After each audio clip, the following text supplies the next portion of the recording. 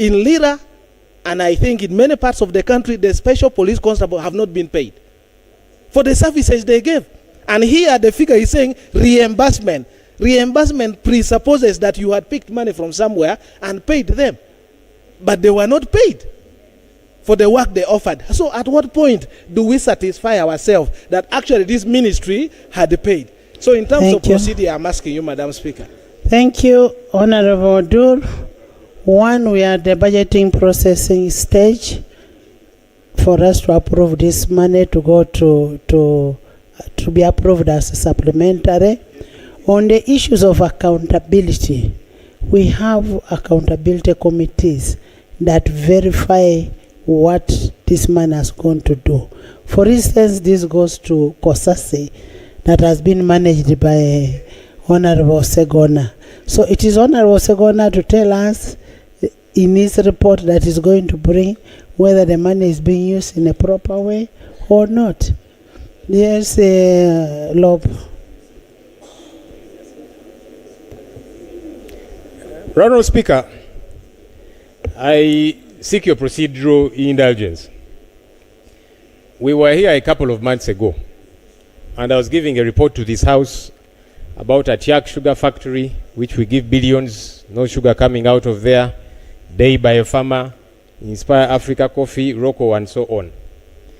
The response by government was that we have acquired stake in a number of these entities.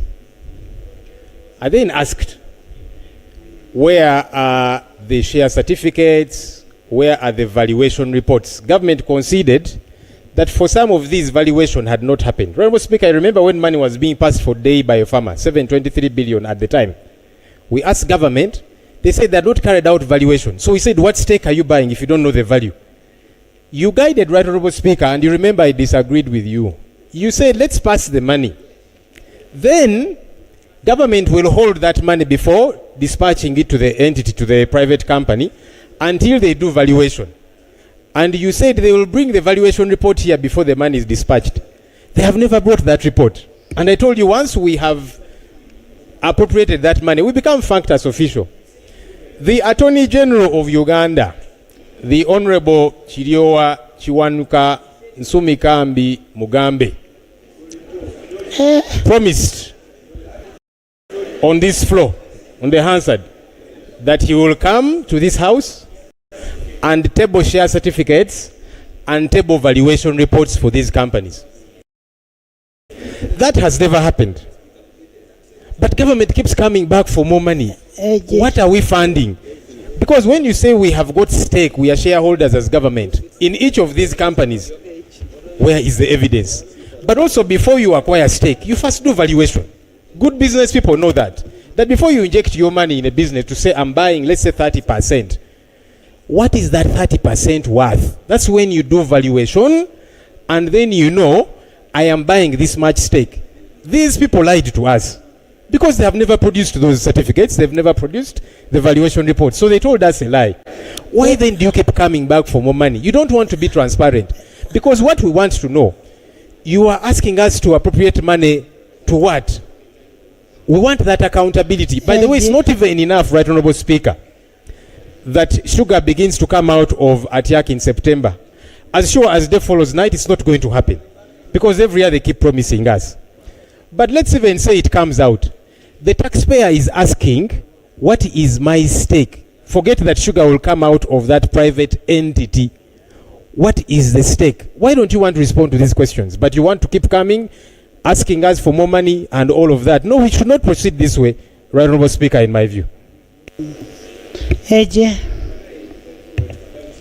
Right Honourable Speaker, I want to thank the leader of opposition for his very loud submission.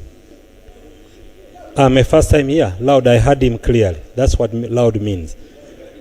I am a first time member of parliament like him, and I've since learned how things are brought to parliament. Normally, entities of government, where government has invested, there is an audit act. So we send the Auditor General who reports to Parliament on what has been found.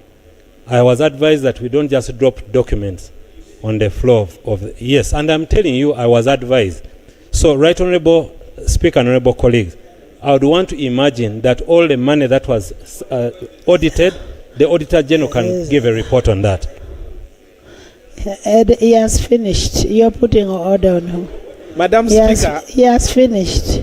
Madam Speaker, under the Constitution. He finished. No, he gave. He's my good friend. He's my good friend. He finished. Under Honorable this is members. the chief advisor to government. Honorable members. Honorable members.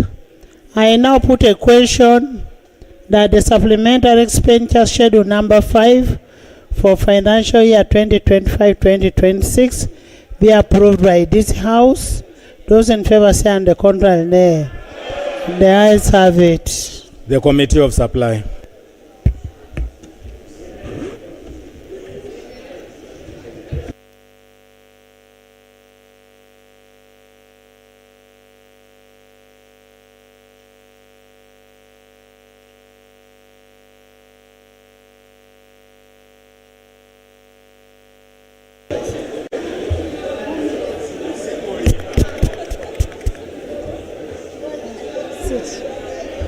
Honorable members, kindly sit. My son, Francis.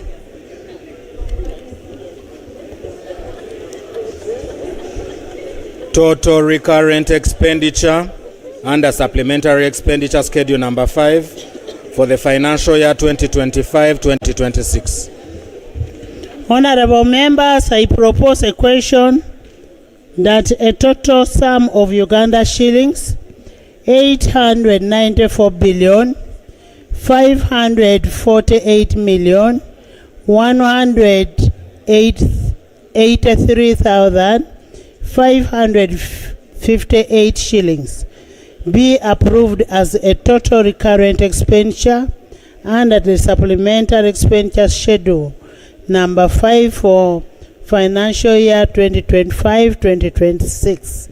Those in favor say and the contrary nay. The ayes have it.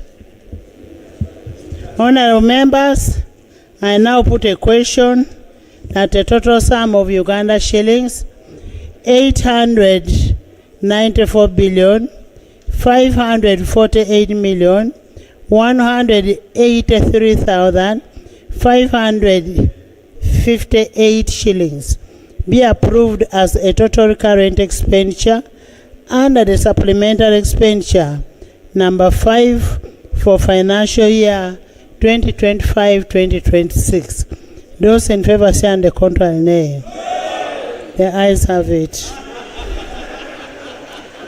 Total development expenditure under supplementary expenditure schedule number 5 for the financial year 2025-2026. Can I have order? Can I have order?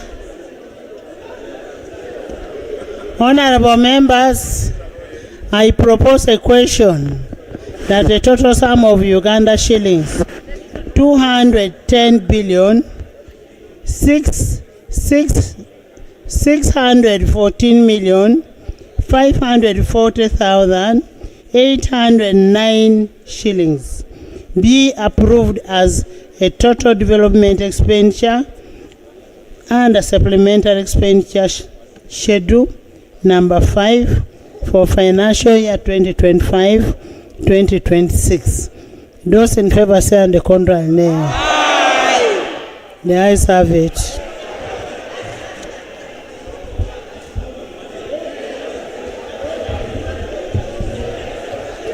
Honorable members,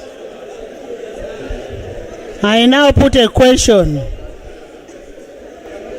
that a total sum of Uganda shillings 210 billion 614 million 540,809 shillings be approved as a total development expenditure under the supplementary expenditure budget schedule number 5 for financial year 2025 2026. Those in favor say and the contrary nay. The ayes have it. Grand total supplementary expenditure under supplementary expenditure schedule number 5 for the financial year 2025-2026. Honorable members, I am going to miss some of you so much in the 12th Parliament. You're such amazing guys, eh? Honorable members, I propose a question that a grand total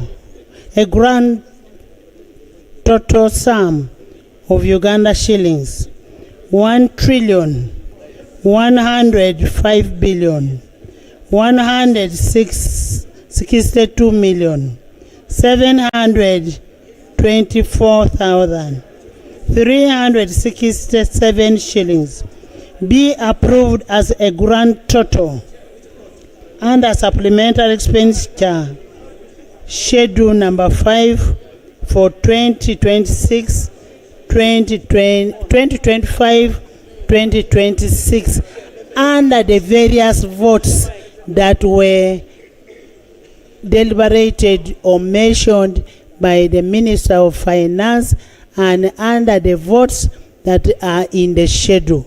Those in favor say and the contrary nay. The ayes have it. Honorable members, I now put a question that a grand total sum of Uganda shillings 1,105,162,724,367 shillings be approved as a grand total supplementary expenditure under supplementary expenditure schedule for number 5 for financial year 2025-2026 for the various votes that are in the schedule. Those in favor say and the contrary nay. The ayes have it. Motion for the House to resume. Honorable Minister.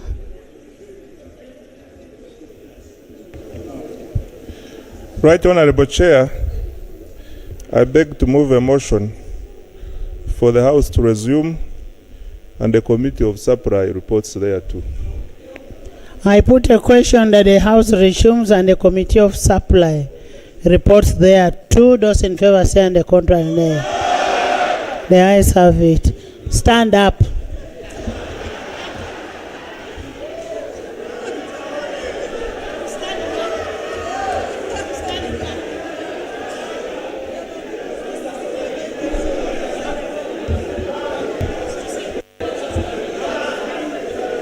Please sit. Please sit.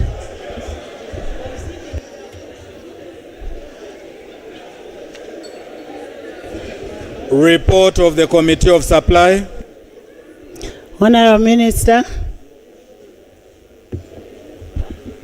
Madam Speaker and honorable colleagues, I beg to report that the Committee of Supply has considered the supplementary schedule number 5 for financial year 2025-2026 amounting to Uganda shillings 1,005,162,724,367 shillings and passed it without amendments. Motion for adoption of the report of the Committee of Supply. Honorable Minister. Right Honorable Speaker, I beg to move a motion that the report from the Committee of Supply for schedule number 5 of financial year 2025-2026 be adopted. I put a question that the report of the Committee of Supply be adopted by this House. Those in favor say and the contrary nay. The ayes have it.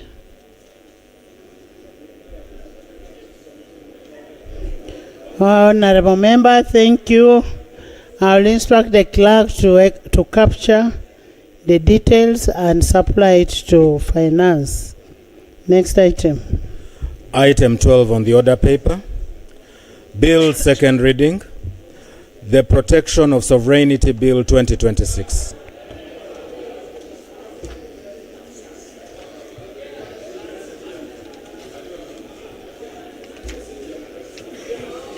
You tell her. You tell her to come.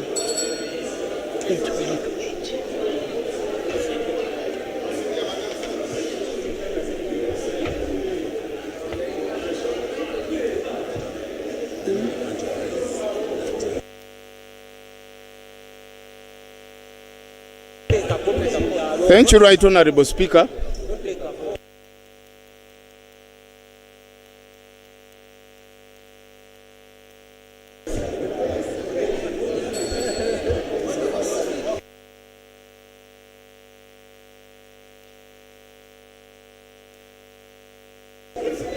Honorable members, you recall that on Wednesday 15th, 2026, the Minister of Internal Affairs tabled the Protection of Sovereignty Bill 2026 for the first reading.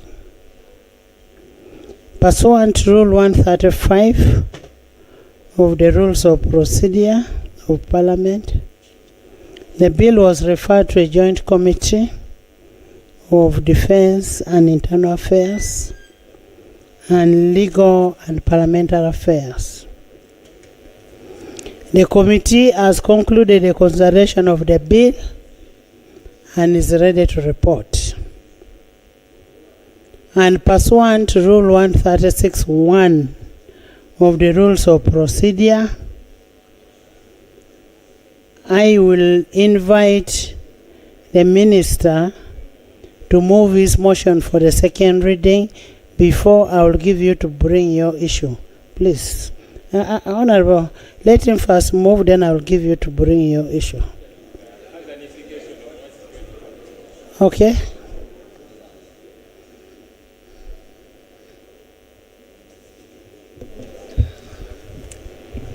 Thank you, Madam Speaker.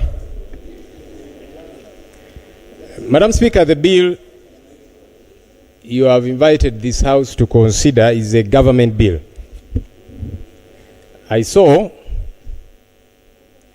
a tweet by the head of government and a letter signed by retired General Yoweri Kaguta Museveni Tibuhaburwa. Sabalwanyi. That's not part of the names. So, in his letter, Right Honorable Speaker, he actually disowned. Lob, is it in his letter? Yes. Can I Let have me a copy? submit, Right Honorable. No, I want us to talk with evidence. Can we lay the letter on table? I came prepared, Madam Speaker. Here is a copy of the letter. I am tabling it. I have never seen a letter from State House in white.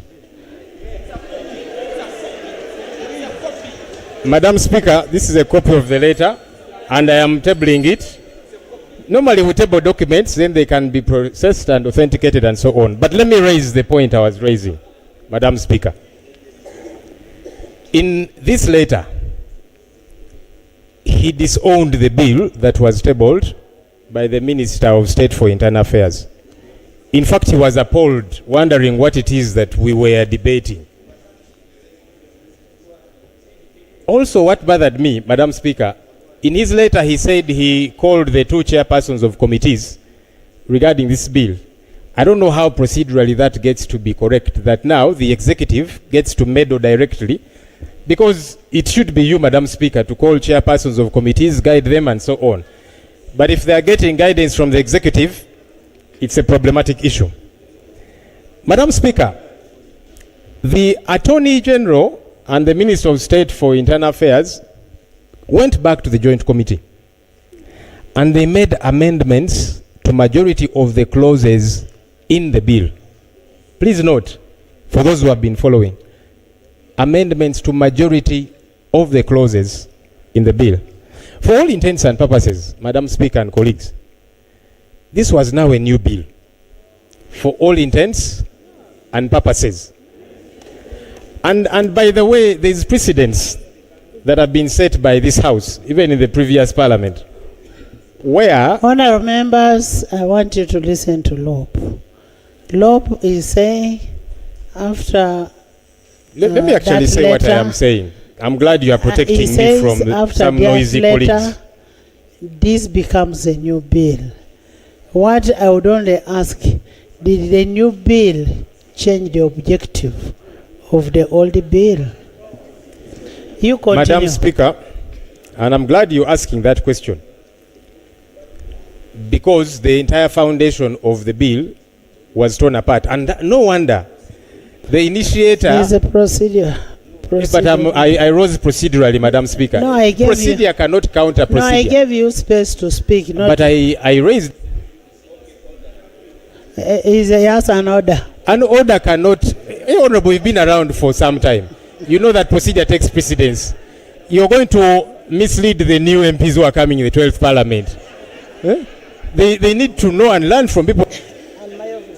Let me proceed in earnest, Madam Speaker. But Honorable Lob, I want to put this on record that we do not have a new bill. We only have one bill. I am the custodian of the law in Parliament.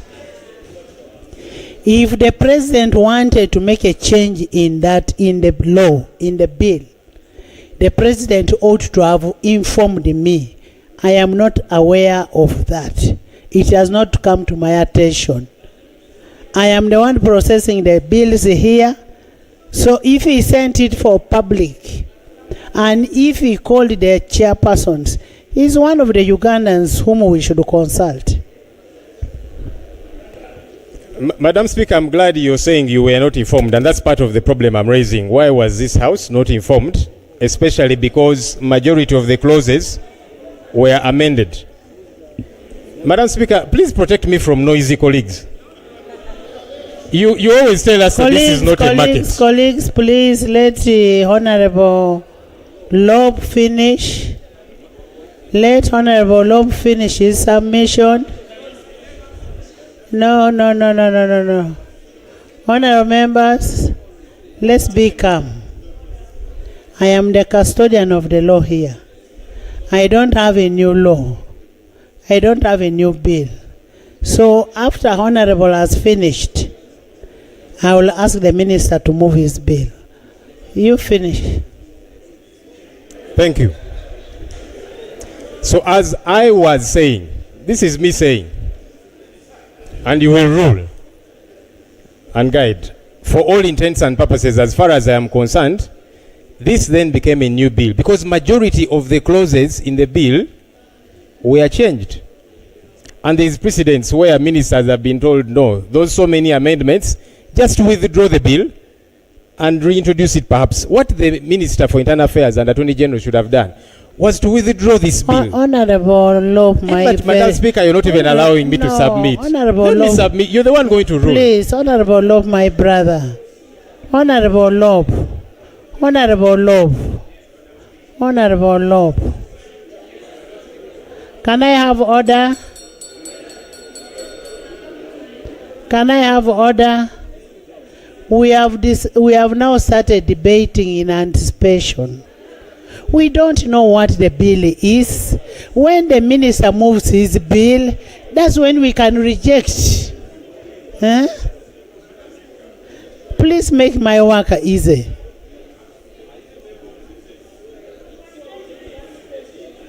No, you leave Honorable Lob to finish.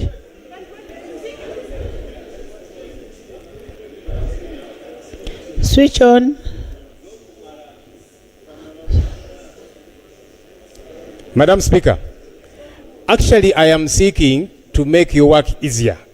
Really, if you capture what it is that I'm saying, because they are moving it for the second time.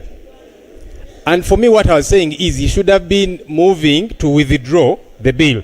That's my opinion. And you're going to give your ruling, Madam Speaker. So no, but they called for reading of the bill for second and third reading. Okay. So let me finish the issue that for me I am raising. Okay. Madam Speaker, also, What is the- Stakeholders, What is the procedural matter that you are raising now?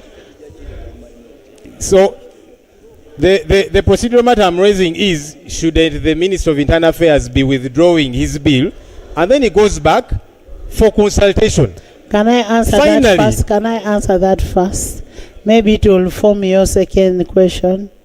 That the Minister of Internal Affairs should be moving his motion for the second reading. Because as far as I know, I have not been given another motion. I only have one motion. So you will move your second motion for the second reading. Thank you, Madam Speaker, and I'm glad on record you have said you were not notified of a second one. That's something we are going to interrogate because, like I'm saying, as far as some of us are concerned, it's a second one. Right Honorable Speaker, the committee report to this bill here leaked and it is in the public domain. It was first shared on our parliament platforms, media houses have shared it, it is all over. Honorable Speaker, on 18th of January 2023, you were seated in the chair you're seated in, and I was standing on this very microphone. I was chairperson of COSASE. I rose to present a committee report for COSASE on Uganda Airlines. And you said, Right Honorable Speaker, I want to quote you verbatim what was on the Hansard. You said, there was a leakage of the Uganda Airlines report. A property of this parliament cannot leak, and we continue debating on it. Those were your exact words captured on the Hansard. Honorable Speaker, this report has leaked. So, given that precedent which you set, are we going to go ahead and debate this leaked report? Thank you. Because the precedent was set by yourself. We hope to be ready. First of all, honorable members, in the VIP gallery, I want to introduce Honorable Namlondo Sara, MP-elect from Buyende. You're most welcome. Honorable Naku Fiona, the elect for workers. Most welcome, Fiona Naku. And then we have Honorable Sewa Gude Robert, representing people with disability, national. You're also most welcome. I have Honorable Matembe, Miriam, and Honorable Emily Otekat. Honorable members, I want to refer you to Rule 14. The report of the Committee on Bills shall, and I'm saying shall, be uploaded on the Parliamentary Information System for the information of members before the report is laid on table. That is 214.14a. This report that was uploaded had my signature. I even said, please place it on the order paper with my very able signature. The report of airlines that got out did not have my signature. I am the only one who can sanction a document to be uploaded, which I did, so the report was not leaked out. Can you move your motion?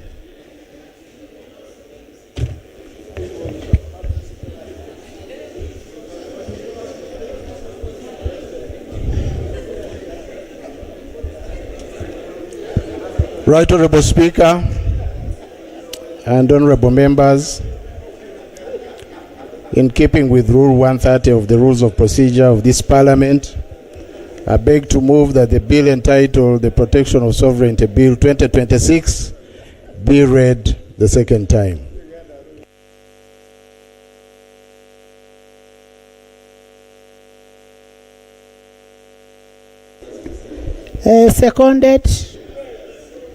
Seconded by the Vice President of Republic of Uganda, Honorable Jessica Alupo, retired.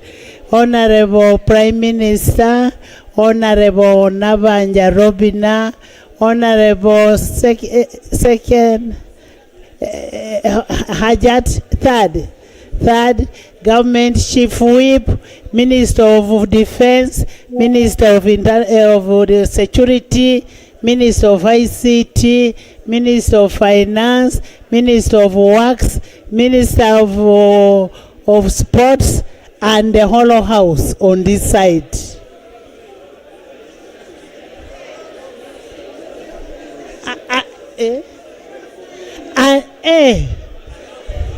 And part of that house, part of the other side, including Chemongesi, Rogomayo.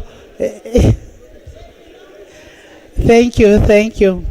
Would you want to speak to your motion? Right Honorable Speaker and honorable members, Can I first have a justification before you bring the procedure?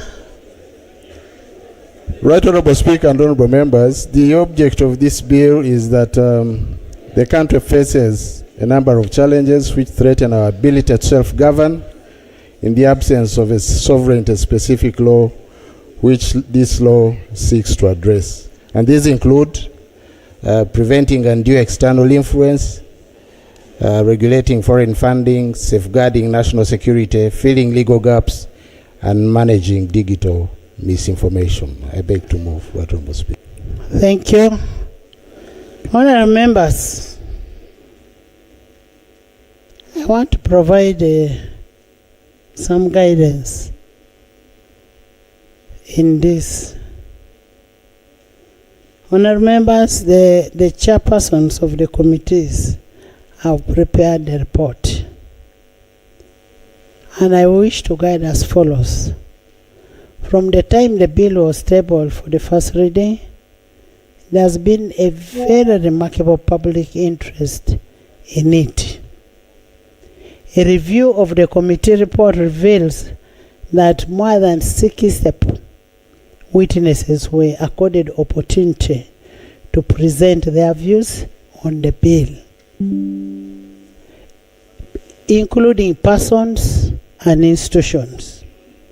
These answers and questions on whether there was sufficient public consultation or not,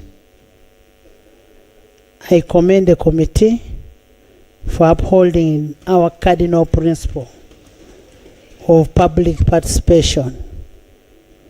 2, there was a considerable debate on the content of the bill, notably the definition of the word foreigner, the scope of application of this bill, the regulatory prudence envisaged in administration and functions, the proposed penalties, the criminal offenses, regulations of foreign policies, registration of agents of foreigners, declaration of foreign funding, and ministerial powers, among others. I have reviewed the report. The committee has established that the contentious matters have been exhaustively handled and addressed as per the public interest. The definition of a foreigner, for instance, was initially brought in a way that was not appealing to the people, but the committee has handled. Now I want members, there is no procedure, I'm giving you guidance. I know I'm touching on your minorities. Honorable members, I am giving 30 minutes for the major report to be presented, and I am saying 30 minutes. Where is the chair? And I will also give, I am aware that is a minority report. It doesn't matter whether minorities or minority. I am also giving the minority or minorities 30 minutes. If you have 10 minorities, you will divide 30 minutes by 10 and you will have 3. Honorable Chair, unanswered, I want timing.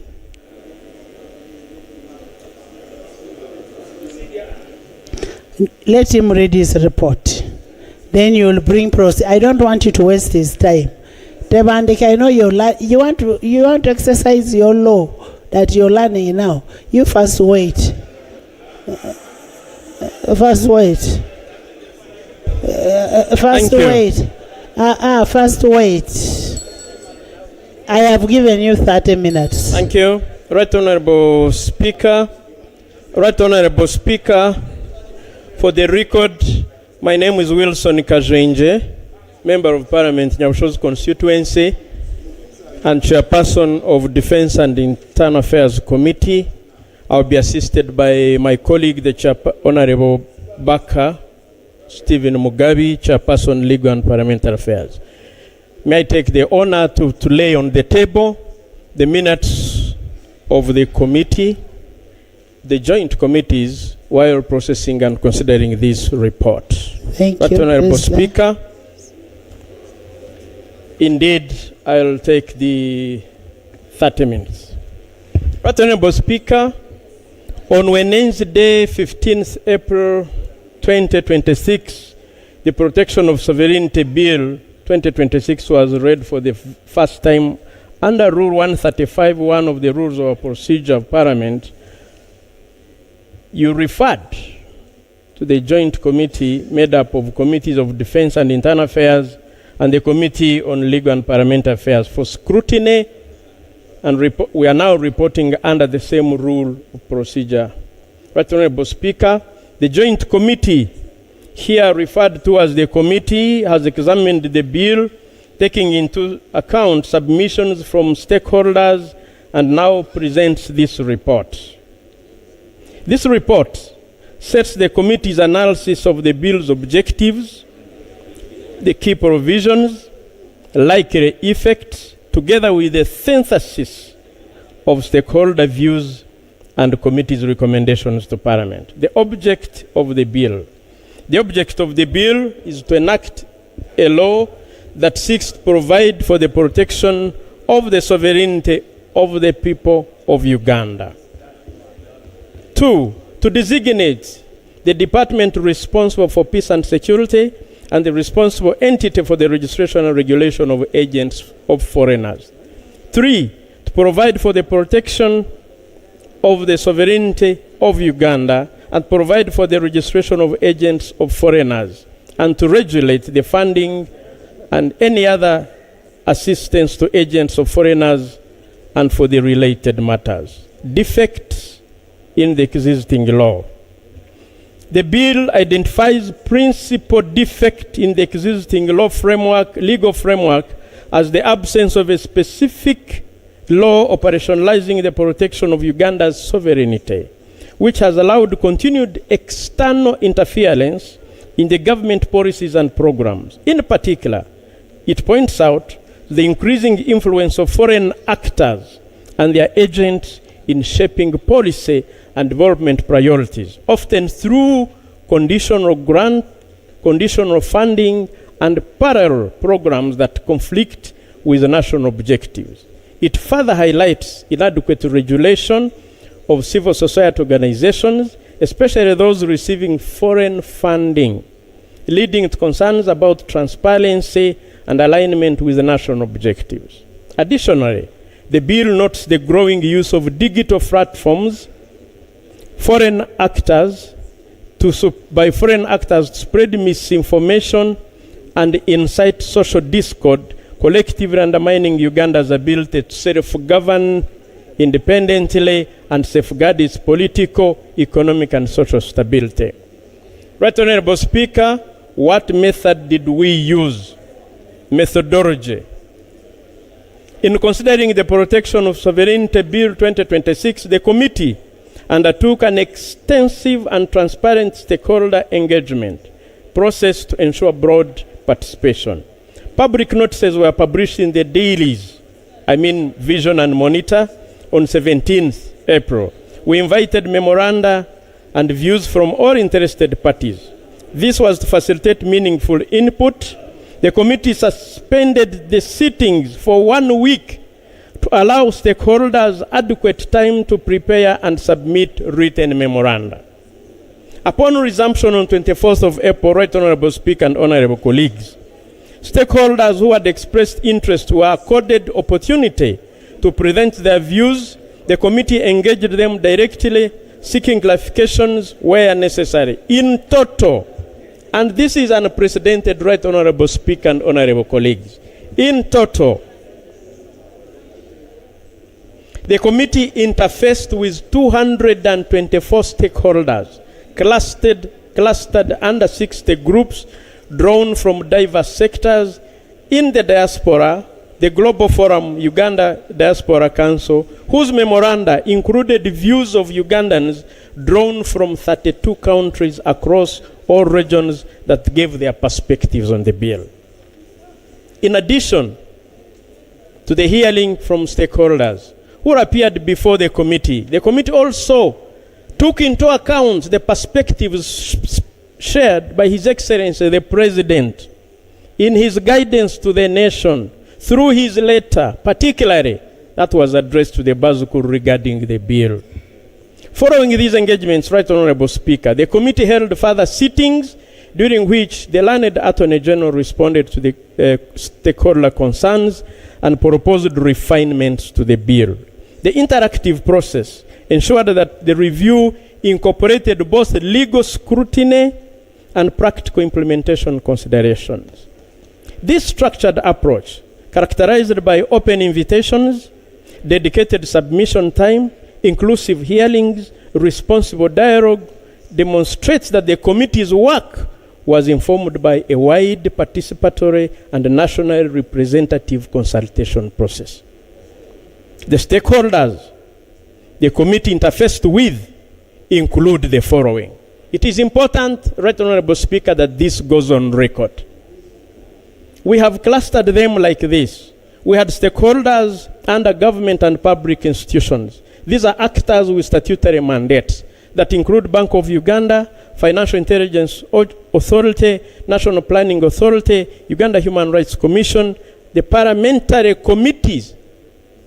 We also had another cluster of legal and professional bodies and organizations that focused on the law, like Uganda Law Society, like East African Law Society, the Law Development Center, Center for Constitutional Governance, that had in their entourage former members and former ministers of government. Independent legal and legal practitioners who forwarded multiple submissions. We had political actors and movements, political parties, or politically affiliated formations. These include Alliance for National Transformation, Forum for Democratic Change, National Unity Platform, the People's Front for Freedom, and for the record, the Hansard must capture this, Right Honorable Speaker, that Uganda People's Congress appeared and gave their views, and that the leader of opposition also appeared and gave his views. I'm mentioning it for the capture of the Hansard. We also entertained private sector and business associations that include the Chamber of Commerce, Kampala Arcade Traders Association, Kampala City Traders Association, Uganda Small Scale Industries Association, Uganda National Traders Association, the Gen Z Business Owners Association, Innovation Village, the startup ecosystem, and the independent private sector consultants. We did not stop there. We entertained financial, insurance, economic sector actors These include the sector-specific institutional stakeholders that include Uganda Bankers Association, supervised financial institutions like banks, mobile money operators, via sector submissions. We also entertained Payment Service Providers Association. We also entertained Uganda Forex Bureau and Money Remittances Association. They too appeared and gave their views. We also considered digital, telecom, media actors in communication, broadcasting, and digital economy, include communication sector operators, National Association of Broadcasters, media practitioners, journalists, and journalism practitioners. We also entertained civil society and non-government organizations, both domestic and international civic actors that include Anti-Corruption Coalition of Uganda, Foundation for Human Rights Initiative, Legal Aid Service Providers Association, the Rotary of Uganda, Women Pro Bono Initiative, country directors of International Network, and various national NGOs also submitted.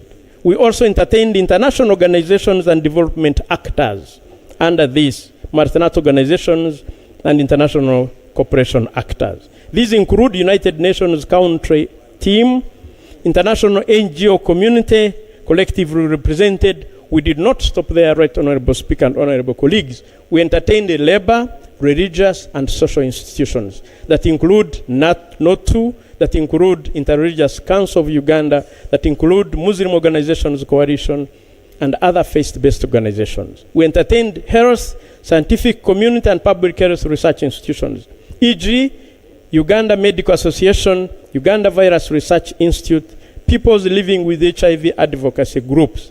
We also entertained education and academic sector that include Makerere University Academic Staff Association, universities and academic researchers, student groups, and members of the Guild also submitted. National Union of Disabled Persons of Uganda, Uganda Lawyers Voice on Climate Change, Gender Rights and Advocacy, Climate Advocacy groups. We also entertained diaspora, transnational communities, Ugandan actors, the Global Forum. This is an organization that groups all Ugandans in the diaspora. The Cheyo Association, NUP, NUP Diaspora Chapter, individual diaspora submissions. We went further and entertained professional and individual submissions. These are unaffiliated and cross-cutting. Independent consultants, individual citizens, business professionals, researchers. Right Honorable Speaker, we consulted documents. Consequently, the committee recommendations reflect a balanced synthesis of stakeholder perspectives in the key findings and salient observations. Right Honorable Speaker, permit me to present key findings and salient observations on the Sovereignty Protection Bill of 2026. Introductory consideration, looking at the scope and interpretation of Clause 2. Before presenting its findings, the committee found it prudent to clarify the key interpretive issue of Clause 2, which is application of the bill. Clause 2 sits at the core of the legislative framework, and it defines the reach of the law and it determines who is regulated and what circumstances and for what conduct. The committee reviewed the Honorable Attorney General's comments, noting that Clause 2 limits the bill to specific activities tied to foreign influence. According to the learned Attorney General interpretation, the bill does not apply to a person generally, to all persons generally, that it applies only to persons acting as agents of foreign actors, and that even then, only where such a person is engaged in specific conduct, including influencing government policy, political processes, or public decision-making for the interest of foreigners. The Attorney General clarified that Clause 2 is meant to limit the bill, not to expand it. He guided that it applies only to agents of foreign actors and only when they engage in specific influence-related activities, e.g., affecting government policies or public decision-making. In addition, the learned Attorney General noted that the bill is activity-based, not identity-based. So ordinary transactions like remittances, businesses, family support are excluded unless tied to regulated influence. On this reading, the bill presented a targeted regulatory instrument aimed at structured foreign influence operations rather than legitimate international engagement. However, the committee observes that this interpretation, while persuasive as a matter of policy intent, is not shared by the majority of stakeholders. There is a gap between the AG's intended narrow scope and how the bill is actually drafted. When Clause 2 is read together with broad definitions in Clause 1 and the expansive list of activities, including concepts such as influencing public opinion and activities that the minister may prescribe, stakeholders interpreted the bill as having a much wider practical effect. The East African Law Society, for example, in their submission, warned that the term agent of a foreigner in Clause 2 could apply to regular economic, professional, and family connections, such as employees of foreign businesses, traders, and those receiving support from relatives abroad. The Law Development Center noted that Clause 2 does not distinguish harmful actions from lawful ones. So the people could be held liable simply because of their associations, not because they caused any actual harm. This divergence, Right Honorable Speaker and Honorable colleagues, reveals a fundamental issue. The intended limitations of Clause 2 are not sufficiently clear on the face of the law, creating uncertainty as to the boundary between harmful foreign influence and legitimate activity. While the Attorney General maintains that Clause 2 limits application to specific regulated activities, stakeholders consistently note that this limitation is not clearly reflected in drafting. Therefore, the committee found that the line between harmful foreign interference and legitimate activities is unclear. Clause 2 is meant as a safeguard, but not effectively to limit the bill. This gap policy and the law shapes all the committee's subsequent findings. 5.2, understanding sovereignty. We looked at what the 1995 Constitution says versus what the bill proposes. Sovereignty under the 1995 Constitution as amended. This committee discussed sovereignty referencing the Constitution of the Republic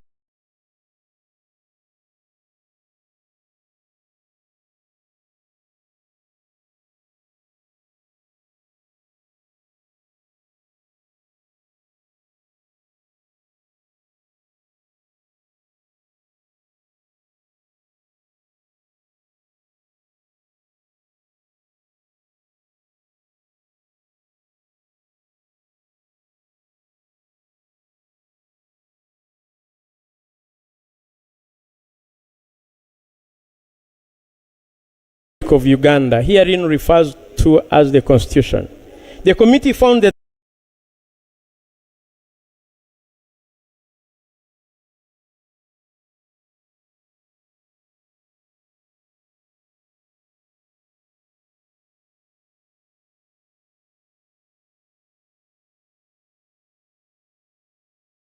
with the people, and security dimension where the state exercises authority to safeguard national interests.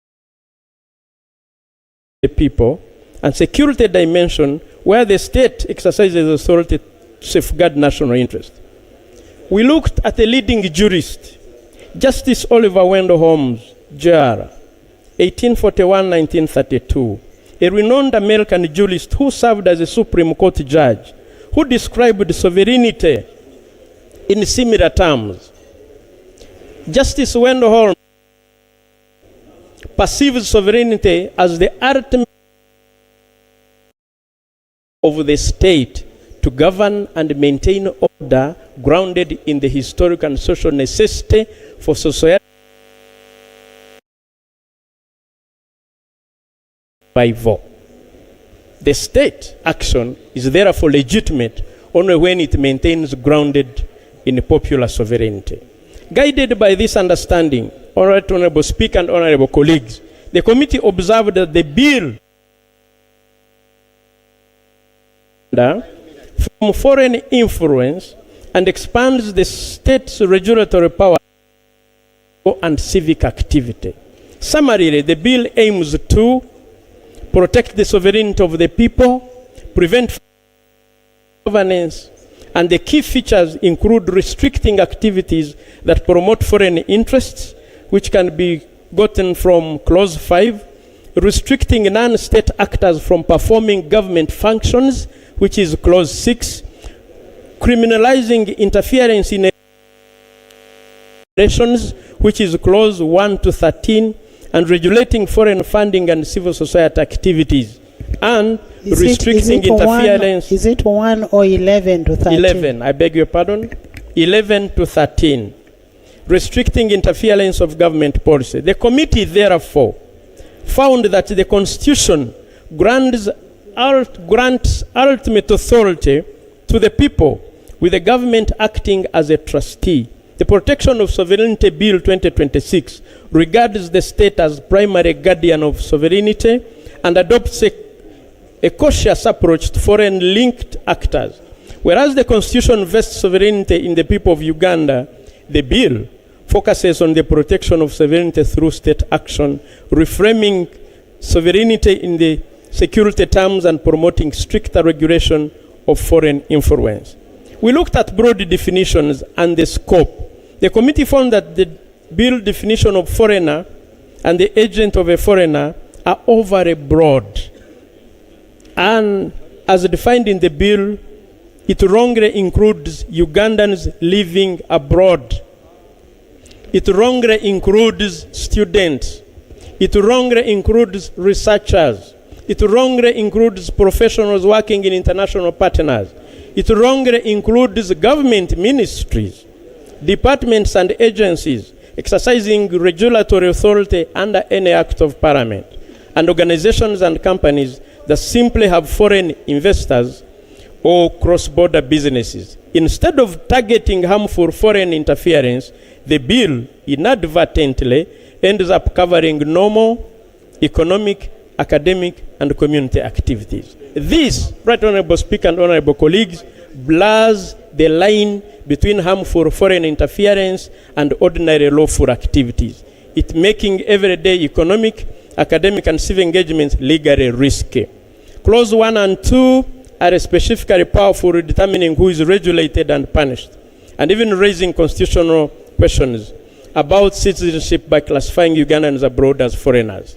Stakeholders warned that this could criminalize normal cooperation, such as research, education, and diaspora support. In fact, the Law Development Center has termed it as regulation, where indirect foreign links extend liability across entire economic and social chains. The committee therefore one, that to restore a bill with constitutional principles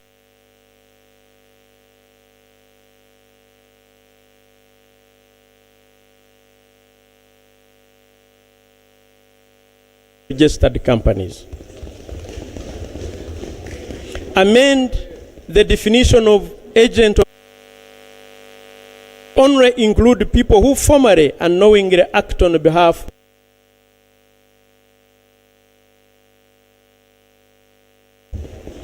in Some.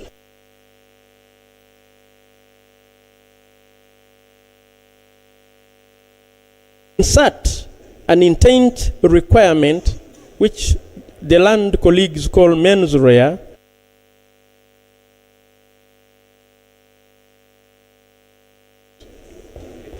five, insert a clause explicitly protecting development. Testing.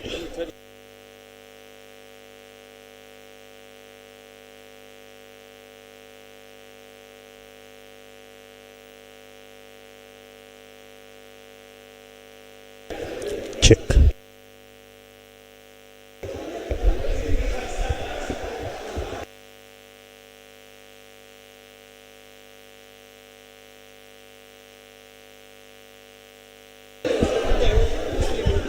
So,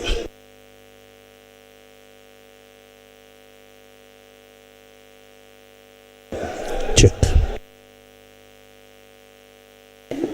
So,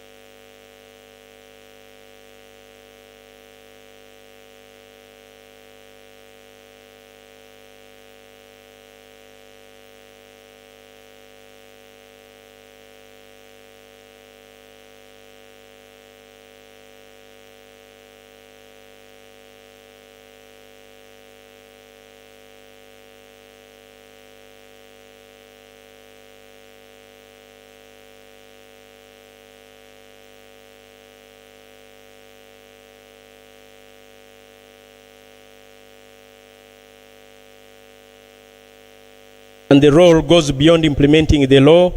The minister effectively controls access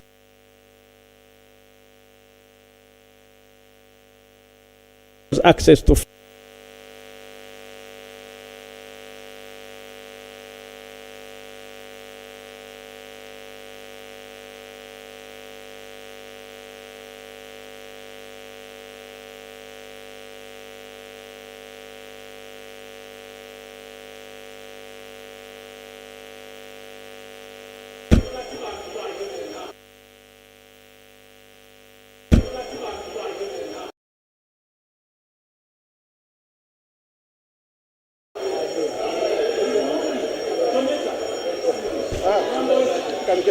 much control in one office.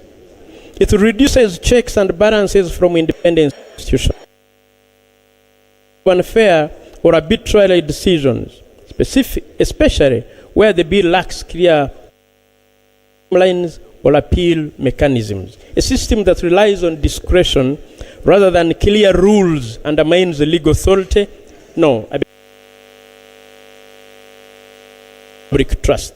We also looked at reframing sovereignty. The committee notes that more than an administrative matter, they see it as a shift in how sovereignty is exercised. Instead of power flowing through established concentrated in one single office. From human rights perspectives, any legality, necessity, proportionality. The bill does not clearly demonstrate how these standards are satisfied. We therefore recommend, the committee recommends that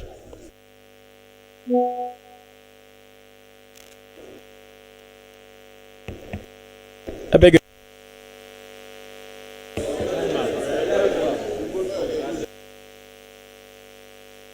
Can I conclude?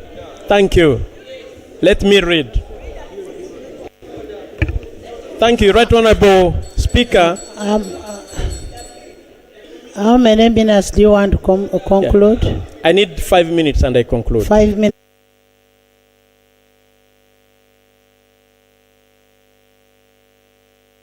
Committee recommends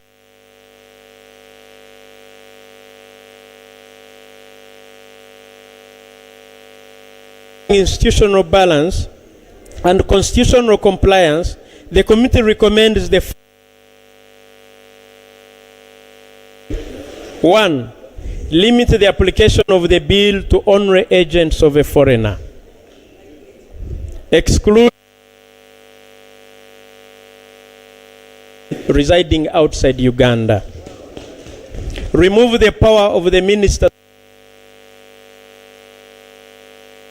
Remove the restriction on recruitment and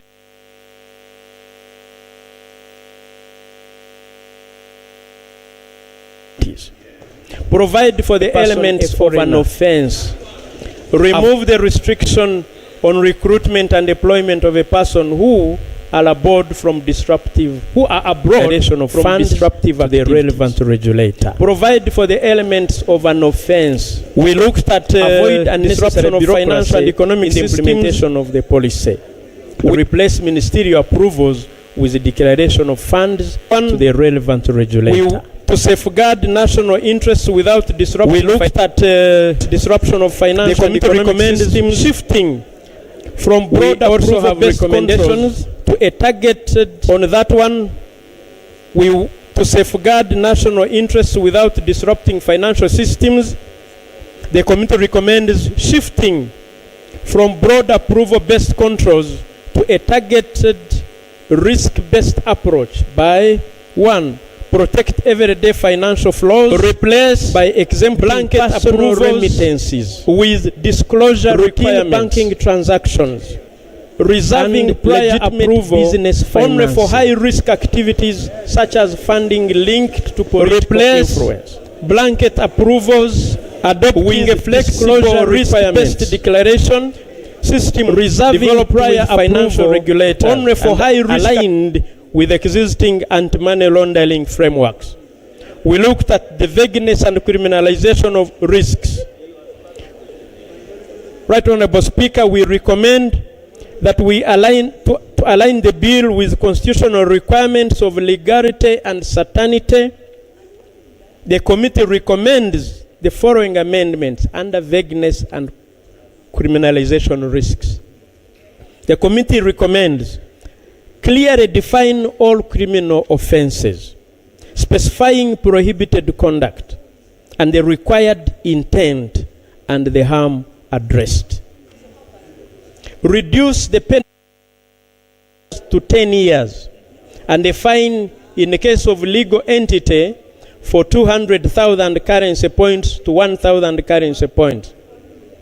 Limit offenses to conduct that poses a real and a demonstrable threat to national interests, avoiding broad terms that may capture lawful activities. Include measurable thresholds or criteria, scale or impact to guide enforcement and reduce. Insert a saving clause to protect legitimate as business operations, research, journalism, advocacy, and civic engagement. Introduce procedural safeguards, including enforcement guidelines, written reasons for decisions, and access to administrative or judicial review. We looked at the impact on academia, health, and innovation systems. And we recommend that the academic institutions, research and medical facilities legally operating in Uganda be exempted from the bill. We examined the certificate of financial implications because this is a requirement of Public Finance Management Act. We looked at the cost. Right, Honorable Speaker, we interrogated it. Actually, the details are there. We concluded that, therefore, since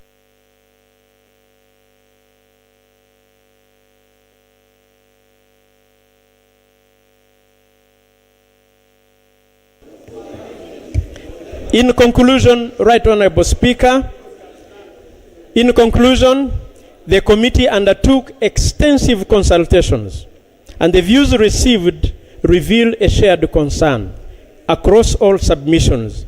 There is broad agreement on 4 key points. The bill's objective is legitimate, but the definitions and applications are overly broad. The regulatory approach across all submissions, legal institutional framework. There is broad agreement. Excess power on is concentrated in the minister. The bill's objective and the bill's is legitimate. Extend across the definitions and applications are overly broad. The regulatory approach duplicates existing legal institutional frameworks. Excess power is concentrated in the minister, and the bill's impact could extend across entire economy. In response to the above and the concerns, we interacted with the learned Attorney General again. And now we conclude that the committee therefore recommends that the bill proceed to second reading subject to proposed amendments attached thereto and any further improvements this August House may consider appropriate. Honorable. Right Honorable Speaker, I want this part where you interacted with the Governor of Bank of Uganda. Read. Okay. In response to the concerns, the Attorney General proposed the areas for review which were supported by the Bank of Uganda. The committee has carefully considered these proposals. We have also incorporated these amendments where applicable in the bill. I want to report that yes, we interacted with the Governor Bank of Uganda actually twice. After we had gotten proposals, we flashed to him, and the Governor Bank of Uganda also agreed with the committee and sent us more amendments, which we incorporated. Thank you. I need to report. Thank you. I need to report, however, that this majority report that was signed by more than 3/4 membership also has minority reports. In fact, because it's my duty as the reader of the majority report to report the House that we have 5 minority reports. 5 minority reports. Are there 5? I beg to report, Right Honorable Speaker. Thank you. Can I have now the minority report? Thank you. Thank you. Thank you. Right Honorable Speaker, I present this minority report, and we have agreed with our colleagues who also dissented that this will be the order of presentation. I will present first, followed by Honorable Wilfred Niwagaba, to be followed by Honorable Gilbert Olanya, to be followed by Honorable Abdallah Kiwanuka, to be followed by Honorable Betty Namboze, and lastly, the Honorable Medad Segona Lubega. And we have different and the rules of the time still apply. Before I begin to present, if you may allow, I can address you on that. when a member of a committee dissents singularly, the weight of the report demands that we be accorded the same time frame, Madam Speaker. Which rule is that? Each Which rule report is that? Under Rule 215, Sub-Rule 3, it says that a member dissenting or members.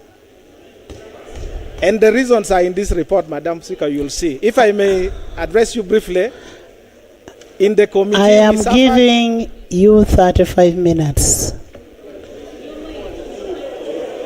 This is a... All of you. Honorable members, before we continue, we have Honorable Tim Bernard from Maruzi. Welcome, Honorable Tim. And then Honorable Tibiase Peace from Ginger. Welcome. And here, join me in welcoming our new members. Yes. This is a minority report, Madam Speaker, in substantial dissent of the majority report of the Committee of Defense and Internal Affairs. Honorable members, can we listen to the report? And the Committee on Legal and Parliamentary Affairs on the Protection of Sovereignty Bill 2026. This minority report is brought under Rule 215 of our Rules of Procedure of Parliament. In the opening remarks, Madam Speaker, it is critical that today, when a draconian bill is presented to this Parliament for enactment into law, the minority is persuaded by some of the most memorable speeches in the political history of Uganda. Honorable members of Parliament, please pay attention to the contents of this speech attributed to President Yoweri Kaguta Museveni in the early 1990s. This is what he said. I open the quote. Depending on the nature of the state, in a given society, law can be an instrument of oppression and exploitation, or of social justice and progress. Law is not synonymous with justice. It is not always synonymous with justice. It can be, but it may not be. What is legal is not necessarily what is just. Law can be used by the strong against the weak, by the rich against the poor, by the minority against the majority.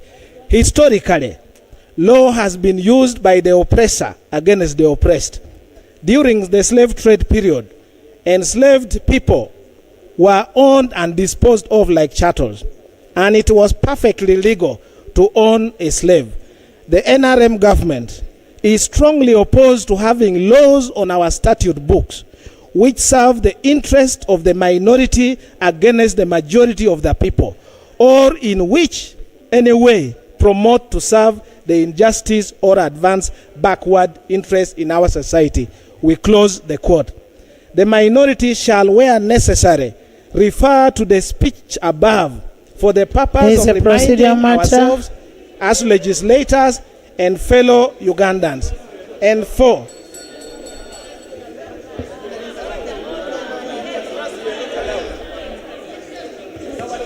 Right, Honorable Speaker.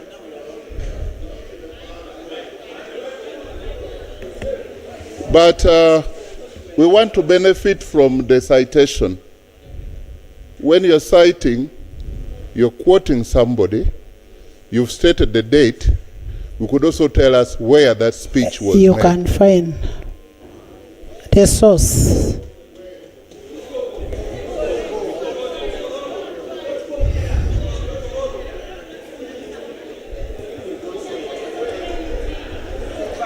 Right Honorable Speaker, I am well conversant with the rules of procedure of this House. That's why I've confined myself to this report. I will be available to clarify if necessary. Members can listen, I will respond to you. Thank you.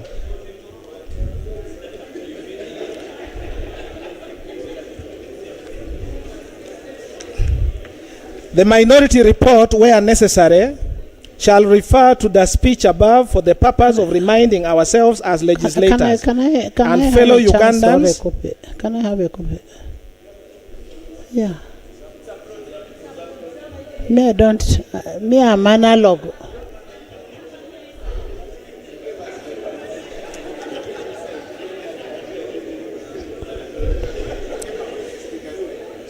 And fellow Ugandans, for we have come from the far, we have come, and there are apparent U-turns and reversals that are being made for whatever reasons being advanced, which reasons have no place in shaping the sovereignty of the people of Uganda. Areas of dissent and statement of reasons for dissent. Area 3.1, violations of the rules of procedure of Parliament. Madam Speaker, during the consideration of the Protection of Sovereignty Bill 2026, the co-chairpersons violated several provisions of the Rules of Procedure of Parliament of Uganda. Rule 135 of the Rules of Procedure is instructive on reference of a bill to the committee as follows. Sub-Rule 1, whenever the bill is read for the first time in the House, the bill shall be referred to the appropriate committee appointed under these rules. Sub-Rule 2, the committee shall examine the bill in detail and make all such inquiries in relation to the bill as the committee considers expedient or necessary, and report to the House within 45 days from the date the bill is referred. 3, except in the cases of very minor amendments and subject to Rule 138, all proposed amendments to a bill referred to the committee shall be presented to the committee by the person proposing the amendment, and the committee shall scrutinize the amendment together with the bill. 4, the committee may propose and accept proposed amendments in the bill as the committee considers necessary, if the amendments, including new clauses and new schedule, are relevant to the bill. The minority observes that the committee violated sub-rules 2 and 3 in as far as it did not examine the bill in detail and further did not make all such inquiries in relation to the bill. In the view of the minority, the decision of the committee through a vote on a motion by Honorable Fox Odoi Oyelowo for an omnibus adoption of all clauses of the bill and the amendment by the learned Attorney General without examination and inquiry violated Rule 135. The minority, Madam Speaker, also observed that the Protection of Sovereignty Bill 2026 was proposed by the Minister of Internal Affairs, Major General Retired Kahinda Otafire. Sub-Rule 3 restricts the latitude to propose substantial amendment to only the mover of the bill, which is the Minister of Internal Affairs. Only minor amendments may be proposed by any other person who is not the proposer to the bill. With all due respect, the learned Attorney General proposed 18 amendments, all quite substantial in nature, which amendments the majority unilaterally adopted and relied on to pass the bill in the committee. The committee sought to have rejected the committee ought to have rejected the substantial amendment proposed by the learned Attorney General outrightly. To even make it worse, Madam Speaker, the new amendments were laid before the committee in form of a new bill. Rule 135, Sub-Rule 1, confines the committee to a bill read for the first time in the House and referred to the committee. The committee is stopped from directly receiving bills not read in the House and referred to it by fraudulently bypassing this House and smuggling an amended version of the bill to the committee, an illegality that goes to the root of parliamentary procedure and practice was committed and cannot be cured by any explanation at all. Madam Speaker, the minority further observes that no sooner had the learned Attorney General purported to present the amended Protection of Sovereignty Bill 2026 to the committee at about 12 noon on Thursday, 30th April 2026, than His Excellency the President, through his address to Ugandans at about 4 p.m. on the same day, withdrew instructions from the learned Attorney General. Instead, President publicly assigned Honorable Dennis Amson Obua to ensure that the bill concentrates on what he calls sovereignty of policy decision making. In the practice of law, there is nothing professional as humiliating as a client withdrawing instructions from you and sharing it out with the public outright. No wonder, since then, neither the Attorney General nor the Minister of Internal Affairs ever attempted to appear before the committee or the House. The House must therefore not entertain the two on anything to do with the Protection of Sovereignty Bill 2026, since the President withdrew the vote of confidence in them. The minority, Madam Speaker, formed the view that Honorable Obua Hamson, having been given fresh instructions as per the written expression of the President, ought to have immediately sought audience with the committee to present the instructions given to him. Was it an instruction to withdraw the bill, or what was it? Despite the insistence of the minority to invite the Honorable Hamson Obua under Rule 135 Sub-Rule 2 to make all such inquiries in relation to the bill, as this was the most expedient, the co-chairpersons, Honorable Kajwenje Wilson. Honorable Jana, sorry for interruption. My presumption is that when you bring a minority, you bring your points of departure, not procedure. Flavia, points of departure, not a debate on the procedural ways.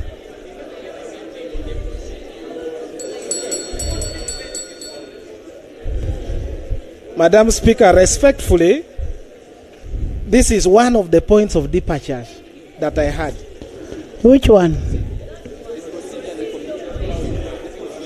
Which one? Under subheading 3.1, I said areas of dissent and statement for reasons of dissent as provided in the rules. The first was violations of the rules of procedure of Parliament.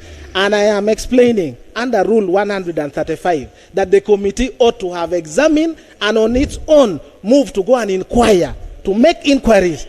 And my point is, having come to the attention of the committee that Honorable Obua Hamson was assigned, the committee ought to have moved itself to request Honorable Obua to come and substantiate. It goes to the root of my dissent, Madam Speaker. So the committee went to Honorable Obua?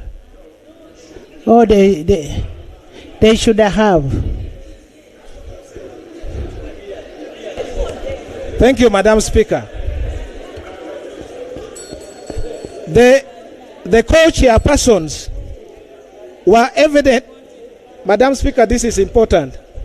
The co-chairpersons, Honorable Kajwenje Wilson and Honorable Baka Mugabe Stephen, were evidently partial, hostile, and continuously switched off the microphone of members in the committee they perceived to be against the bill.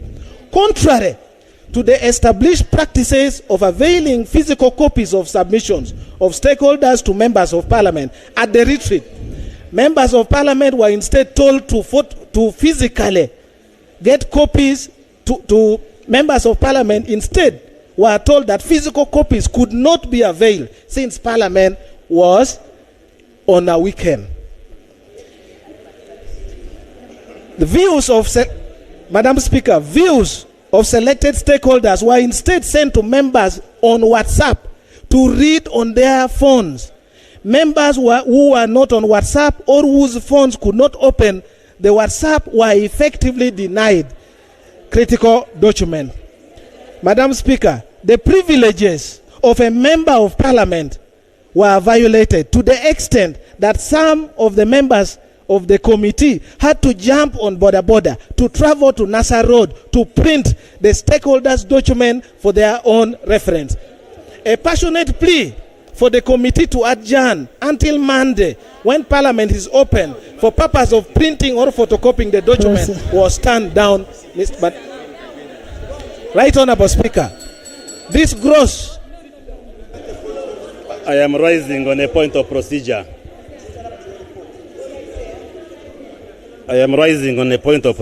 Madam Speaker.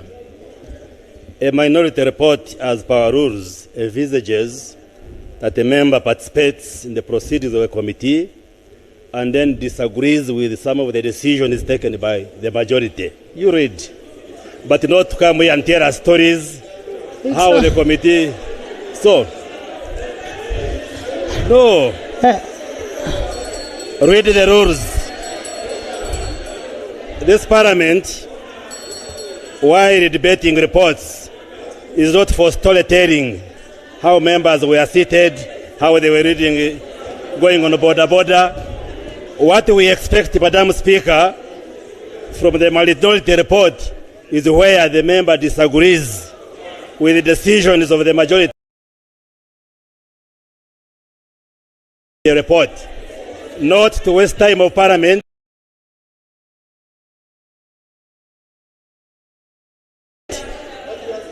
talking as if it's just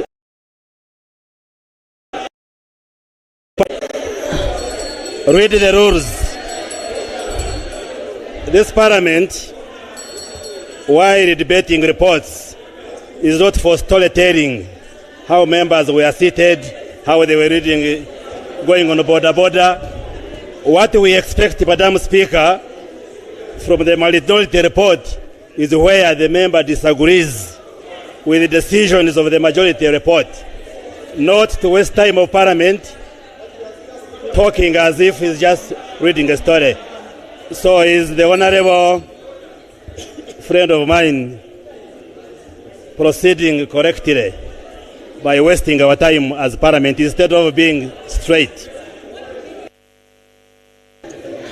Honorable Dur, Jonah, I am actually enjoying your story.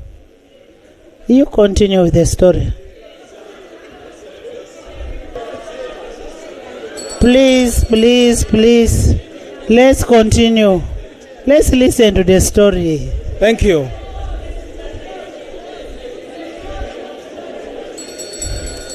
Right Honorable Speaker, this gross abuse of authority with utmost impunity, laced with shameless sycophancy, is highly condemned. Presiding officers in committees and indeed plenary must be impartial, patient and respectful of the constitutional rights of an MP to represent their constituencies without undue partiality and interruption.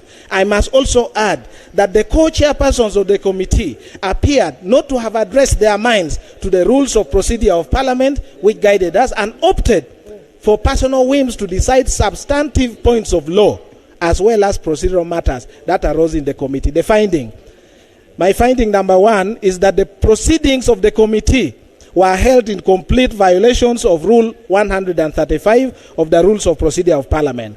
2, the co-chairpersons exhibited gross incompetence, lack of tolerance for divergent views, and stifled all avenues of debate during consideration of the bill. Honorable Dur, incompetence. By the time you come and be a member of Parliament in this house, let's tone down our language. Let it be parliamentary. Even when I'm enjoying your story, at least let's be parliamentary. These gentlemen are competent. Speaker, I don't want to go into the debate, but I could have addressed you on the around competencies. But let me continue. Recommendation. And it's in writing here. And I will remove it on issues of competence. You are such a powerful person. Please, Madam Yes. Speaker, I respect. Please proceed Yes, and remove. please, you go ahead. The I will remove minority that. recommends to Parliament to reject the majority committee report and instead refer the bill to the executive, or in the alternative, but without prejudice, be pleased to appoint another committee to examine the bill in detail and make such inquiries in relation to the bill in full confidence. Dissent number 2, defective certificate of financial implication. The minority observed that the certificate of financial implications issued by the Ministry of Finance, Planning and Economic Development does not comply with Section 76 of the PFMA and Rule 124 of the Rules of Procedure of Parliament. Section 76 of the PFMA and Rule 124 are at par on the certificate of financial implication of a bill as follows. 1. Every bill introduced in Parliament shall be accompanied by a certificate of financial implications issued by the Minister. The certificate of financial implication issued under Sub-Rule 10 Sub-Rule 1 shall indicate the estimates of revenue and expenditure over a period not less than 2 years after coming into effect of the bill when passed. In addition to the requirements under subsection 2, the certificate of financial implication shall indicate the impact of the bill on the economy. Notwithstanding subsections 1, 2, and 3, a certificate of financial implication shall be deemed to have been issued after 60 days. The minority examined the certificate of financial implication issued on 15th April 2026 by the Ministry of Finance, Planning and Economic Development, signed by Amos Lugolobi, MP, Minister of State for Finance, Planning and Economic Development.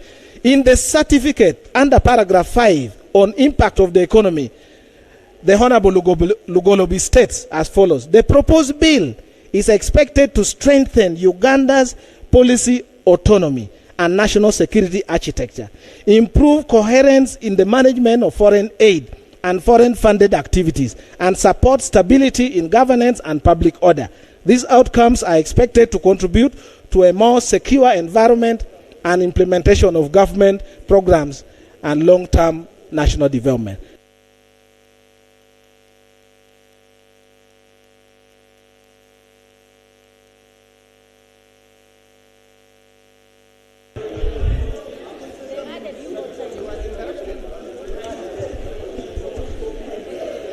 The minority draws the attention of honorable members to the sad realities that has befallen this country, that the entire ministry responsible for finance, planning and economic development does not know what constitutes an economy of a country called Uganda, and therefore are unable to articulate the impact of the bill to the economy of Uganda.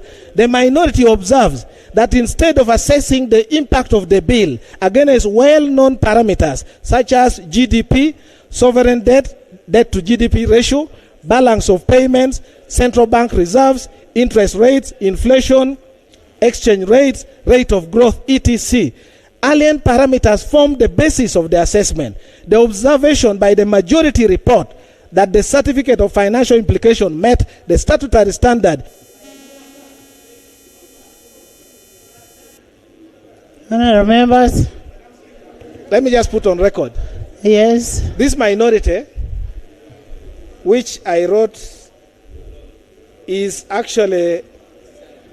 Let's capture all the all what has been in all the minorities. This is what exactly so happened how much, in the committee. let me give you 2 minutes. Let's give you 2 minutes. This report I have is 40 pages. Let me give you 3 minutes to summarize. And in the committee, the same treatment, Madam Speaker, we were not heard. That's why I'm bringing this issue. I'm appealing to the House. I have actually given you the same amount of time, 2 minutes. You conclude.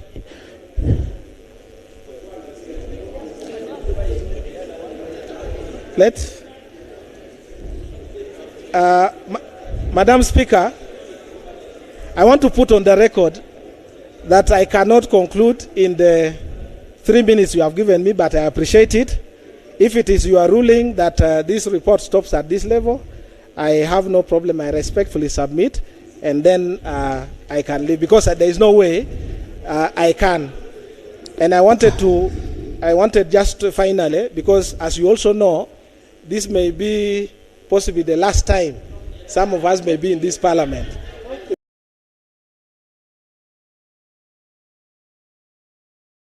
So I wanted you to protect that constitutional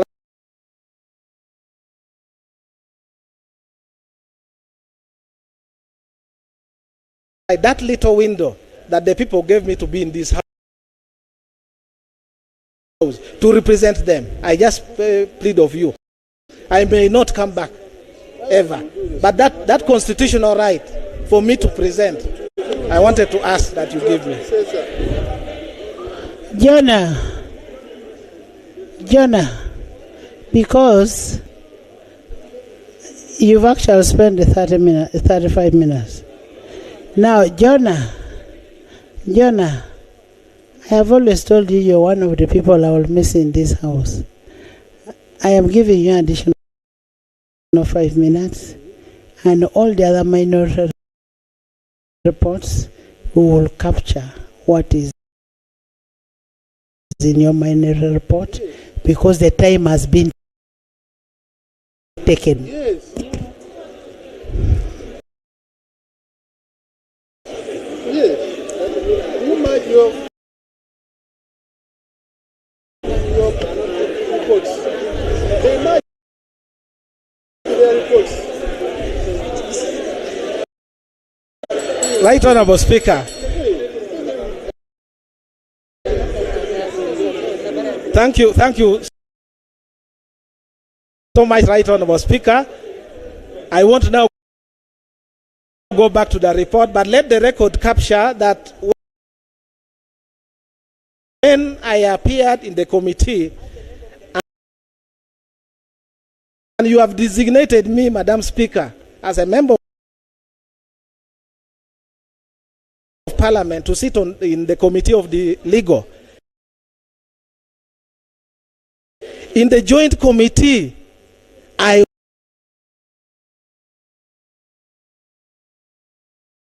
was not given the opportunity. The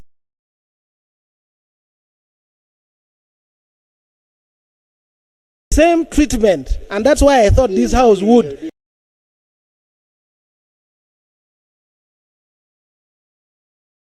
allow me to present. So with that, let me just put on the record that the balance of payments, central bank reserves, interest rates, inflation. You've actually spent 35 minutes. Now, Jonah, I have always told you you're one of the people I will miss in this house. I am giving you additional 5 minutes, and all the other minority reports, we will capture what is in your minority report, because the time has been taken. Yes. Yes. You might your reports. They might their reports. Right Honorable Speaker. Thank you so much, Right Honorable Speaker. I want to now go back to the report, but let the record capture that when I appeared in the committee and you have designated me, Madam Speaker, as a member of Parliament to sit in the committee of the legal. In the joint committee, I was not given the opportunity. The same treatment, and that's why I thought this House would allow me to present. So with that, let me just put on the record that the 5 minutes that you have given to me is not enough for me to present this, and I thank you, and probably take the opportunity to conclude by wishing members who are going to return to the 12th Parliament good luck in their deliberation and representations. I know next week people are going to swear in. I want to wish you all the best. Thank you. Without prejudice, if the committee proceeds to committee stage, the amendments that are also attached here. Yes. I beg that I will be given time to move those amendments, Madam Speaker. So you're putting a motion for committee stage so that we do the amendment? Let the record capture that I did not. I just put your note because I'd written it here. No problem. We shall consider If you had been patient and read, it was going to come in the last page. No, I am not impatient. Honourable members, I gave each side 35 minutes. Yes. Right Honourable Speaker, I believe you will give me my right as a member who prepared a minority report that was co-signed by 2 other members, Honourable Adeke Ann Ebaju for FDC, District Woman Representative for Soroti, and Honourable Asumani Basalirwa, the MP for Bujiri Municipality. And my Right Honourable Speaker, our points of dissent are in the following areas. 1, the provisions in the bill that tend to infringe the freedom of expression contrary to Article 29 of the Constitution. to the inconsistent mens rea, since several offences of comparable severity, particularly clauses 8. Incidentally, this particular microphone seems to have been tampered with, and mine has, so clauses 8, 10, and 12, and 22 that remain strict liability, while others require intentional knowledge, and creating an internal inconsistency contrary to Article 28(3) of the Constitution. I hope the answer will capture me. Yes? At number 3, statutory definitions in respect of foreigner and agent of foreigner, which cross-refer to clause 2, which in itself raises Wilfred, that we will discuss that at committee stage. I will allow you to bring your issues. Number 4, Right Honourable Speaker, is on criminalization of free speech.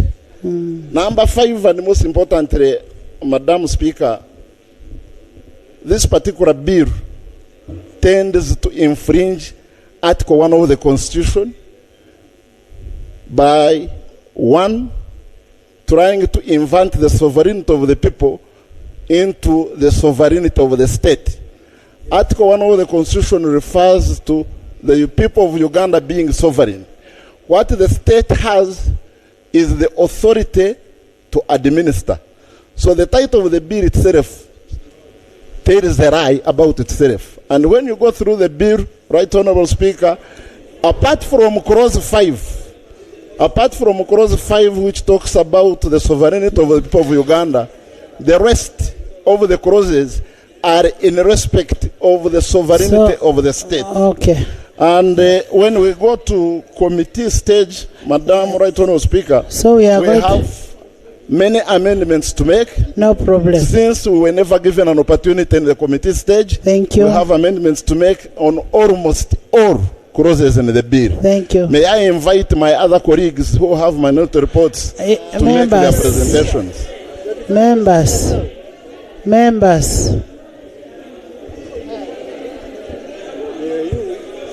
Thank you.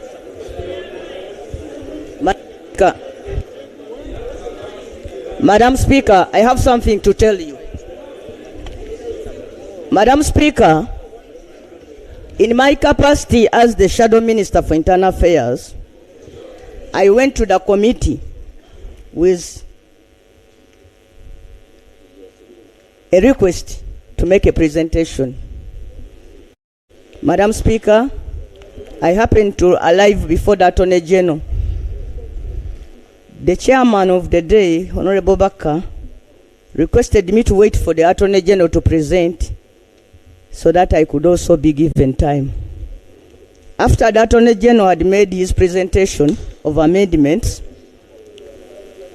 Honorable Baka ruled that I will make my presentation while at Munyonyo. When we reached Munyonyo, Madam Speaker, Honorable Kajenje ruled that my request had been overtaken by events.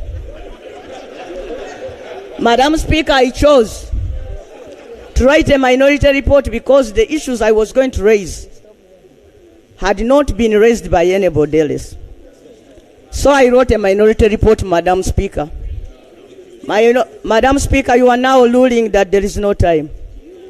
Madam Speaker, as a member of the committee, I'm not supposed to debate. Madam Speaker, there was a memorandum that came from Buganda Kingdom. Madam Speaker, when we reached Munyonyo, the memorandum went missing. Madam Speaker, they have told you here. Let me tell the Speaker. Madam Speaker. Honourable members, they give Betty time.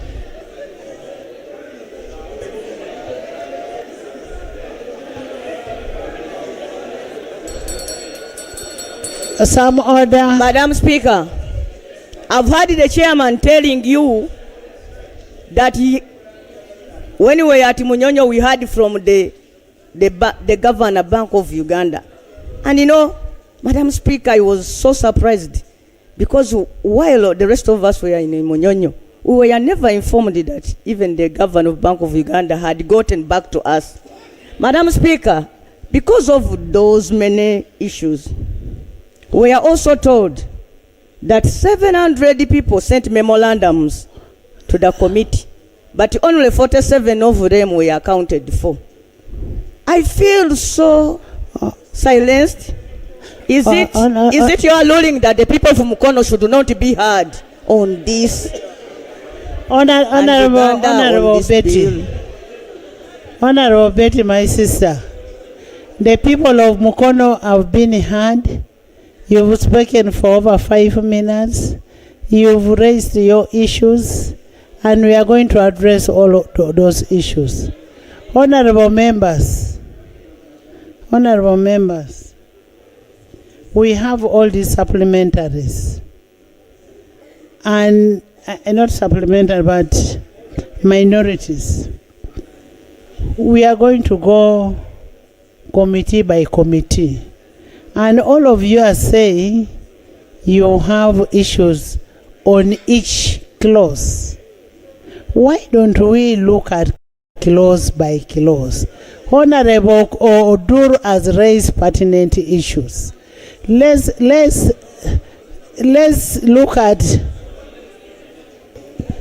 Madam Speaker, let Yes, the record be clear. Honorable, You denied me opportunity to present. Don't use my name. Don't use my name. No, don't. Honorable Odur, you took all the 35 minutes. Honorable.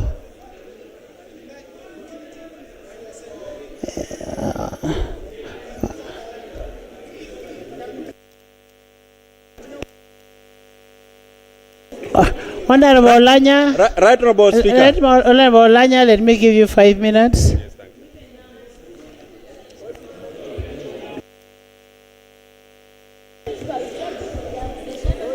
Thank you, Right Honorable Speaker. Right Honorable Speaker, I'll go straight to the point of dissent.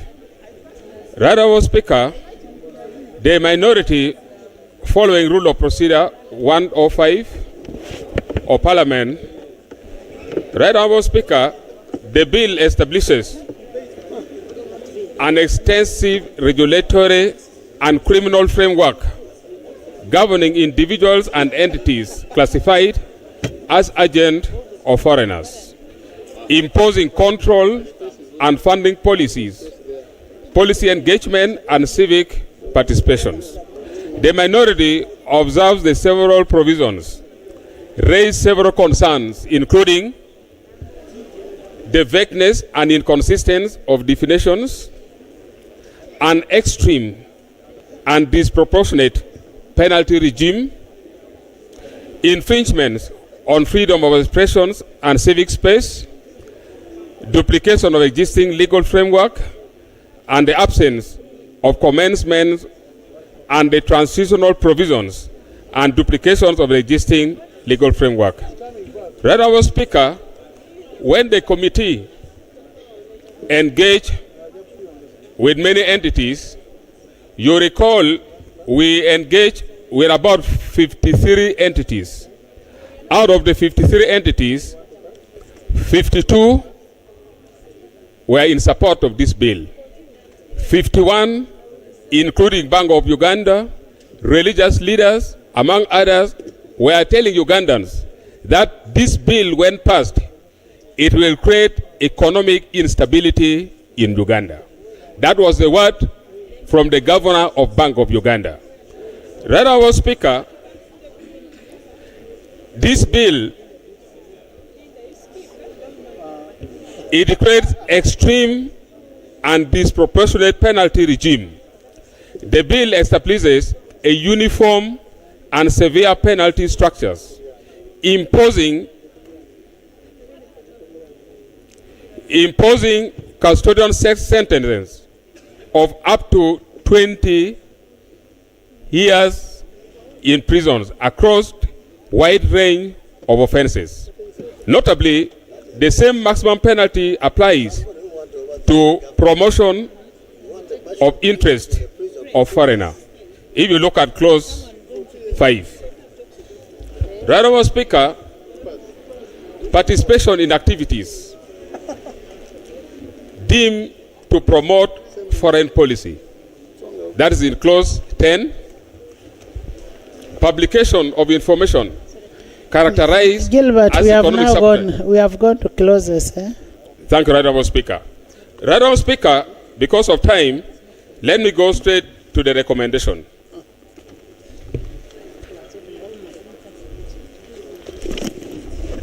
Right Honourable Speaker, this minority came out with the following recommendations. Having engaged and got many views from Ugandans, the minority recommends that the House does not pass the bill in its present form. 2, the bill be withdrawn and remitted for comprehensive redrafting. 3, a revised bill should provide clear and precise definitions, established a proportionate penalty regime aligned with existing legal frameworks, be supported by a credible economic and fiscal analysis, and finally, be subjected to broad stakeholders' consultation. Right Honourable Speaker, the view of the minority is that the bill should be withdrawn. I beg to move. Honourable Betty. Betty, 5 minutes. Thank you, Right Honourable Speaker. Right Honourable Speaker,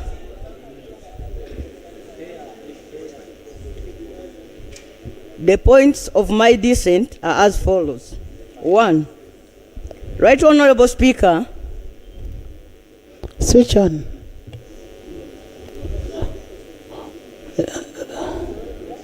Switch on. Right Honourable Speaker, it is my opinion that there hasn't been enough public hearing according to this bill. Right Honourable Speaker, you have been told that 57 memorandums were reviewed. But the fact of the matter, Right Honourable Speaker, is that the committee received over 700 memorandums. One of them, Right Honourable Speaker, as I've put it, being from the Buganda Kingdom. Right Honourable Speaker, when we went to Munyonyo, we are given time to go and study these memorandums on WhatsApps, but when we returned to the committee, Right Honourable Speaker, the committee did not have time to make a presentation, as I've told you before. Right Honourable Speaker, it's not about allowing people to come to the committee. The purpose of the people coming to the committee is to give their opinion space that the people should be heard. But we are handling, my point of dissent is that the committee ruled in favor of only 2 people out of the 700 who opposed the bill, Right Honourable Speaker. Right Honourable Speaker, we are here fidgeting with time. This is not legislation. The committee is always given up to 245 days according to our rule of procedure 135. Not 200. 45 days. But if you get a committee which is efficient like yours, it can even do it. It wasn't efficient, Madam Speaker. Even the problem of time can even be seen while we are here, Right Honourable Speaker. Right Honourable Speaker, my request is that the 11th Parliament stops behaving as if it is the last Parliament Uganda will ever have. There will be other parliaments that will come after this Parliament, Right Honourable Speaker. And Right Honorable Speaker, we are so honored that you will also be in that next parliament, Right Honorable Speaker. No, I can My choose, recommendation, Right Honorable Speaker. I can choose not to be because I have. You already there because we have been talking to Mau.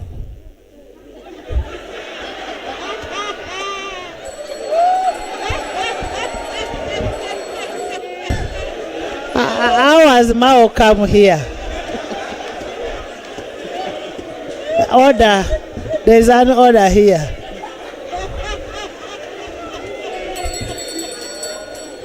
There is an order.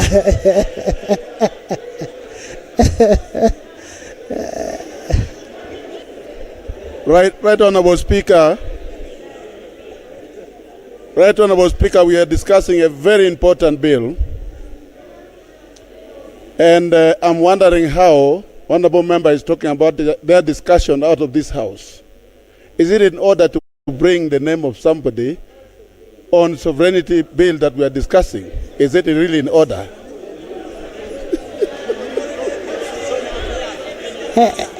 Do you want to tell us is that he's an agent of foreigners?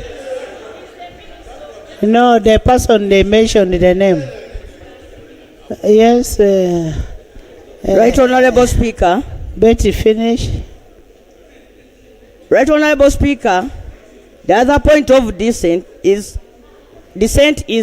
on the issue of interpretation, Right Honorable Speaker. The law refers to the interest of Uganda. However, when you go into the interpretation, the interest of Uganda has not been defined. It also talks about the interest of the foreigner, which is also undefined. It also talks about government policy. That is on interpretation clause. On interpretation, Right so Honorable you will Speaker. bring your idea when we are in that clause. I thought, Right Honorable Speaker, you had allowed me to present my report. No, what I'm saying, we will expect your idea on that clause, what you think, the amendment you want. Madam Speaker, first of all, I'm a member of the committee who is not supposed to contribute to debate. No. Two, Right Honorable Speaker, you gave me an opportunity to make a presentation. Honorable and Betty, I was so thankful that Honorable you gave me Betty, I am only advising you that when we reach that clause, I will still give you chance to bring in. So you read your report, give you chance to bring your proposal. My recommendation, Right Honorable Are we speaking Speaker. the same English? Madam Speaker, I'm reading the report and you are giving me advice. I take your advice, Madam Speaker, but I continue to read my report. You read.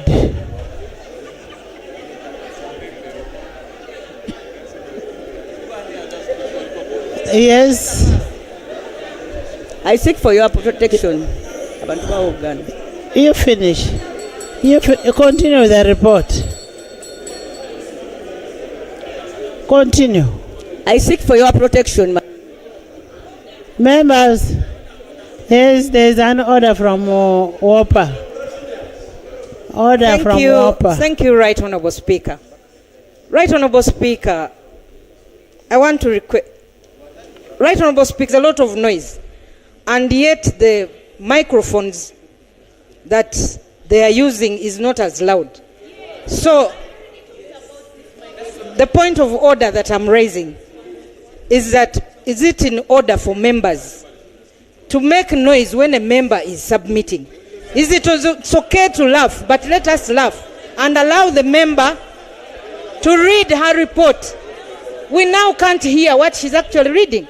So, Madam Speaker, is it in order for members to continue shouting when a member is actually reading her report? You are the one who was shouting. Honorable Betty, can you? Let's hear Honorable Betty.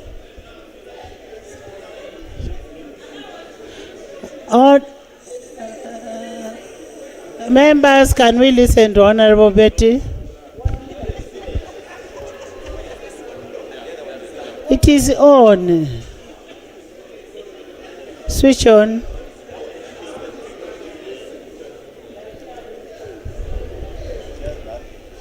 Thank you, Right Honorable Speaker. I don't know why this particular microphone is low.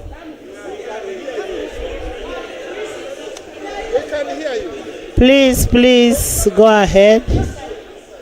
At least I can hear you.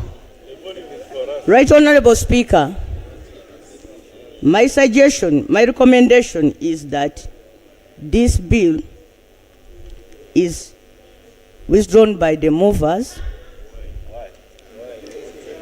to give Ugandans time to make meaningful contribution to the debate and to accord the Parliament enough time to handle a bill of this nature. Right Honorable Speaker, the Commonwealth practice is that parliaments which are about to retire don't handle controversial business. It's a practice, Right Honorable Speaker, and we are part of the Commonwealth, Right Honorable Speaker. The fact of the matter, Right Honorable Speaker, why that is required. Which page are you in? I'm reading page 3, Madam Speaker. I'm not, and I'm following your report. Madam Speaker, I move that this House finds that this bill violates the Constitution, rules of procedure, and the Parliamentary Convention, and that this House declares that the denial of the main report offends Rule 245 and 215. 214 and 215. 214 and 215. That it also declares that clause 2, 3, 5, 8, 11, 12, 24, 25, 30 are void for vagueness and the unlawful delegation of powers. That this Parliament rejects the joint committee report by the majority. I therefore also recommend that the movers of the bill withdraw the bill under Rule 141, defer the subject to the 12th Parliament with proper consultation, direct that any future bill must affirm the sovereignty in the people under Article 1, define all key terms. First of all, Rule 141 is on procedure 141. Rule 140. Sub-Rule 1. Sub-Rule 1. That directs that any future bill must affirm that the sovereignty belongs to the people under Article 1 and that key terms in the bill are properly defined, that is, the interest of government, the government policy, what constitutes the actions that make one an agent of a foreigner, and that the minister is not given powers to alter the offenses under the bill as it is in the bill, the law as it is in the bill. Madam Speaker, in conclusion, it is my prayer that the protection of the Sovereignty Bill 2026 fails the test of the constitutionality, legality, and procedure. The 11th Parliamentary Final Act should be to affirm the supremacy of the Constitution, not to legislate excessively. I so pray. Thank you, thank you. Yes, there is procedure matter from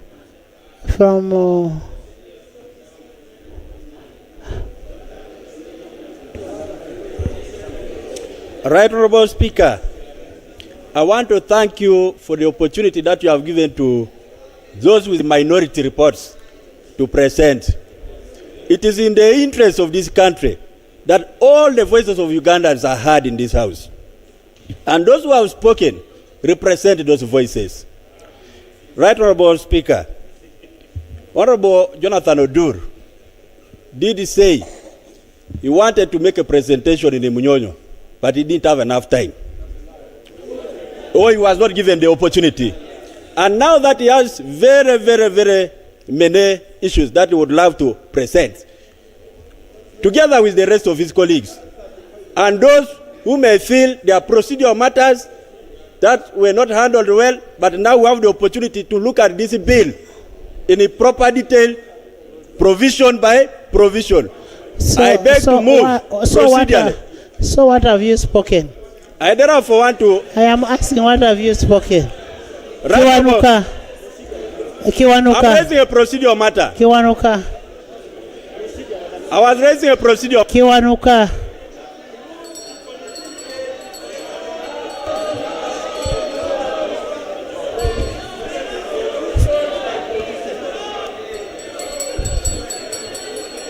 Honorable Kiwanuka, Honorable Kiwanuka, just raise the issues of dissent 5 minutes, like what Honorable Nwagaba did. Thank you, Right Honorable Speaker. I have 7 points of dissent, and they are on page 2. Some of them have been highlighted briefly, but my approach was different. The point which has been left hanging is, Right Honorable Speaker, is starting from page 20. And that is where I am. Let's have order. Right Honorable Speaker,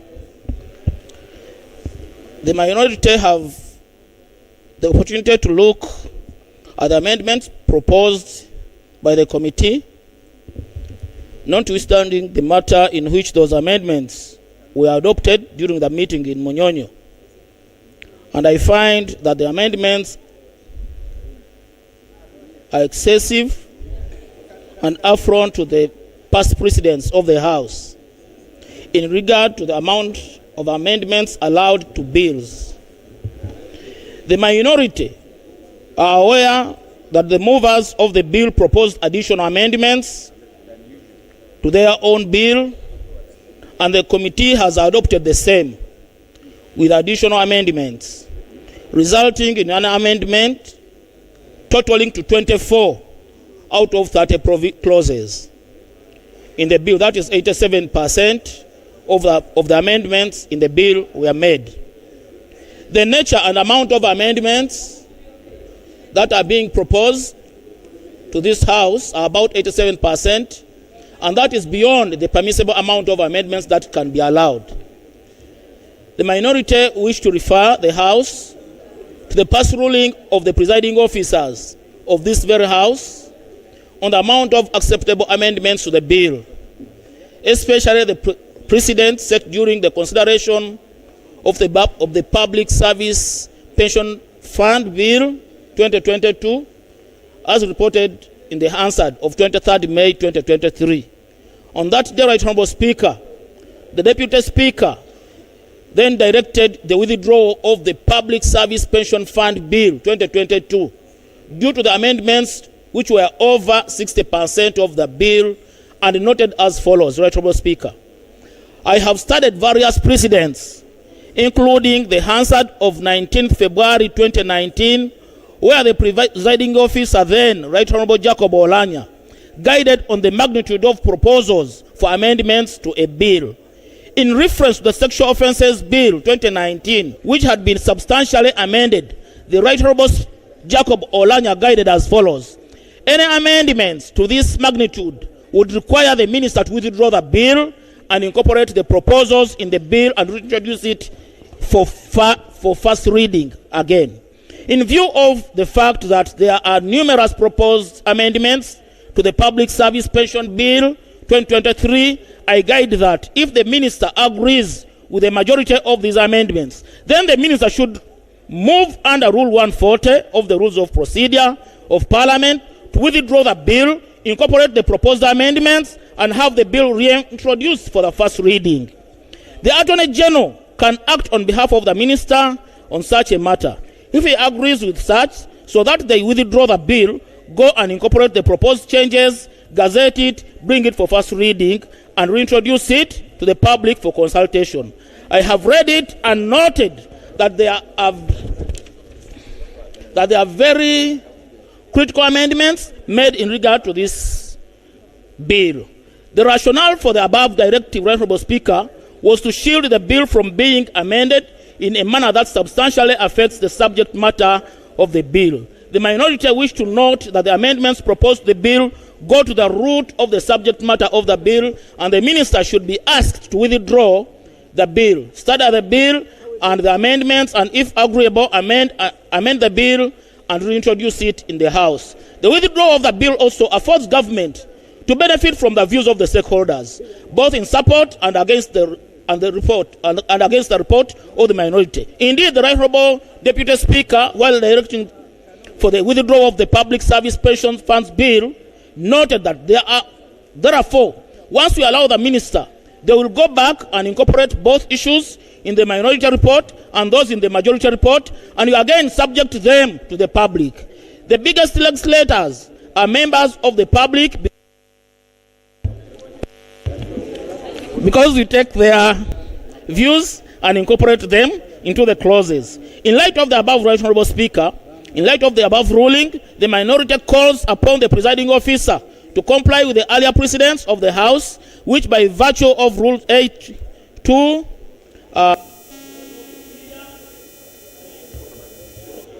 I'm winding up, honourable members. So, wind up. Thank you, Honourable Speaker. In light of the above, the minority calls upon the presiding officer to comply with the earlier precedents of the House, which by virtue of Rule 8.2 of the Rules of Procedure of Parliament, which directs that the Speaker's ruling form part of the Rules of Procedure of Parliament until such a time when substantive amendments to these rules Honorable, I don't want you to misquote the ruling of the former Deputy Speaker then. The former Deputy Speaker said, he quoted Rule 135.2, which says the committee shall examine the bill in detail and make all such inquiries in relation to the bill as the committee considers expedient or necessary to report to the House within 45 days, working days from the date of the bill is referred. The alteration is in regard to the object of the bill. I asked the first question, do we have an alteration on the object of the bill? And the question was no. And what the Right Honourable Jacob Olanya, rest in peace, meant was an alteration in the objective, which is the law. You can conclude. Thank you, Right Honourable Speaker. I'll invite the honourable colleagues to have a chance and look for that record as well. Not me to mislead you as in one way or the other. Right Honourable Speaker, as I'm winding up,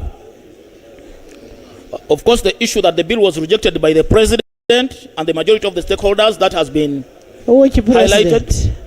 The President of the Republic of Uganda, in the letter he wrote. Which letter? Does the President just write to the public, or he's supposed to write to Parliament? Because it's Parliament who is holding the bill. Right Honourable Speaker, the President wrote to the Bazukulu. And Musukulu. Yes. The minority, Right Honourable Speaker, as I'm concluding, let me conclude, honourable members. Let me conclude in just 2 minutes. Just 2 minutes. The minority notes that 224 stakeholders the committee interacted with, only 2 stakeholders, being Asimo John, the resident of Fort Portal, and the Honourable from Mawokota, Honourable Sibambi, supported the bill. In addition, the minority also notes that His Excellency the President gave directives in his letter over his, which was posted on X, in respect of this matter. And I call upon, in my final statement, I call upon this House,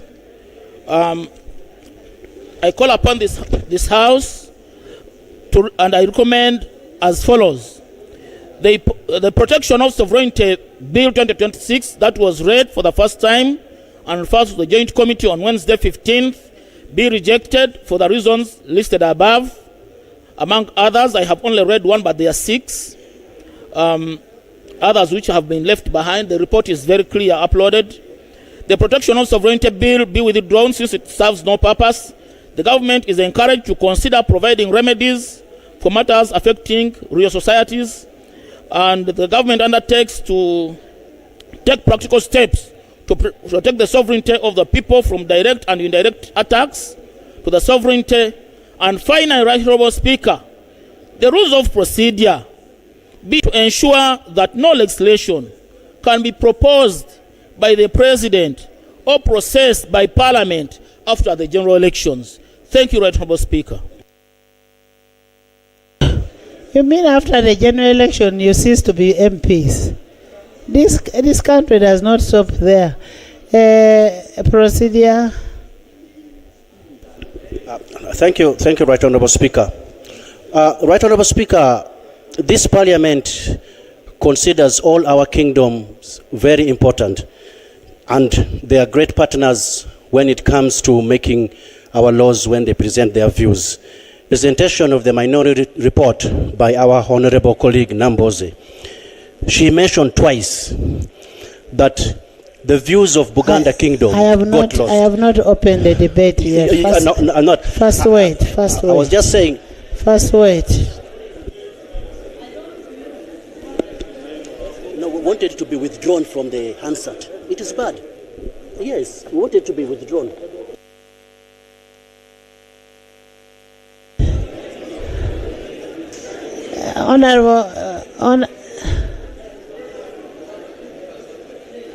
Honorable Daddy, you have only 2 minutes. Right Honourable Speaker, in the law that I studied and that I taught some people, some of whom are in this house, there is room for accepting under protest. I want to accept some of your directions because you are the Speaker, but under protest. Number 1 is lumping me up with people I have opted to disagree with, and therefore saying all of you minority, you are lumped up together and you are given the same time. That's number 1. Number 2, that even where you, Right Honourable Speaker, and with immense respect, do not contain your members, you allow them to present for more than the time you had originally apportioned for all of us. Then when I come, you say 2 minutes. I know that in my wisdom, collected by age, among other things, I am able to present this in those 2 minutes or 5. But I also know that the country will not benefit. With that said, Right Honourable Speaker, let me thank my colleagues that have presented before, both majority and minority. Let me also associate with the bulk of the minority presentations to avoid repetitions. Why I opted to disagree with some of them, including the minority, is that I did not read any amendment purportedly presented by the Honourable Attorney General. My construction and understanding of the presentation by the Attorney General, I read it, I know he skillfully wrote in small words views of the Honourable Attorney General, and then in big letters on the Sovereignty Protection Bill. But I treat them not as an amendment. However, I treat them as views of a stakeholder. Yes. Reasons or points of dissent. I have summarized at page 1 the reasons for my dissent. Insufficient consultation on the bill by government and the committee. The bill inverts the constitutional concept of sovereignty in favor of the state in contravention of Article 1. The bill is accompanied with an incurably defective certificate of financial implication. The bill infringes various principles and articles of the Constitution. The bill does not cure any mischief and is therefore misconceived. The bill is redundant as there exists sufficient legal framework to cure any mischief. At page 2, Right Honourable Speaker and colleagues, 3.1 on insufficient consultation by the government and the committee, I have stated what you're able to read, but with emphasis on Article 1. I also emphasize that the consultations were conducted here and we've never moved anywhere outside Parliament, as if the rest of Ugandans have no views to contribute on such an important subject. Sadly, influencing government policy is sought to be criminalized in this bill.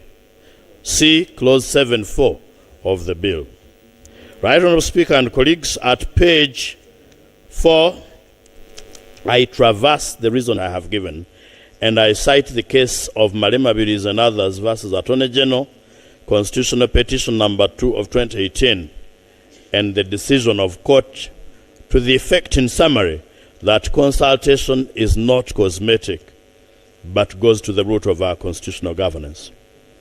In 3.2, that the bill inverts constitutional concept of sovereignty in favor of the state and contraventions of Article 1 of the Constitution, I associate with the elaborated submissions of my colleagues to avoid wasting time and eating much into my 2 minutes.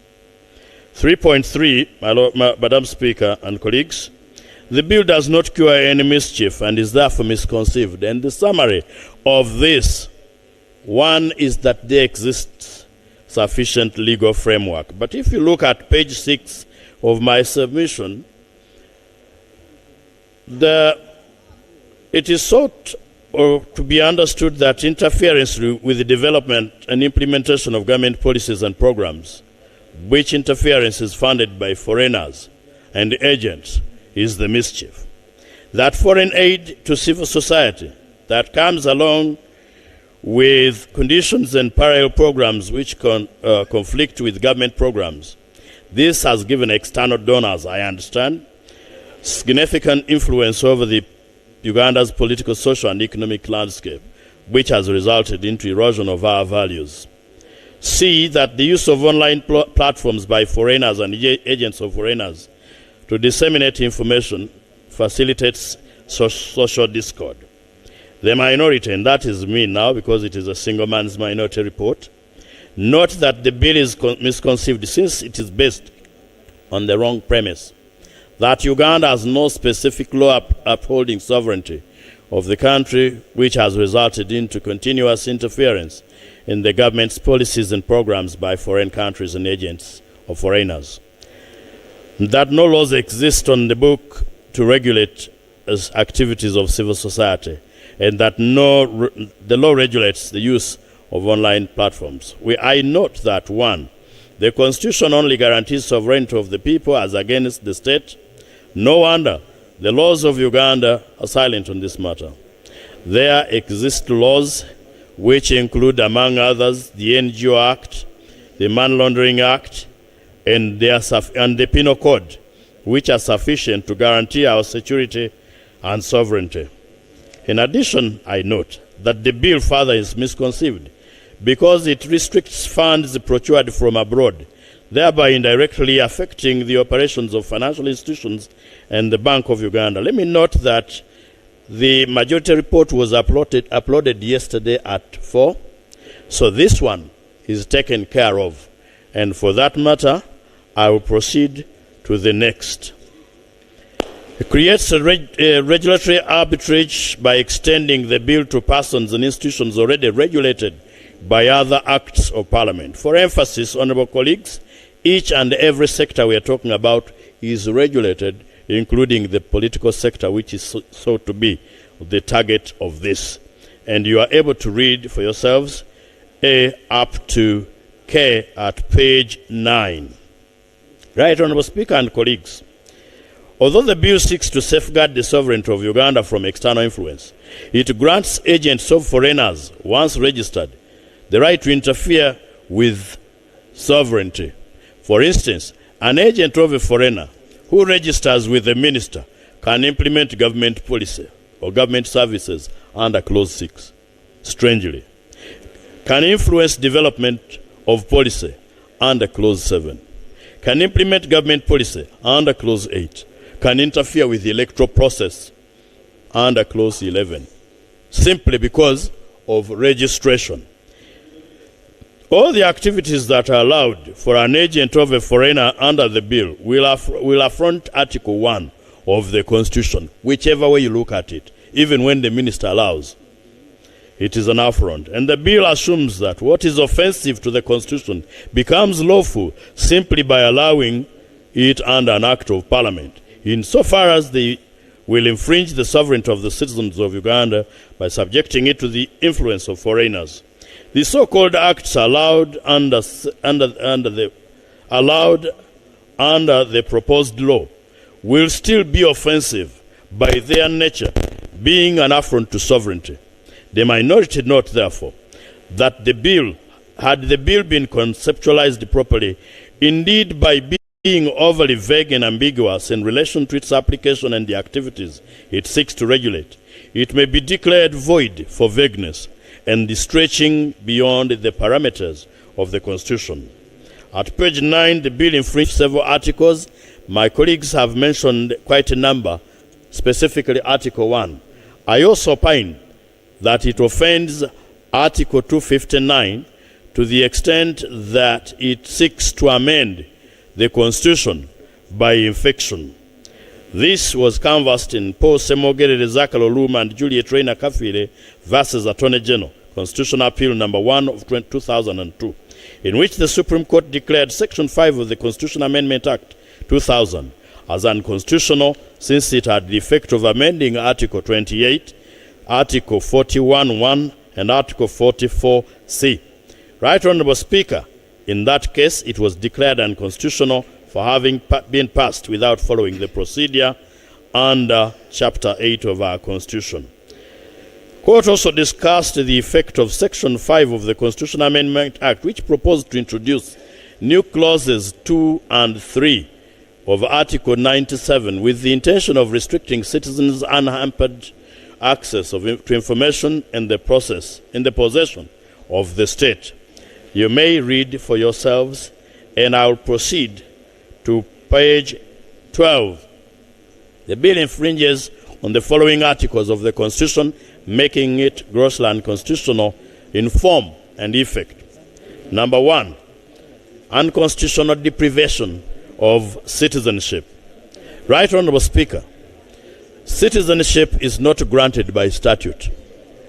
By seeking to reintroduce the foreign element against Ugandans, the bill offends Articles 9, 10, 11, 12, 13, 14, and 15 of the Constitution. Freedom of expression under attack. Article 29, 1A and B, which provide that every person shall have the right to freedom of speech and expression, freedom of thought, conscience and belief. Now, clauses 5, 7, 8, 9, 7, 8, 10, 12, and 13, and the definitions of disruptive activities in Clause 1 directly criminalize expression and association, including influencing the public to oppose the policy of government. Clause 2(g), engaging or participating in a riot or unlawful demonstration or assembly, the definition of disruptive activities is offensive, and publishing information said to weaken the economic system. Clause 13. These restrictions are neither demonstrably justifiable in a free and democratic society as provided for under Article 43(2)(c), which provides that public interest shall not permit any limitation of the enjoyment of the right and freedoms prescribed under the Constitution beyond what is acceptable and demonstrably justifiable in a free and democratic society. 3. freedom of association and assembly threatened. Right Honorable Speaker and colleagues, Article 38(2) of the Constitution guarantees every citizen's right to participate in peaceful activities to influence the policies through civic organization. Now listen to this. Clause 7(3), Clause 8(3), Clause 8(4), and 12 substantially burden and in some places extinguish that right by criminalizing conduct that constitutes its core exercise. 4. Right of equality invaded. Under Article 21(1), all persons are equal. Now, when it comes to the definition of foreigner, a Ugandan citizen residing outside, that has been sorted, and I accede to that. Then the foreigners in their own country and converts persons into those who deal with them.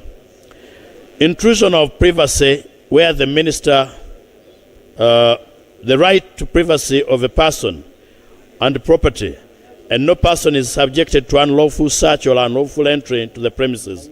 Clause 28 confers the person appointed by the minister to inspect the premises on an agent of a foreigner.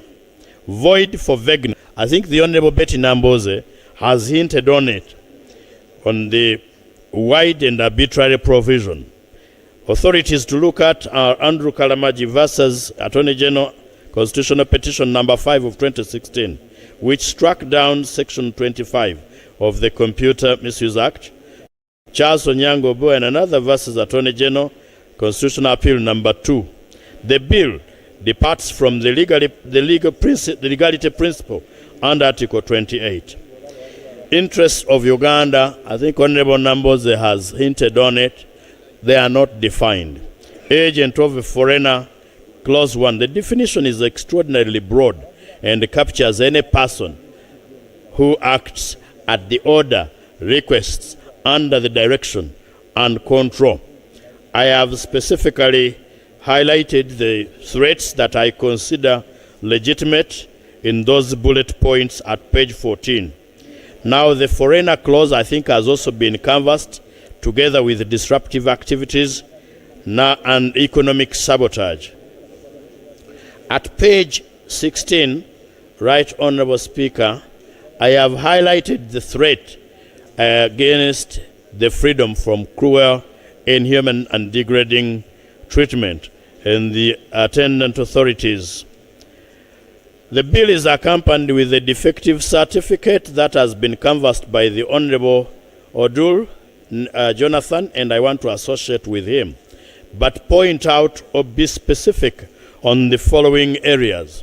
1, that the estimates of revenue and expenditure over the period of not less than 2 years after the coming into effect of the bill, when passed, the impact of the bill on the economy are not canvassed in the certificate. The certificate simply laid down the principle of what we may achieve in broad terms without telling us what we are likely to spend on implementing and whether government is prepared to spend that money.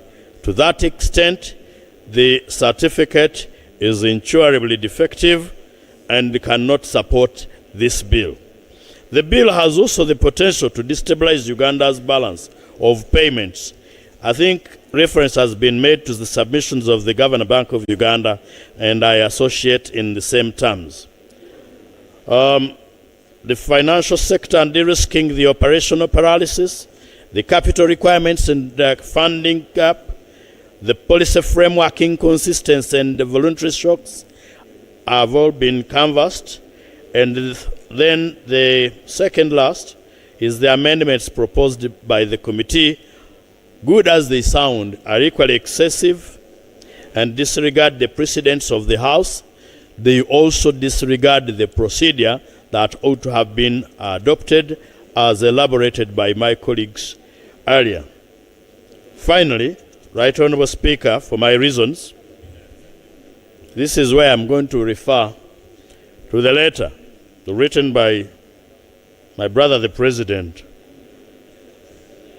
And here nobody will ask me whether he wrote it or not, because having said he's my brother, I think I know him better than anyone. The bill was rejected by the President and majority of the stakeholders in the committee that the committee engaged with. Right Honorable Speaker, the statistics have been given. Of all the persons that appeared, I think only 3 people supported, 3 stakeholders.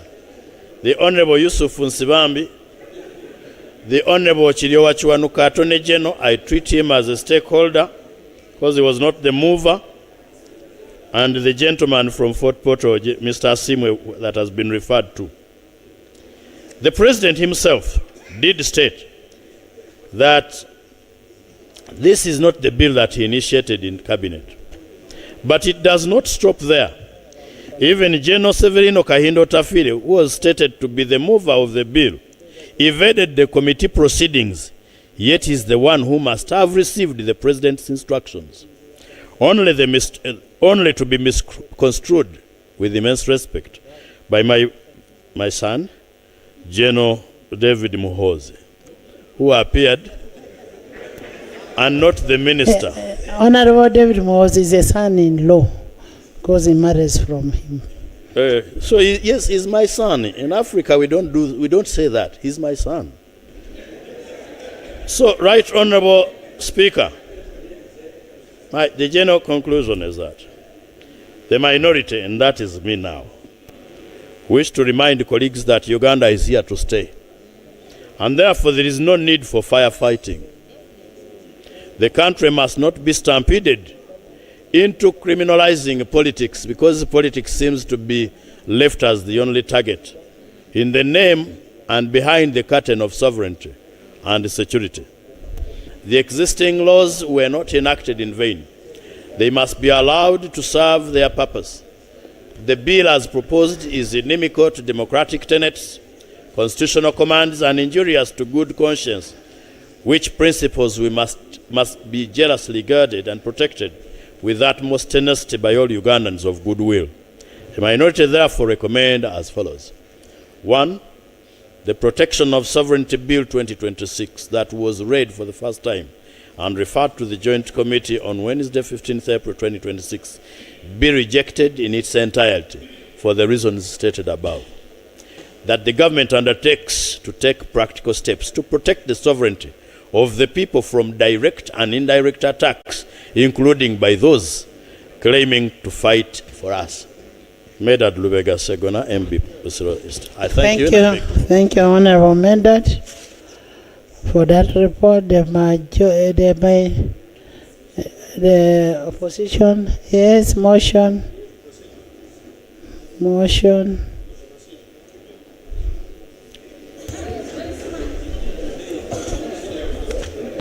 Is a motion. Right Honorable Speaker and Honorable colleagues,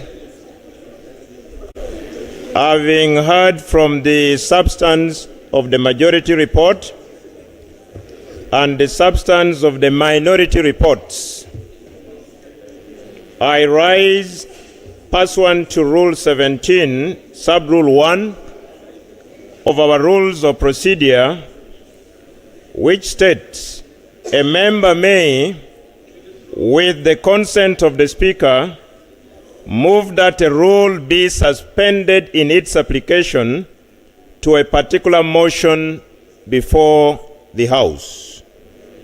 I therefore move, Right Honorable Speaker, that the application of Rule 214, Sub-Rule 14, and 214, Sub-Rule 15, be suspended to waive the requirement of a 3-day period between the presentation of a report on the bill and the debate. I beg to move. Seconded.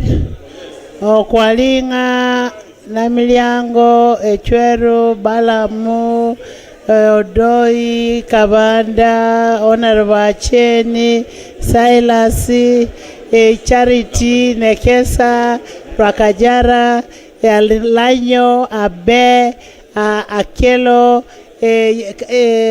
General Esther, Sanoni, Apoloto, Abeja, Ibanda, Omara, Chut, Water, Mariamu, Eric, Gabriel, Toroma, Amuria, Phyllis, Nyakato, my brother from Bugisu, Maxi, by the whole side, and 3/4 of the other side, the vice president, the prime minister, the government chief whip, Honorable Yusuf Sivambe, the yellow boy, and then Mama Wabana, yellow girl, and then the Honorable Businje, Honorable all the elders and all the disabilities. Honorable Nabakova is also there. Just 5.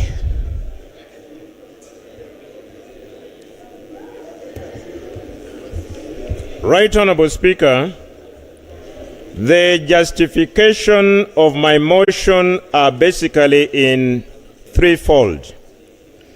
One is that Rule 214 and Rule 215 are not falling under the confines of rules under Rule 17, Sub-Rule 4 that are entrenched, implying literally the two rules can be suspended.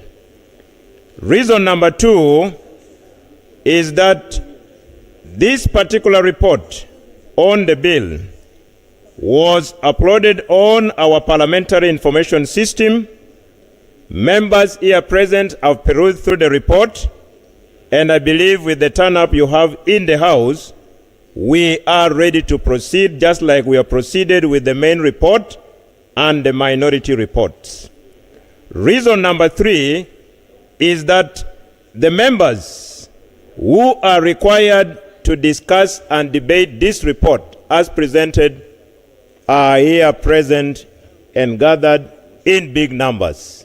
Basing on the 3 reasons, I justify that my motion for suspension of the rule, if it pleases you, do carry the day.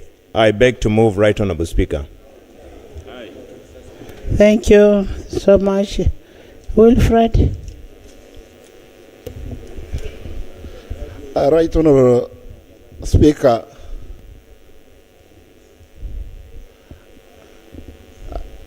I do strongly oppose the motion to suspend the rules on account of 3 grounds. One, it is apparently clear that the speed at which this bill has been moved, majority of the members are yet to access the records, the minutes of the committee meetings, and even the reports for them to internalize and appreciate the essence of this particular bill. 2, how many members have reported to you that they have not had access to the information? Right Honorable Speaker, speaking as the alternative Attorney General, we had 6 minority reports. Of course, you know the presentation has not been to its logical conclusion, and the majority of the people have remained seated here who did not stand up to support the motion have not had time to look at the reports, read them, internalize, and even the minutes. Incidentally, even the minutes of the committee were not read by the mover of the motion. They are there. So 3, most importantly, Right Honourable Speaker, this particular bill touches fundamental rights of the people of Uganda, both within and without the territorial jurisdiction of this country. So it is important that members be given time to debate the reports. Those who do not intend to debate can, yes, keep quiet, but give members opportunity to debate. So I do strongly oppose the motion to suspend the rules on debate of this particular important matter. Attorney General. Right Honorable Speaker, I think the question has been put more to the members because I only want you to respond to what the shadow has said. Yes, the honorable member seems to the members' capacity to read quickly, which I strongly oppose, because I think these members have the capacity to read and understand these things. So it's not. So, of course, this law is not about Ugandans; it's about agents of foreigners. So I think, Right Honourable, the question should be put to the members to decide whether they are ready to deal with the issues in the bill or not. I beg to submit. Honourable members, I put a question that Rule 2014, Sub-Rule 14 and 15 be suspended to enable the House to deliberate upon the report of the Committee of Protection of Sovereignty Bill without having to wait for the 3 days as per the rules. Those in favor say on the contrary, nay.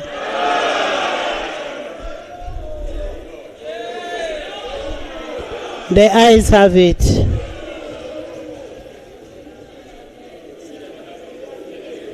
The ayes have it. Honourable members, Speaker. can you sit? Honourable Speaker, the rules allow them to stand, and I wanted to quote for you the rule.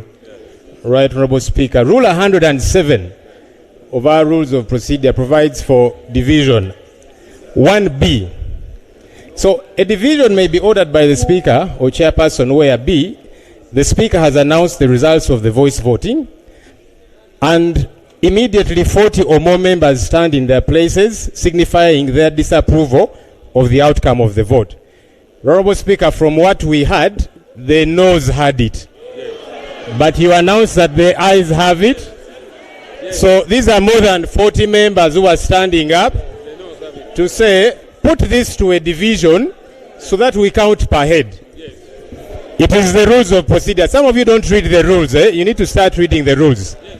So, Madam Speaker, the rules allow for voting by division when 40 members stand up. These here are more than 40 members.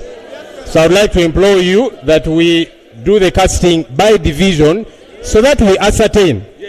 Because as it stands now, we don't believe the announcement you made, Right Honourable Speaker.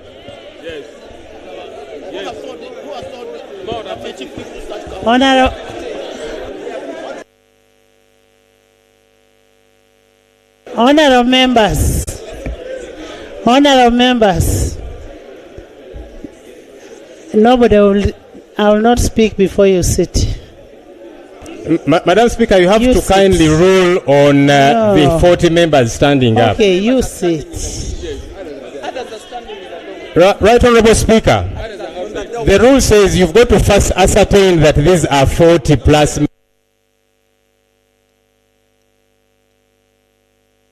Honourable members, I don't need to ascertain. Even if you're 50, I am going to allow division. I am going to allow it, and then we see.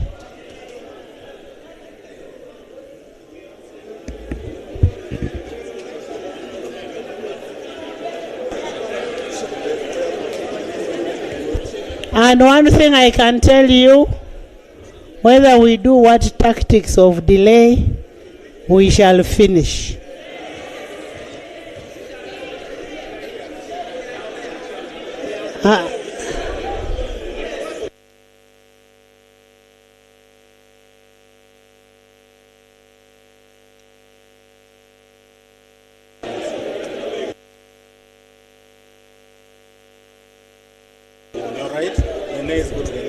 Honourable members, Lope appoint a teller for the nays, and then Honourable Boa appoint for ayes. The ayes can move this side, and the nays move this side. Yes. Go to the lobby go to the lobby and yes.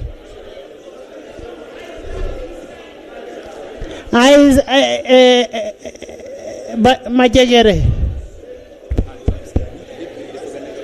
And the ones abstaining can remain with me here.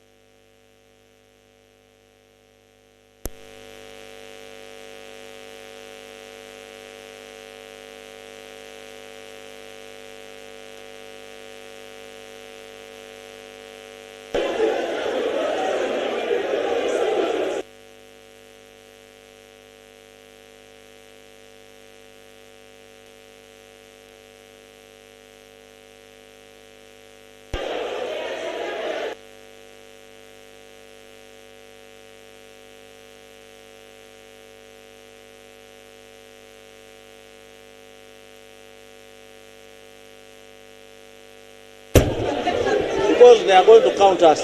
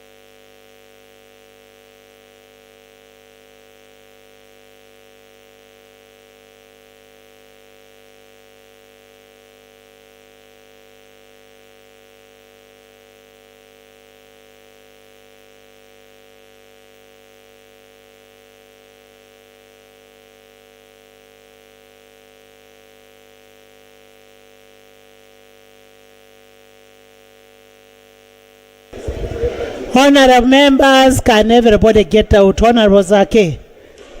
Go, go, go, go. All of you go out. I'm the only one supposed to remain here. Eh? All of you go out. Eh?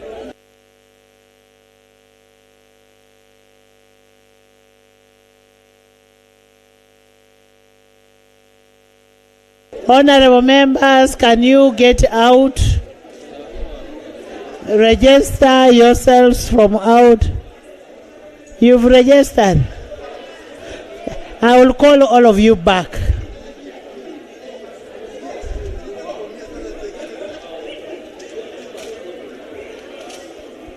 I will call all of you back after you have registered.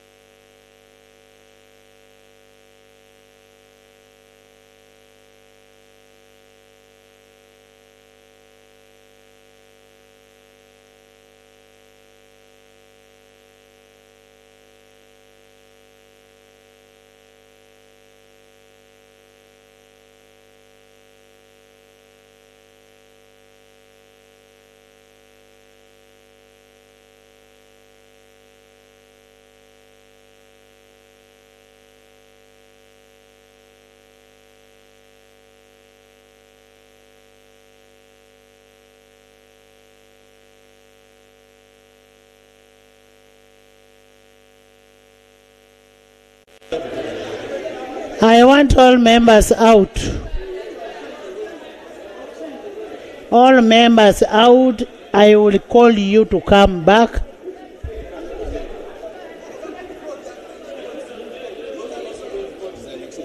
No, for you. It is only ex officio who can stay in. Ex officio. Rose, can I see you out?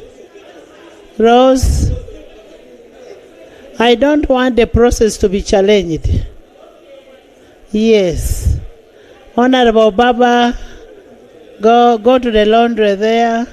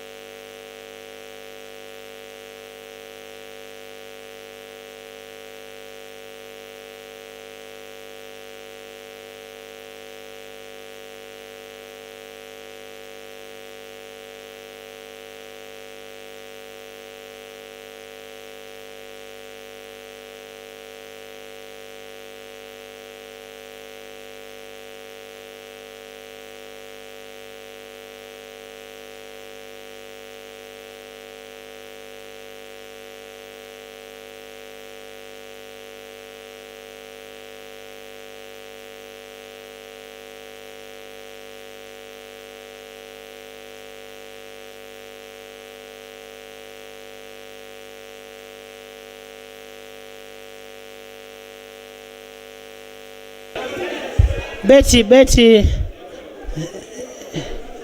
Honorable Namboze, first get out. We are going to call one by one.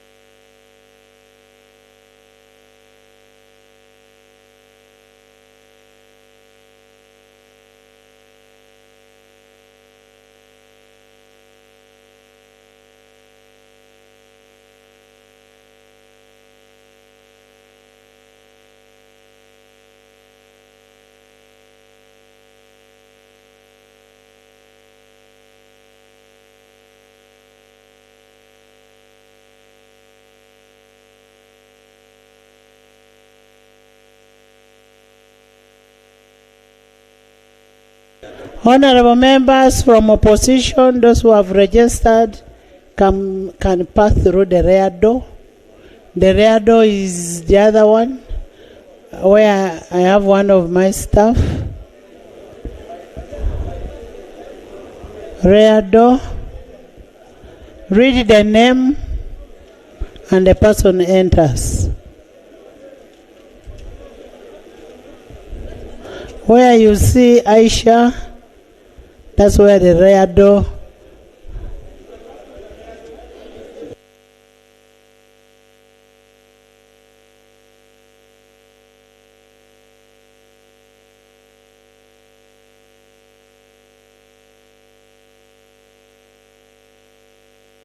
And members of opposition enter.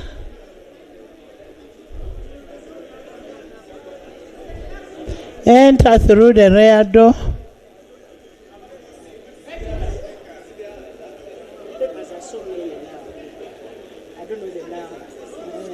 Now that you are going to start reading, read the actual menu.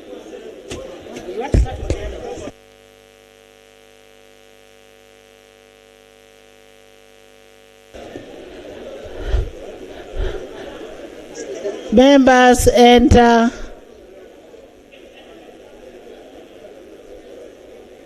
Yes. Through the rear door. Yes, Fortunate, come.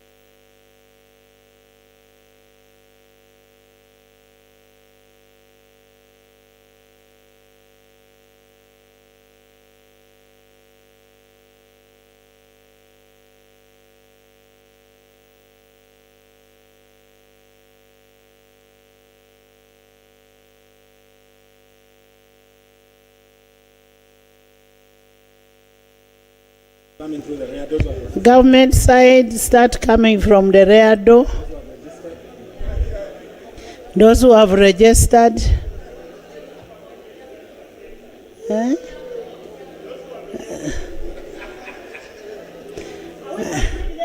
Yeah. Rear door. Those who have registered can pass through the rear door. Pass the other rear door. Those who have registered. No, that door. That is rear. That is your rear. Please enter. Honorable Amero, go back and sit where you sit.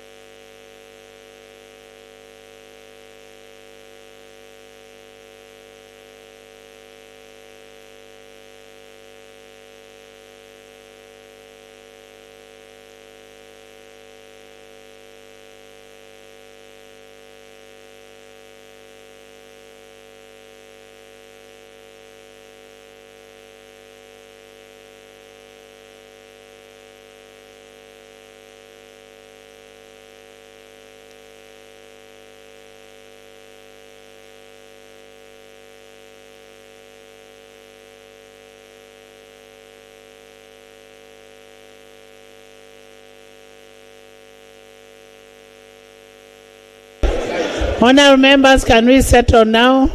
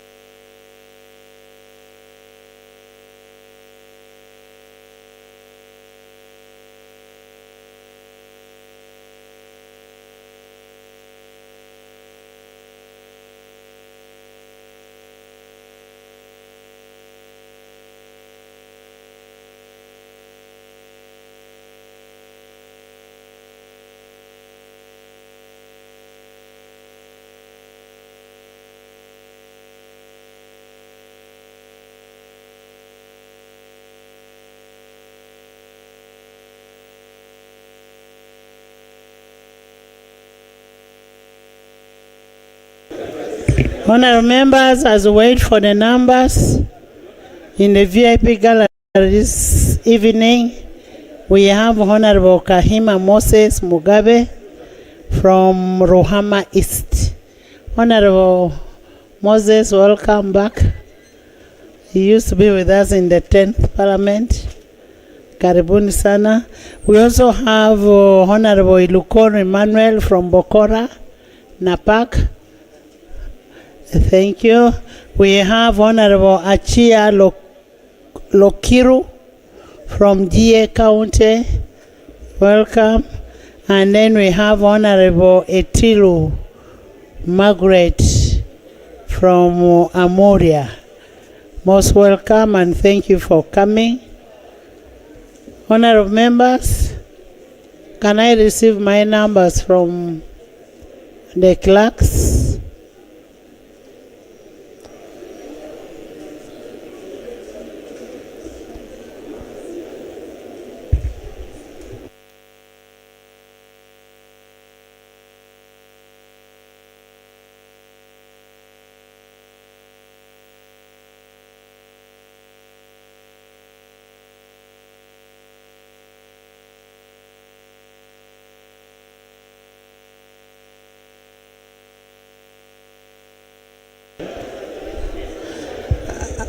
Honorable members, question was on suspension of Rule 214, Sub-Rule 14 and 15, and the Leader of Opposition raised an issue. He wanted to exercise his duty and his mandate by having a division and lobby. and I hereby announce the results. I want to congratulate opposition. You got 54 votes.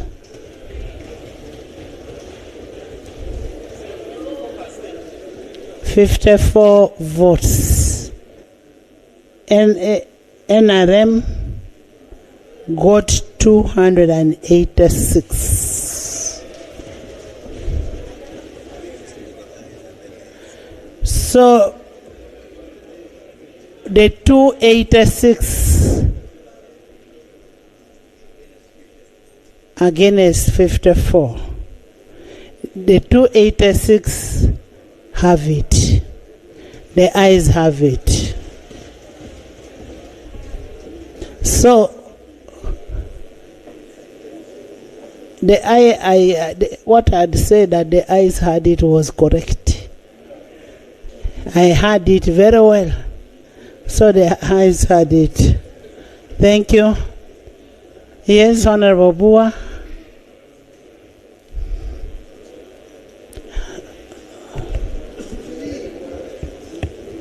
Madam Speaker, having ascertained the numbers in compliance with Rule 107 as raised by the Leader of Opposition, I beg to move under Rule 17(1) that in the consideration of the report on this bill, Rule 107 be suspended. I beg to move. Aye.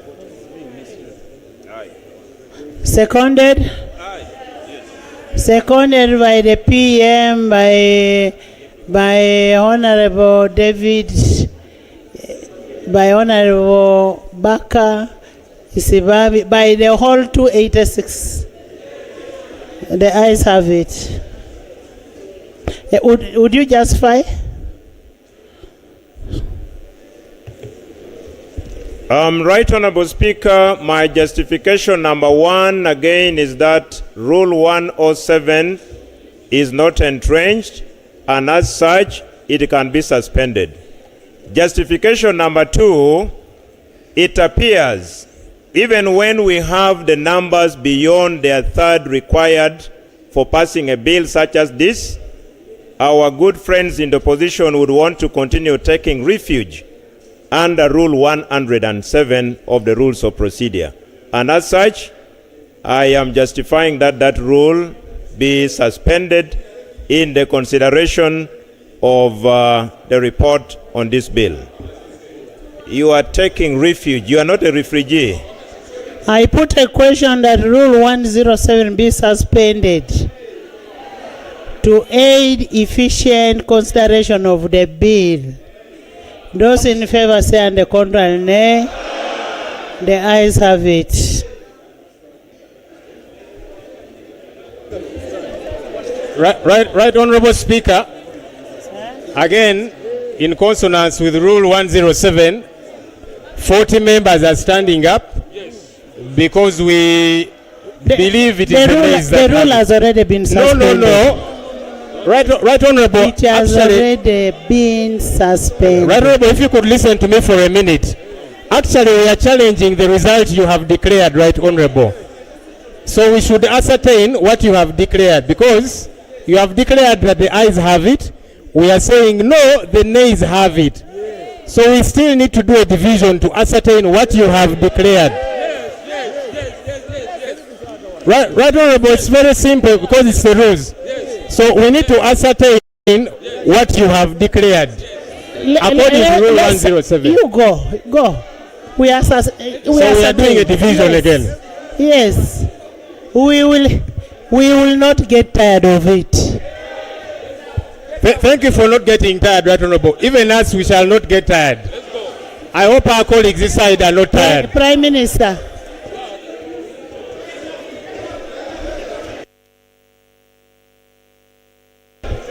This is the last one, and we shall have it.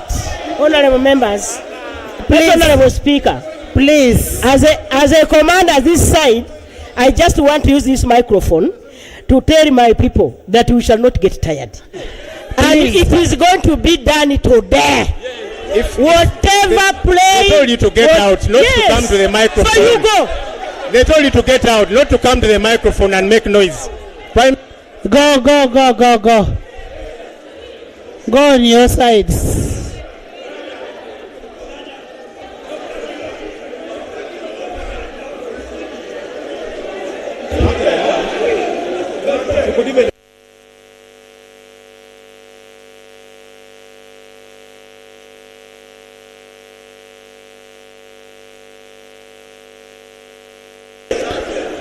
All those, Gabriel, move this side. Gabriel, move your team this side. Amero, move your team.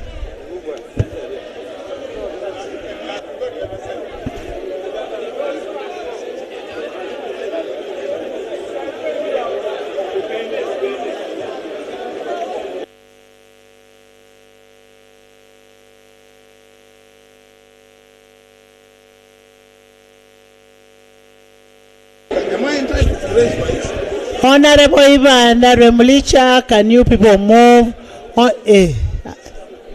Menya.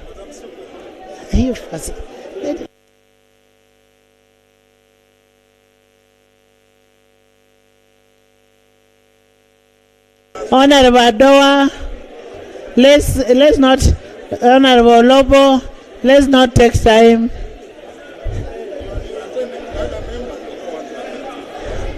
Goretti, go away. Stop disturbing my age. Goretti, get out.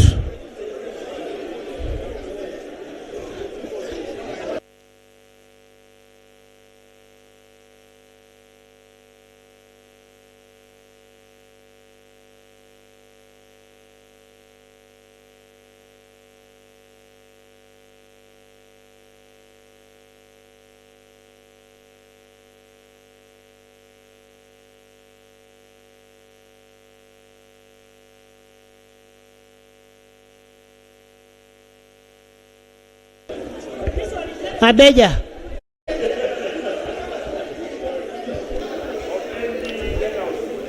I want to open to get out.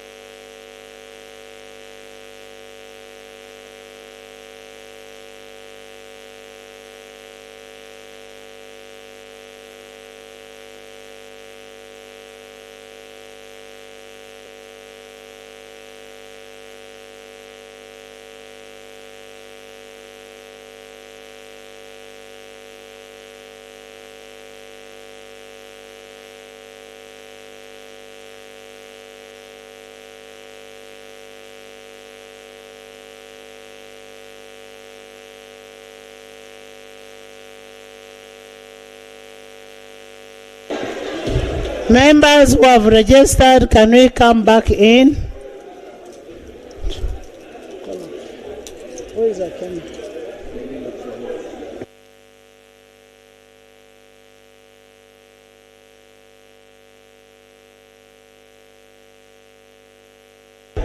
Members, can we settle?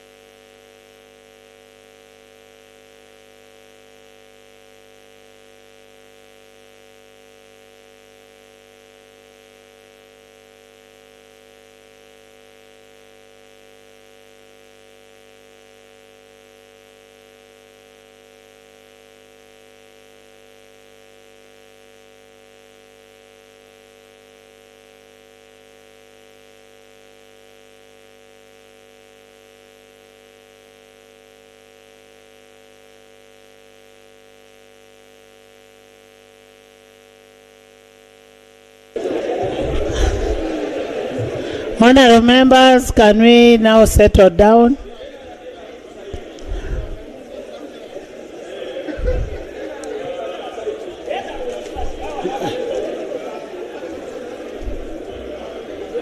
Members from the opposition to sign on analysis, Okupa and many others.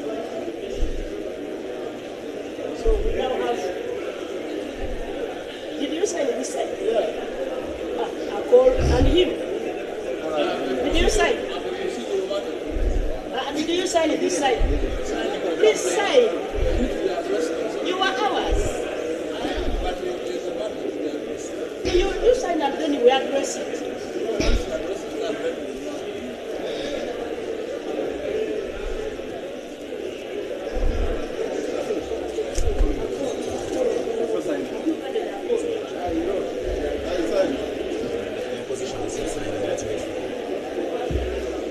So this Michael.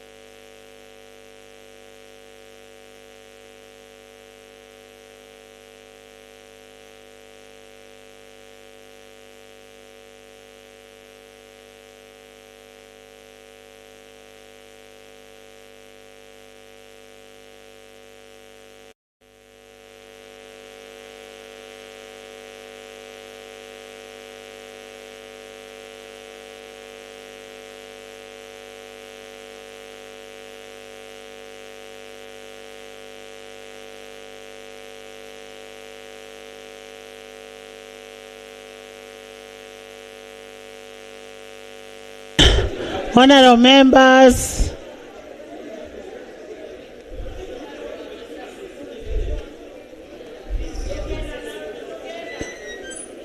honorable members, can we have you in?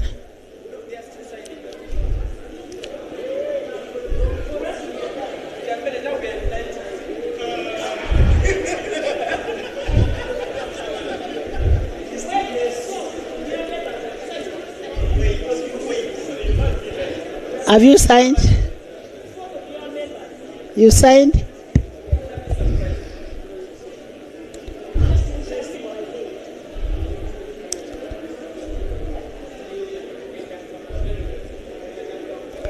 Honorable members, can we settle down?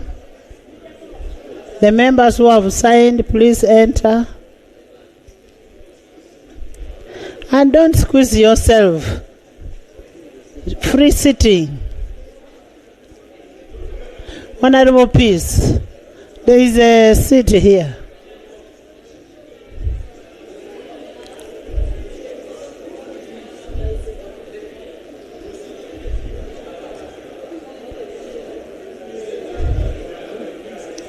Solo.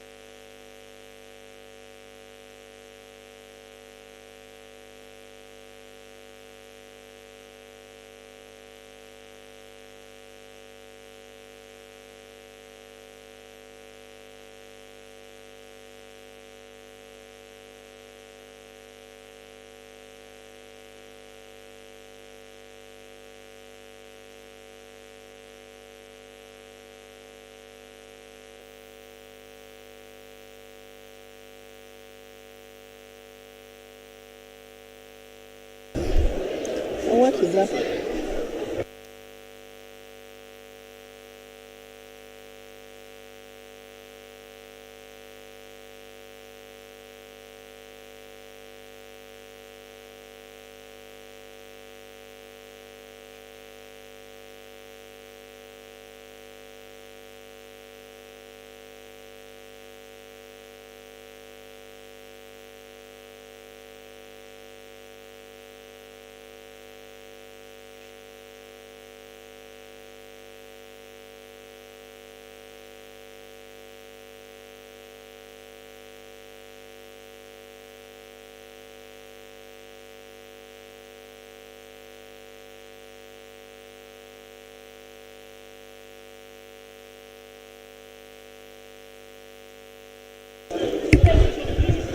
Where is the leader of opposition?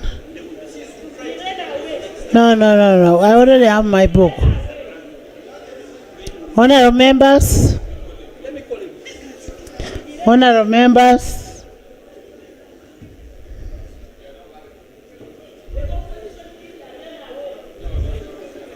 Lop.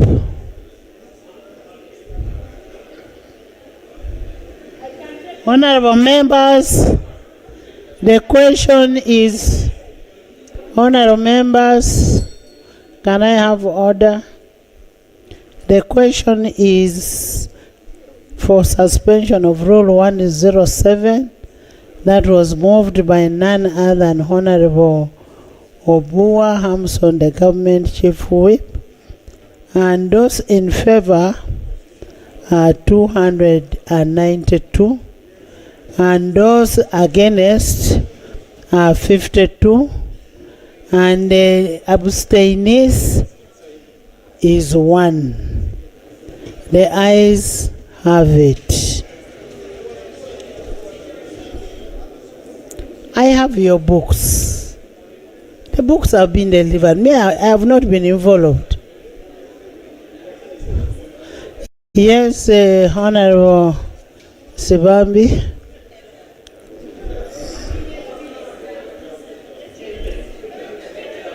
Switch on. Thank you for the opportunity. Honorable members, can you listen to a senior counsel? Right, Honorable Speaker. I move a motion that we move to committee stage. And I have only one reason. The bill has been discussed over and over. We have 7 reports before us, and we are ready to discuss clause by clause. So I pray that I move the House to go so that the question is put. 61. Yes, I beg to move that we go to committee stage. Seconded.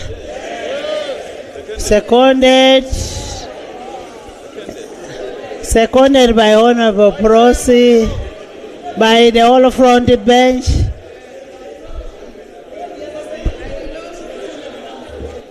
Honorable Akol Menya, Honorable Mulimba, Honorable Vice President, Prime Minister, Government Chief Whip, Honorable Bahati, Honorable David, Honorable Baka, Honorable Yusuf, Honorable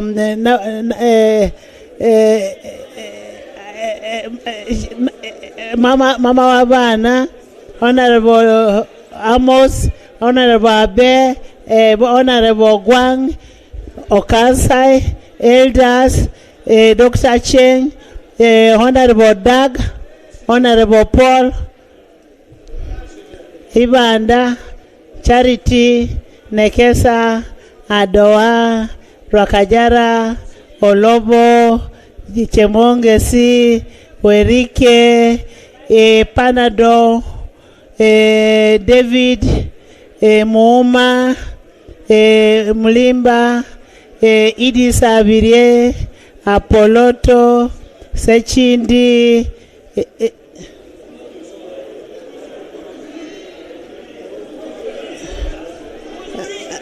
by the whole House on this side and the majority the other side.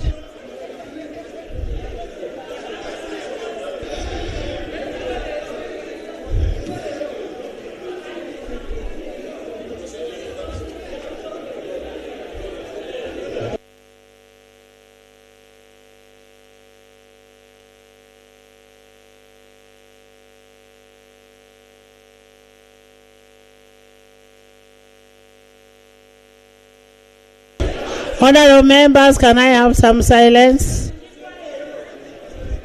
I put a question that the Protection of Sovereignty Bill 2026 be read a second time. Those in favor say and the contrary nay. The ayes have it. The Protection of Sovereignty Bill 2026, Bills Committee stage.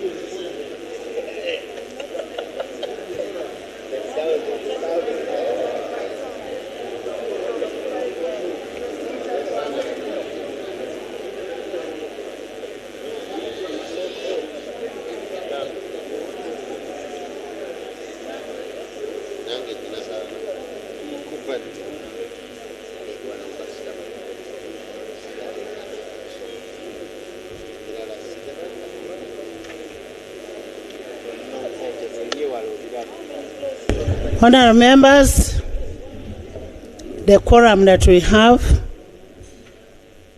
have on Zoom, we have 8 members, plus the ones we have in the House. That gives us 353 members. So we have the quorum. Clause 1. Clause 1 is interpretation. We could come back to the interpretation after. Clause 2. Madam Chair. Right, Honorable Chair. That chair, not you.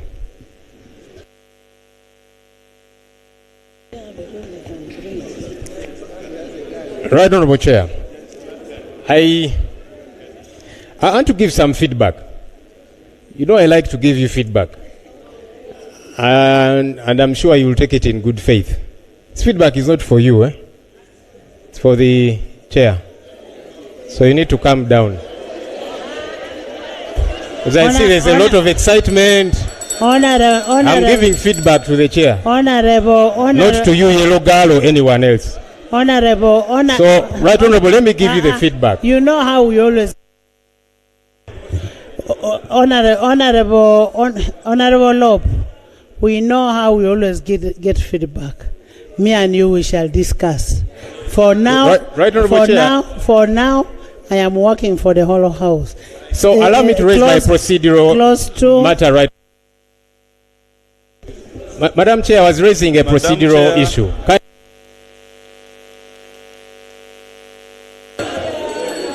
Madam Chair, the committee proposes to Madam Chair, you allowed my procedural issue. Madam Chair, you allowed my point of procedure. Can I look at clause 2 first, then I'll give you space. Madam Chair, it's about clause 2 also. No, let him first.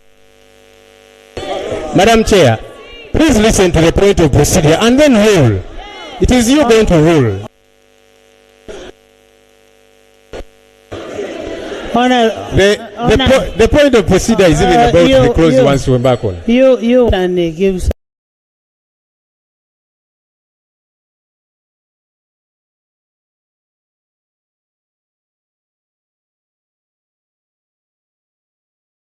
Us is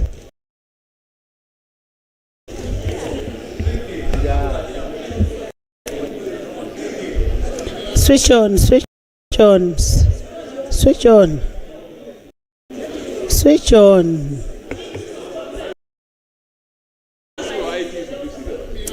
Thank you, Madam Chair. That wasn't too hard. You see, Madam Chair, and this is the procedural matter that I want to raise.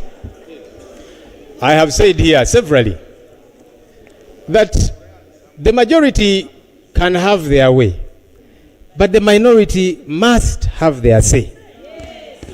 It's very important. Madam Chair, Rule 215,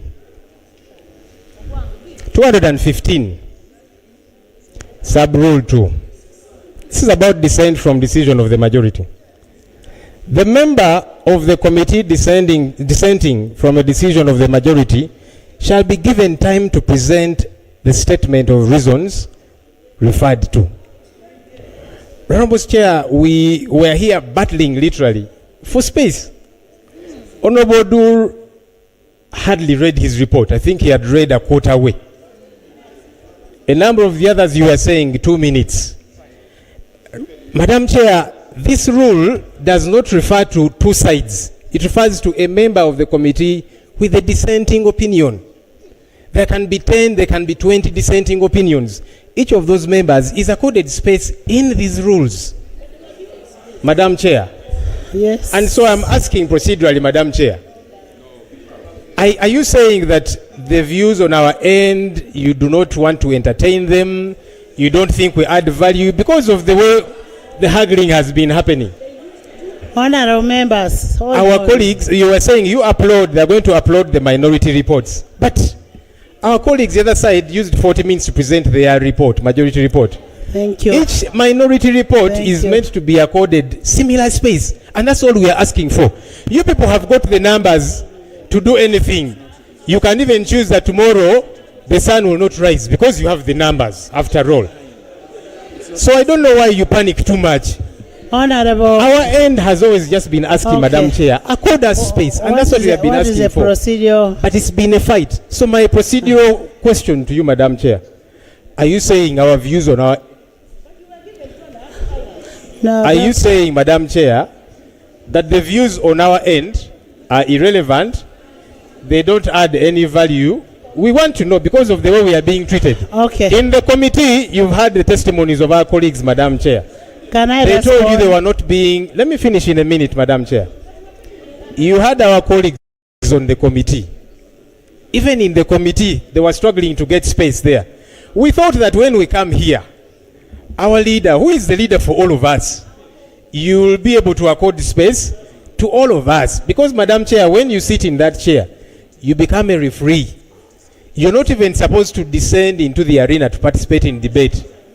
And we feel like you're not protecting us, Madam Chair, to air out our views.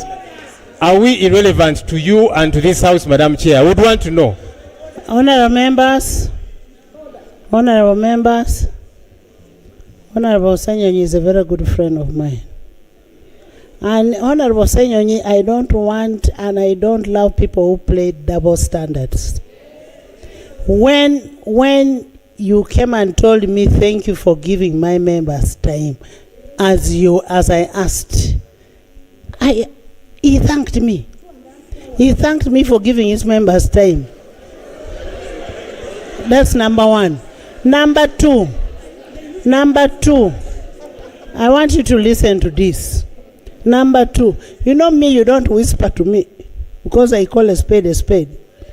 Number two, a member of the committee dissenting from the decision of the majority shall be given time. Time is not specified. I gave Honorable Nwagaba less than 5 minutes. He finished. He presented. Honorable Gilbert, he presented. No. I am the one speaking.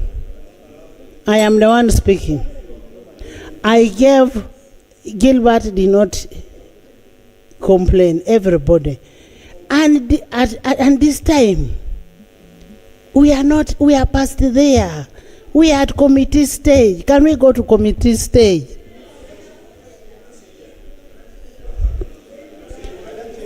Two, you go to committee stage. Thank you, Madam Chair. Madam No. Chair, the committee proposes to amend clause 2 of the bill as follows. The first amendment in sub-clause 1 by deleting the words any person who acts as. The second one by substituting for sub-clause 2 the following. Procedure. For avoidance Procedure. of doubt, this act applies to an agent of a foreigner who engages in any I've of the been following struggling activities throughout. through any means, including the use of digital Procedure. platforms.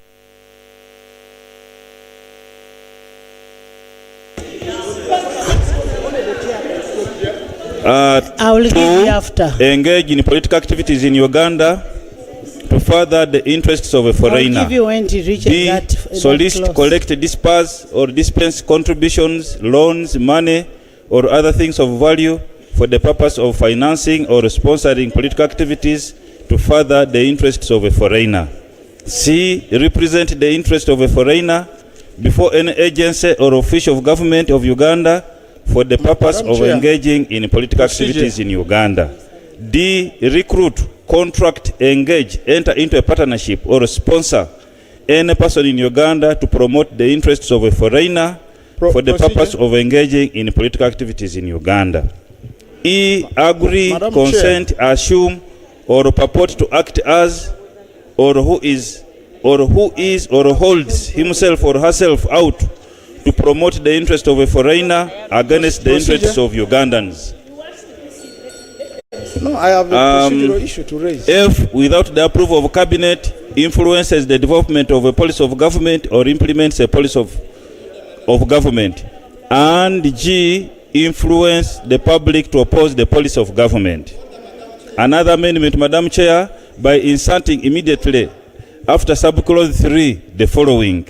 For avoidance of doubt and notwithstanding the provisions of this section, this act shall not apply to monies or funding received from a foreigner by a supervised institution or a person or institution regulated by a regulated body and an act of parliament for purposes of meeting its regulatory requirements or for purposes of undertaking its commercial, licensed or permitted activity under an act of parliament. B, a health or medical facility for purposes of performing an activity permitted under the laws of Uganda to be undertaken by a health or medical facility. C, an academic or research institution for purposes of funding research and innovation or any other education activity permitted under the laws of Uganda to be undertaken by an academic or research institution. D, a person for commercial, domestic or family use. E, faith-based organizations for activities that are connected with the mission of the faith-based organization. Another amendment under clause 5, nothing in this, not clause 5, clause 2, paragraph 5, nothing in this act shall be construed as prohibiting or requiring compliance with this act for lawful foreign direct investment, portfolio investment, diaspora remittances, export proceeds, trade finance, commercial loans, humanitarian assistance,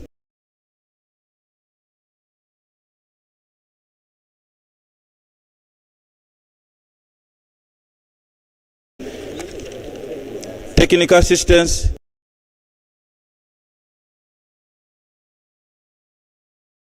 grants, concessional financing,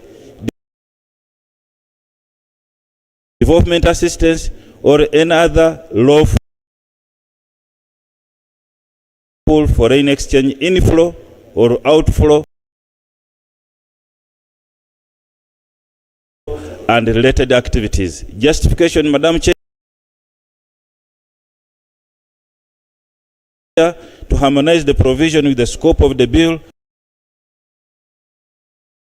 as provided in clause 2 and to clarify the scope of the bill to avoid the possibility of extending the bill to any person and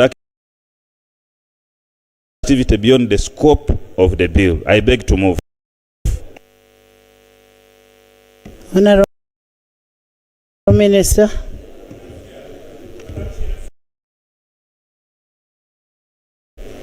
Right Honorable Speaker and members, I concur.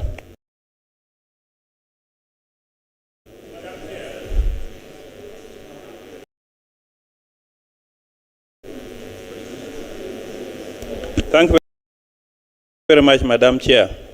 Madam Chair, we didn't have opportunity, but first of all, I wanted to be on record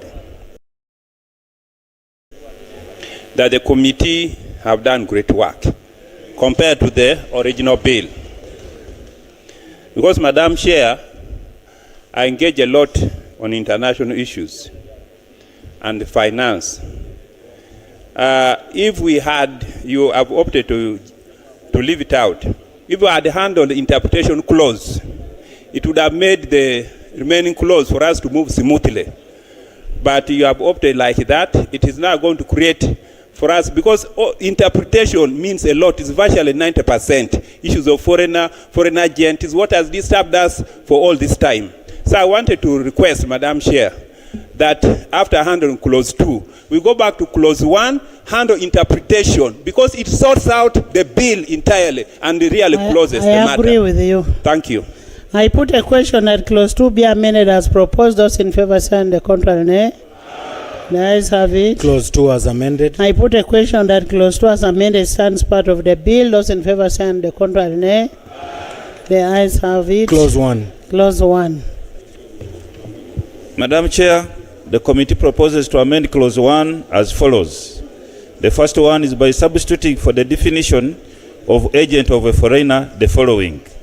Agent of a foreigner means a person who engages in any of the activities referred to in section 2 as an agent, representative, or employee of a foreigner on the order, request, supervision, or under the direction or control of a foreigner, or while being financed or subsidized by a foreigner. Another amendment in the definition of disruptive activities by deleting paragraph C. Another one. Paragraph E. Another one is by substituting for the definition of foreigner the following. Foreigner includes a non-Ugandan citizen who engages, undertakes, supervises, controls, finances, or subsidizes the activities specified in section 2.2. B. A foreign government, consulate, high commission, embassy, or other diplomatic mission which engages, undertakes, supervises, controls, finances, or subsidizes the activities specified in section 2.2.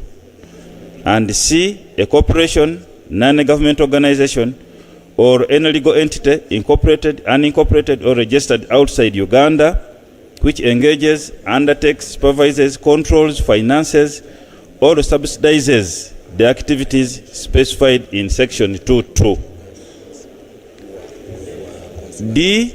An international or multinational organization which engages, undertakes, supervises, controls, finances, or subsidizes the activities specified in section 2.2.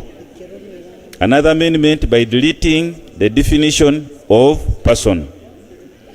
Another one by inserting the following definitions in their appropriate alphabetical order. F. Activities means any activity aimed at influencing the enactment of legislation, the formulation of policy, or the decision making of government or the people of Uganda, and includes A. Fundraising, sponsoring, registering, nominating, supporting, or campaigning for a candidate in an election. B. Registering, funding, and campaigning for a political party in an election. C. Fundraising, campaigning, canvassing for support, supporting or opposing a political party or a candidate in an election. D. Any activities aimed at influencing the outcome of an election. E. Any activities aimed at influencing the will and the consent of the people of Uganda to determine who shall govern them and how they should be governed. F.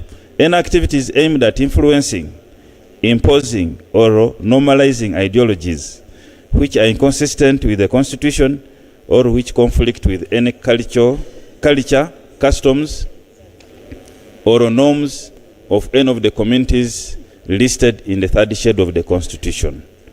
Another definition is interest of a foreigner means interest of a foreigner that are aligned with the principles. I will come again. Interest of a foreigner means interest of a foreigner that are not aligned with the principles and laws adopted by Uganda. Another. I will come again.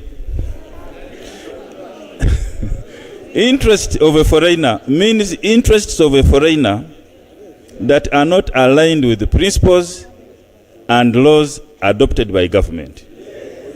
Interests of Uganda means the national interests of Uganda based on the principles of national interest and common good enshrined in the national objectives and directive principles of state policy as provided for in the Constitution, laws of Uganda, and government policy. Foreign policy means a policy developed by a foreigner. Government policy means a statement, decision, or actions of government on how a sector is regulated or governed, issued in accordance with the Constitution and laws of Uganda. Interest of Ugandans means the interests of Uganda. Justification: to limit the application of the bill to only agents of foreigners and not any other person. Second, the amendments are intended to harmonize the definitions with the scope of the bill as provided in Clause 2. The other one is under the definition of foreigner to exclude the application of the bill to Ugandan citizens residing outside Uganda. To remove the power of the minister to declare any person a foreigner under the definition of a foreigner. And under the definition of the phrase disruptive activities, to remove the restriction on the recruitment and employment of persons, which was broad. And finally, to define words and phrases which are used in the bill in order to enhance clarity. I beg to move, Madam Chair. Thank you. Honorable Baka, where would you place the honorary councils? Like the Kirumiras, like the Wawamunos, who represent other countries in our country? There are diplomatic missions, Madam Chair. If they are diplomatic missions, then you're going to consider them foreigners.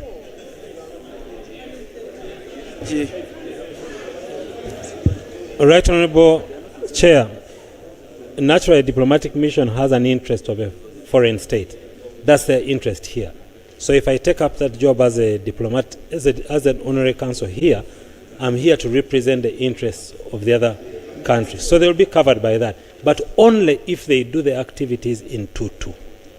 Only if they do the activities in 2.2. In Clause 2.2. Yes. Thank you. Thank you. We, in the definition, we have talked of foreign policy to refer to the policy of foreigners. Are we sure in the whole law we don't mention foreign policy of Uganda? Because there is, I believe there is where we say we are protecting also our interests like foreign policy. So now if we limit foreign policy to mean policies of the outside, what about our foreign policy? Chair, the second one, it answers together. Well, that one is qualified later on in the bill.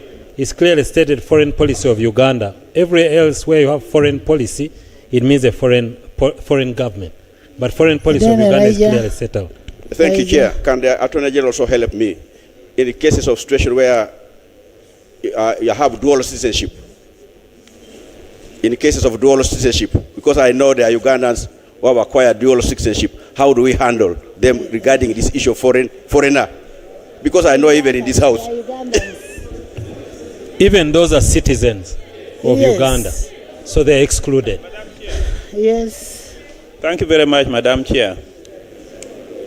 Madam Chair, the issue of having political parties, because this clause basically, the purpose of this bill is to deny political parties and civil society to receive resources that are not declared.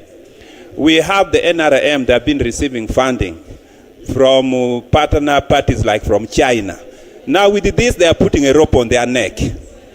That is true. So I'm just telling you, are putting a rope on your neck.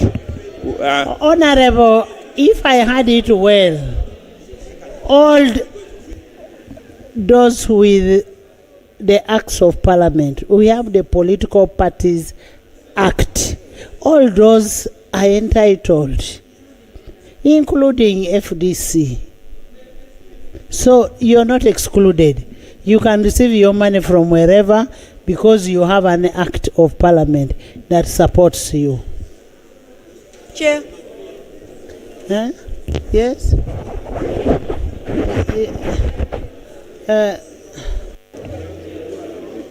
Right Honorable Speaker and members, I want to agree with the chairperson, except I want to refer members to interest of a foreigner and edit out principles and replace them with policies and laws adopted by government. Policies, not principles.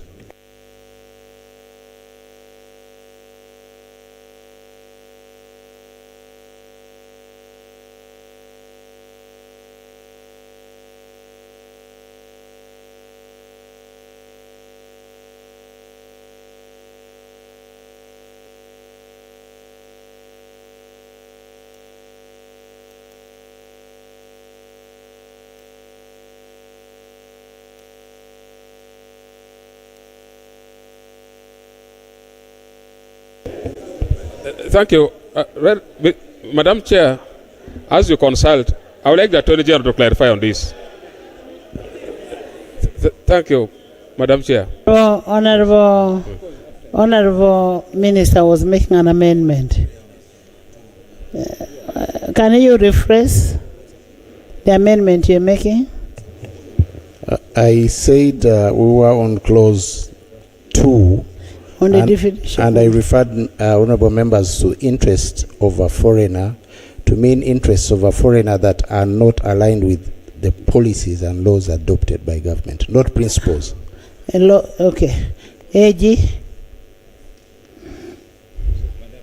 We agree with the principle that has been set out in the amendment. I think the issue is that government has policies, not principles, has policies. So we want to amend that to read policies and laws developed and adopted by government of Uganda. Thank you. I put a question that clause 1 be amended as proposed by the committee and further amended by the AG. Those in favor say and the contrary nay. The ayes have it. Clause 1 as amended. I put a question that clause 1 as amended stands part of the bill. Those in favor say and the contrary nay. The ayes have it. Clause 3. Clause 3. Madam Chair, the committee proposes to amend clause 3 as follows. Clause 3 of the bill is amended by inserting immediately before the word ministry, appearing in the third line, the word relevant. Justification: to require the department to consult the relevant ministry while implementing the act. I beg to move. Chair. Minister. No objection. Yes. You see, there's a bill we passed recently to make it vague, because you see, this bill is about financial flows. Now, when you say relevant ministry, why don't we say minister responsible for finance, so that it is very clear? Because when you leave it vague like this, we will have a challenge. AG. Right, Honorable Chair, this bill is not about financial flows. This bill is about influencing policy making in Uganda. So every different ministry has its own policy that it is entitled to handle. So it's not about money. This bill is not about money. It's about influencing policy making decisions in Uganda. I put a question that clause 3 be amended as proposed. Those in favor say and the contrary nay. The ayes have it. Clause 3 as amended. I put a question that clause 3 as amended stands part of the bill. Those in favor say and the contrary nay. The ayes have it. Clause 4. Clause 4. Madam Chair, the committee proposes to amend clause 4 as follows. Clause 4 of the bill is amended in subclause 1 in paragraph D by inserting the words "or foreign nationals," and in paragraph H by inserting the word "perform" immediately before the word "any." Justification: to restrict the bill to only agents of foreigners as prescribed in clause 2. I beg to move. Honorable Minister. No objection. AG. No objection. I put a question that clause 4 be amended as proposed. Those in favor say and the contrary nay. The ayes have it. Clause 4 as amended. I put a question that clause 4 as amended stands part of the bill. Those in favor say and the contrary nay. The ayes have it. Clause 5. Clause 5, Chair. Madam Chair, the committee proposes to amend clause 5 as follows. Clause 5 of the bill is amended in subclauses 3 by substituting for the words "a person" the words "an agent of a foreigner." By substituting for subclause 4 the following: an agent of a foreigner who intentionally promotes the interests of a foreigner against the interests of Uganda commits an offense and is liable on conviction to, in the case of a legal entity, to a fine not exceeding 100,000 currency points, and in case of an individual, to a fine not exceeding 50,000 currency points, or to imprisonment for a term not exceeding 10 years, or both. Justification to restrict the bill to only agents of foreigners as prescribed in Clause 2. To make the penalty and fine proportionate to the offense. And finally, to provide for criminal intent in the commission of the offense. I beg to move, Madam Chair.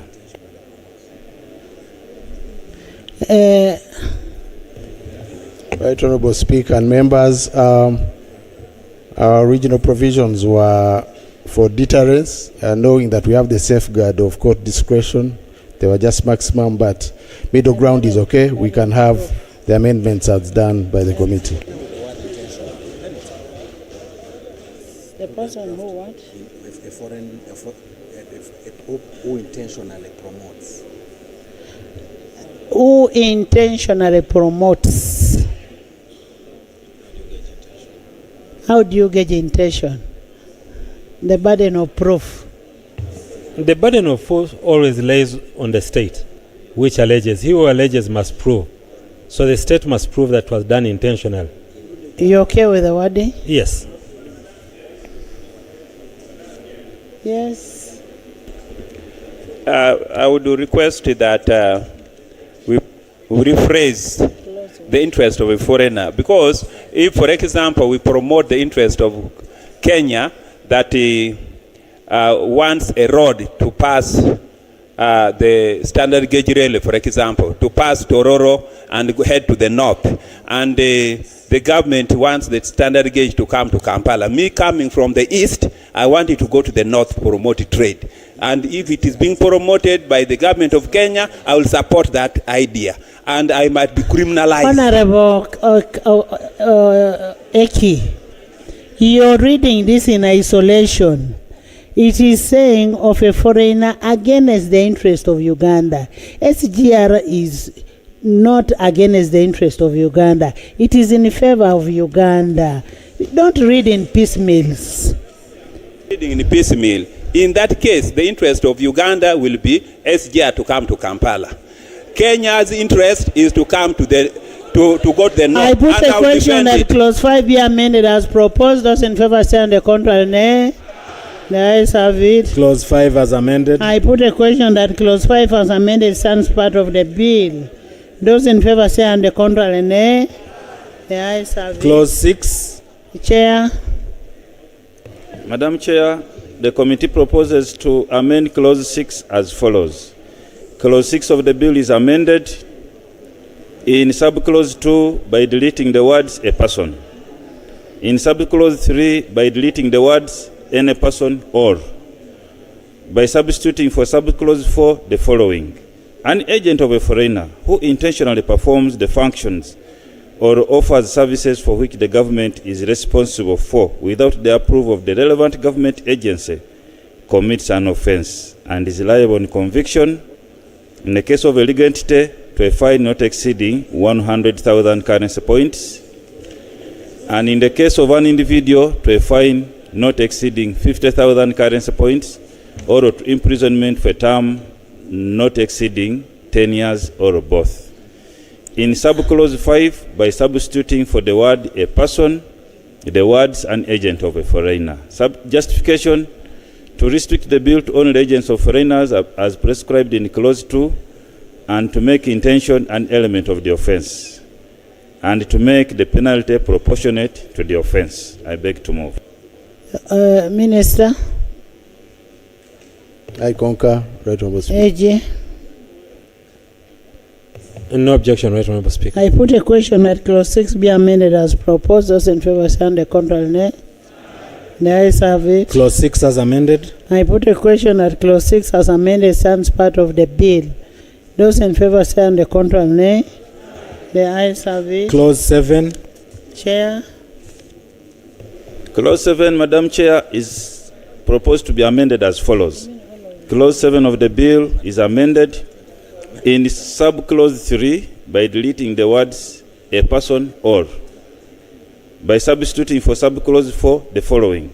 An agent of a foreigner who knowingly develops a policy without the approval of cabinet commits an offense and is liable on conviction In the case of illegal entity, to a fine not exceeding 100,000 currency points, and in case of an individual, to a fine not exceeding 50,000 currency points, or to imprisonment for a term not exceeding 10 years, or both. In subclause 5, by deleting the words and implementing.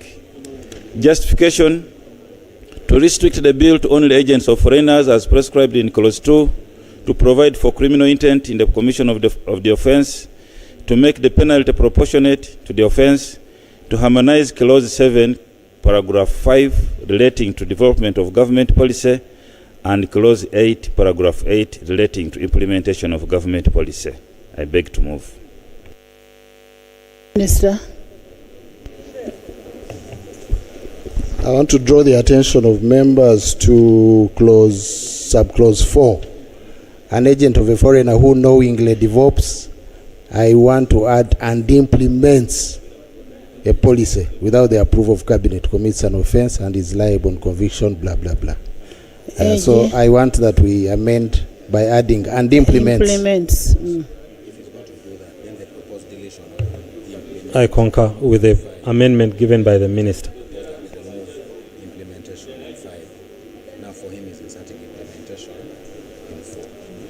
Have you looked at 5 from the committee's recommended from the report, where they say the minister may by regulation prescribe the procedure and the requirements for formulating and implementing the policy of government? So you're deleting that.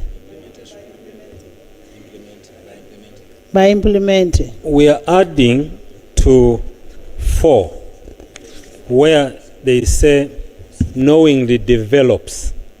An agent of a foreigner who knowingly develops. To develop, you may develop it and keep it in your mind. But we want to add and implements. So if you develop it in your mind and attempt to implement it here, that's when you commit an offense. So in 5, we are saying that if you want to implement a policy that you've come up with, you have a policy. You go and you tell government what policy you have, and they will tell you how to implement it in Uganda. Yes. Yes, Madam Chair. Chair. Christine. Chair, I am of the view that knowingly developing a policy and implementing it, what will happen to institutions like Red Cross that come in disasters and they don't need that other approvals? So we could do qualify it other than Red Cross is not an agent of foreigners. They are funded by government. It is a legal entity that sometimes represents foreigners. Yes. No. Yes. Not unlawfully. Madam Chair, yes. I'm making a proposal that we amend and replace a word without approval of cabinet and say without approval of government. Because sometimes we debate here and the courts and the other government agencies. So when we restrict and tie ourselves only to cabinet, we are surrendering too much power and making cabinet to be. So I'm proposing that instead of cabinet, we say without approval of government. That is better definition. Government is broad. It has nothing. And include cabinet. Cabinet is vague. Government is not the policy making organ. It's cabinet by constitution. The Red Cross by constitution, is a creation. Cabinet. Red Cross is a creation of the Geneva Convention, and we are bound to abide by it. So it is not a foreign. Yes, AJ. Yes. Thank you very much, Madam Chair.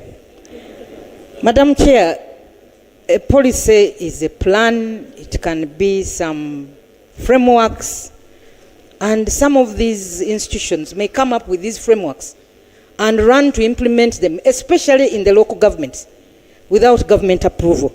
So I don't see any problem.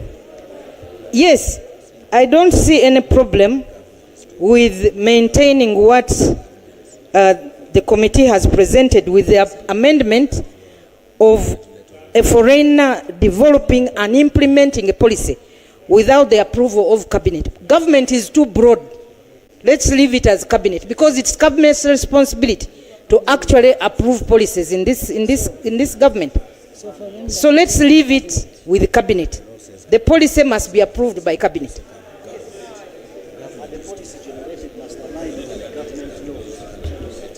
Madam Chair, you had picked me. You had picked me, Madam Chair. Honourable members, policy formulation is an executive role. So by the time it is put there that cabinet should do it, because when you put government, even us then, if Parliament will also do the same, local government, even so the amendment, just a minute. Right, Honourable Chair. Just a minute. The committee proposed to amend clause 7(4) to read, an agent of a foreigner who knowingly develops a policy. We are proposing that we are saying an agent of a foreigner who knowingly develops and implements a policy. And we are proposing that in subclause 5, the minister may, they're proposing to delete and implementing, we are proposing that and implementing remains. That's the amendment. That's what I said. Yes. That's what I said. That is 5. That is what? That is what? 7. Clarification. Can you give information?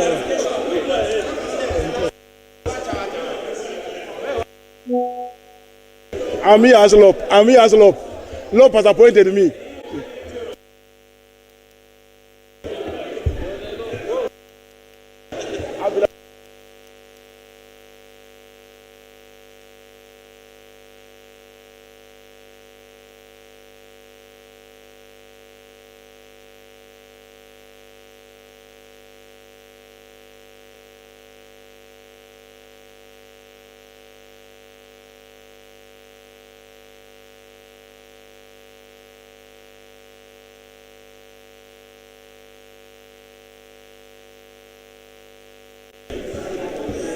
Honourable members, I put a question that clause 7 be amended as proposed by the committee and further amended by the Attorney General. Those in favour say and the contrary nay.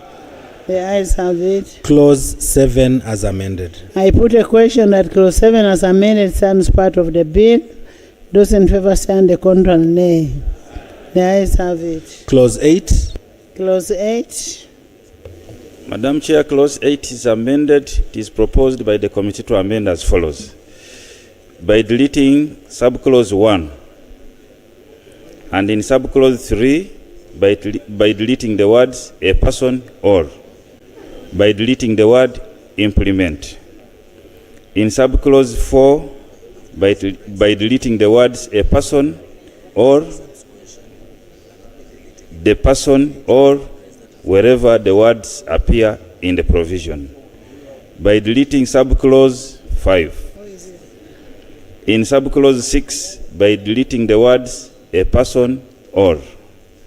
By substituting for the words the person or agent, the words an agent of a foreigner. And in subclause 7, by substituting for the words a person, the words an agent of a foreigner. Justification to restrict the bill to only agents of foreigners as prescribed in clause 2. Subclause 5 is deleted in order to remove unnecessary bureaucracy in implementation of policy and to harmonize clause 3 and 4 of the provision. I beg to move. Honourable AG, after reinstating implementation, this becomes subsequential. so we cannot delete it. Yes. Right Honorable Chair and members, if it is a policy of government that has been adopted by government, anyone can implement that policy in Uganda, so long as it is government policy. So if you write here, an agent of a foreigner shall not implement government policy, then that will be contradictory. Anyone can implement government policy, but it must be a policy of government. We have friends of ours who are in a humanitarian community. They come to assist us build schools, build boreholes. That is okay because it's government policy. But you cannot implement a policy which is not government policy. So I agree with the committee on their proposed amendment. You agree with the committee on the deletion of implementation? Chair, what happens where the government does not have a policy?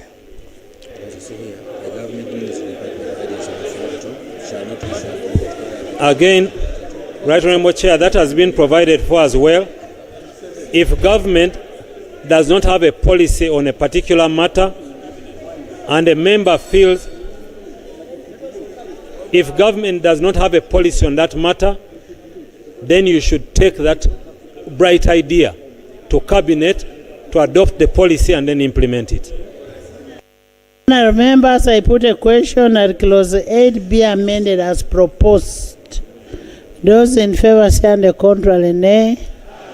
The ayes have it. Clause 8 as amended. I put a question that clause 8 as amended stands part of the bill. Those in favour say on the contrary, nay. The ayes have it. Clause 9. Foreign policy. Madam Chair, the committee proposes to amend Clause 9 as follows. Clause 9 of the bill is amended by, in the head note, by inserting immediately after the word policy, the words of Uganda. In subclause 4, by deleting the words a person or. Justification: to restrict the bill to only agents of foreigners as prescribed in clause 2, and to provide clarity on the head note. Minister. I agree, Chair, because we need to distinguish between Uganda's policy and the foreign policy of other countries. No objection. I put a question that clause 9 be amended as proposed. Those in favour say on the contrary, nay. The ayes have it. Clause 9 as amended. I put a question that clause 9 as amended stands part of the bill. Those in favour say on the contrary, nay. The ayes have it. Clause 10. 10. Madam Chair, the committee proposes to amend Clause 10 as follows. In the head note, by deleting the words of another country. In subclause 1, by substituting for the words a person the words an agent of a foreigner. By substituting for subclause 2 the following: an agent of a foreigner who engages in any activity, solicits, receives, or obtains any assistance from a foreigner to sponsor or organize a meeting or any function with the aim of promoting foreign policy in Uganda that has not been adopted by cabinet, as government policy, commits an offense and is liable on conviction in the case of a legal entity to a fine not exceeding 100,000 currency points, and in the case of an individual to a fine not exceeding 50,000 currency points, or to imprisonment for a term not exceeding 10 years, or both. By inserting immediately after subclause 2 the following: the minister may, in consultation with the cabinet, by regulations, prescribe the procedure for adopting foreign policy. Justification: to restrict the bill to only agents of foreigners as prescribed in clause 2. To empower the minister to prescribe the procedure for adopting in Uganda the foreign policy of another country, and to make the penalty proportionate to the offense. I beg to move, Madam Chair. Minister. No objection, Chair. AG. No objection, Right Honourable Chair. I put a question that clause 10 be amended as proposed. Those in favour say on the contrary, nay. The ayes have it. Clause 10 as amended. I put a question that clause 10 as amended stands part of the bill. Those in favor say the contrary, nay. The ayes have it. Clause 11. Clause 11. Madam Chair, the committee proposes to amend Clause 11 as follows. Clause 11 is amended by substituting for subclause 3 the following.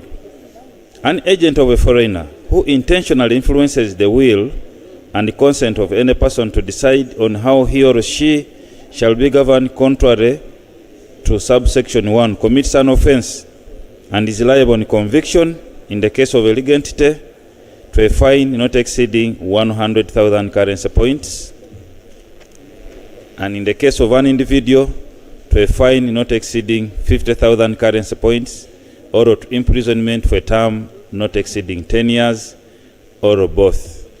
In subclause 4, by substituting for the words a person, the words an agent of a foreigner.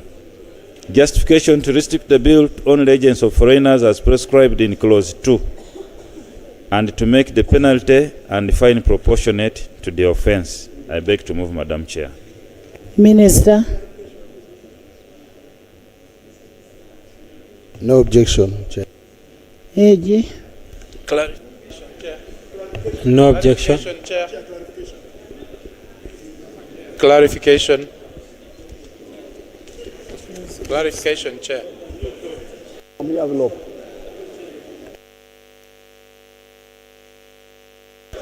I put a question that clause 11 be amended as proposed. Those in favor say on the contrary, nay. The ayes have it. Clause 11 as amended. I put a question that clause 11 as amended stands part of the bill. Those in favor say on the contrary, nay. The ayes have it. Clause 12. Clause 12. Madam Chair, clause 12 is proposed to be amended as follows. Clause 12 of the bill is amended in subclauses 1 by deleting the words a person or, by substituting for subclause 2 the following. An agent of a foreigner who engages in any activity or solicits, receives or obtains any assistance from a foreigner to sponsor, organize a meeting or any function with the aim of interfering with the operations of government, commits an offense and is liable on conviction in the case of a legal entity to a fine not exceeding 100,000 currency points, and in the case of an individual to a fine not exceeding 50,000 currency points, or to imprisonment for a term not exceeding 10 years, or both. By inserting immediately after subclause 2 the following. For purposes of this section, an agent of a foreigner interferes with operations of government if the agent of a foreigner intentionally obstructs, impairs, hinders, or prevents a public officer or any other person occupying a public office from performing his or her functions. Justification to restrict the bill to only agents of foreigners as prescribed in clause 2, to define what amounts to interfering with the operations of government in order to comply with the legality principle enumerated under Article 28, Clause 12 of the Constitution, to make the penalty and fine proportionate to the offense. I beg to move, Madam Chair. Minister. No objection. Okwalinga. Have no objection. Okwalinga.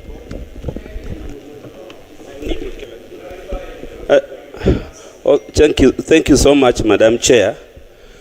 Madam Chair, the clarification I wanted to seek from our land Attorney General relates to the matter that concerns the sanctions that we give to, that we have mentioned in the law to somebody who has attempted to influence our policy, especially when it comes to an embassy.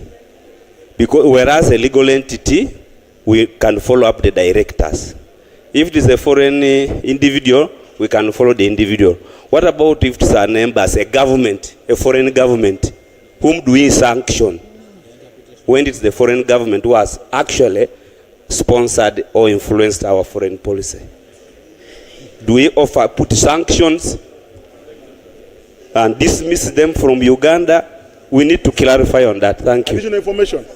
Madam Chair, on top of that one, in this very house, it is on record that the persons who attempted either to promote either the foreign policies, I wanted to know, because like homosexuality, in this very house, they are citizens of this country. Okay, wait.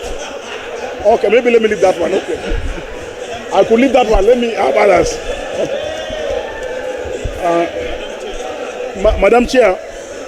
Secondly, there are Honorable. Okay, I will withdraw that one. I withdraw. Honorable, I said we needed a legitimate debate at a time of homosexuality. Honorable Fox Odo is married to 2 beautiful women. He's not a homosexual. Okay. He does not promote. And he's not a foreign agent. And he's withdraw. Madam Chair, in this house. I beg to withdraw that one on the basis that he's married to 2 women. But Madam Chair, the last one. This one is a bit very complicated because there are many churches in this country, many churches coming up in Uganda. Some of them in particular tell people not to go for formal treatment. Some of them instruct citizens not to go to hospital to get formal medication. People eventually stay and die in churches. And just a moment, I'm just thinking because you don't know whether the Bible is foreign. We want to be sure whether the Bible, my land colleague Attorney General. There is one called Kibwetere, you remember? Yes, they block Uganda. You mentioned the name. They block Uganda through faith from going to seek medication. Now, you mentioned the name Kibwetere. Like Kibwetere. They are blocking citizens of this country. My land Attorney General, my dear land colleague, my dear land Attorney General, I wanted to know, are these foreign interests? Where does the Bible belong? So that we know whether they are agents of foreigners. I beg. Yes, Madam Moses. Chair. Madam Chair, maybe Attorney General will clarify this too. Moses. Yeah, thank you, Madam Chair. I just wanted to seek indulgence of the Attorney General.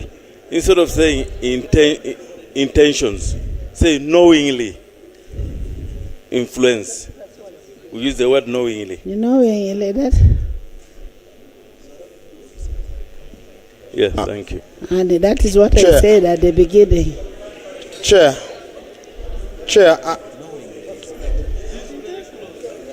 I needed some clarity from the Attorney General on this. Yes, it is close 12. Instead of saying intention or intended, you say unknowingly influenced.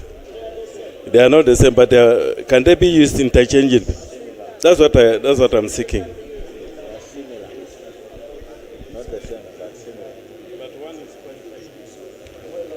But how would you say that? How would you determine that I was acting on behalf of Eji, what is your comment on this? Chair, Eji could respond at once. Do we move by what? Yes, we can use the knowingly. I agree. I have no objection to that. Whatever intention. Yeah, you can say knowingly or intentionally. Yes. Chair. Knowingly. Knowingly, wherever intentionally appears. Yes, I agree. Yes. Attorney General needs to clarify this. I'm a little bit lost on what amounts to disrupting government operations. For example, our policy is that citizens must be treated here. But we have a number of well-to-do government officials who choose to go for medication out of the country. It means they will be promoting the foreign interests of that country. So honorable members, I put a question. I put a question that clause 12 be amended as proposed and knowingly replaces intentionally wherever it appears. Those in the favor say and the contrary nay. The ayes have it. Clause 12 as amended. I put a question that clause 12 as amended stands part of the bill. Those in favor say on the contrary, nay. The ayes have it. Clause 13. Prohibition of economic sabotage. Madam Chair, the committee proposes to amend clause 13 as follows. Clause 13 is substituted with the following. Prohibition of economic sabotage is the head note. An agent of a foreigner who knowingly publishes false information or participates in any disruptive act or activity that weakens, undermines, or damages the economic system or viability of the country to cause economic disruption, insecurity, or instability commits an offense of economic sabotage and is liable on conviction in the case of a legal entity to a fine not exceeding 100,000 currency points, and in the case of an individual to a fine not exceeding 50,000 currency points, or to imprisonment for a term not exceeding 10 years, or both. Justification: to restrict the bill to only agents of foreigners as prescribed in clause 2, to provide for criminal intent in the commission of the offense, and to make the penalty proportionate to the offense. I beg to move, Madam Chair.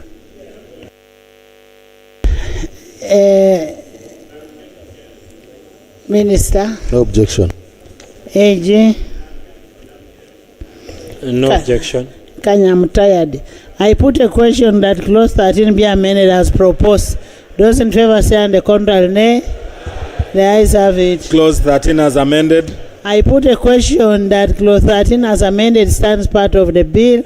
Those in favor say on the contrary, nay. The ayes have it. Clause 14. Clause 14. I put a question that clause 14 stands part of the bill. Those in favor say on the contrary, nay. The ayes have it. Clause 15. I put a question that clause 15 stands part of the bill. Those in favor say on the contrary, nay. The ayes have it. Clause 16. Clause 16.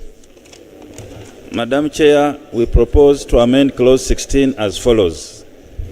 Clause 16 of the bill is amended in subclause 1 by deleting all the words appearing after the word applicant, by inserting immediately after subclause 1 the following. The department shall within 14 days from the date the application is forwarded to the department under subsection 1 conduct inquiries to ascertain the suitability of the applicant and the application and the applicant, and make a recommendation to the minister. In subclause 2, in paragraph A, by deleting the words mental and physical health, by substituting for paragraph B the following. In the case of an applicant who is an individual, whether the applicant has been convicted of an offense and sentenced to a term of imprisonment without the option of a fine. In the case of a company or any other legal entity, whether a director of the applicant has been convicted of an offense which renders him or her incapable of being appointed director in accordance with the applicable law, by inserting immediately after subclause 5 the following. The department shall, in considering an application under this section, comply with the rules of natural justice.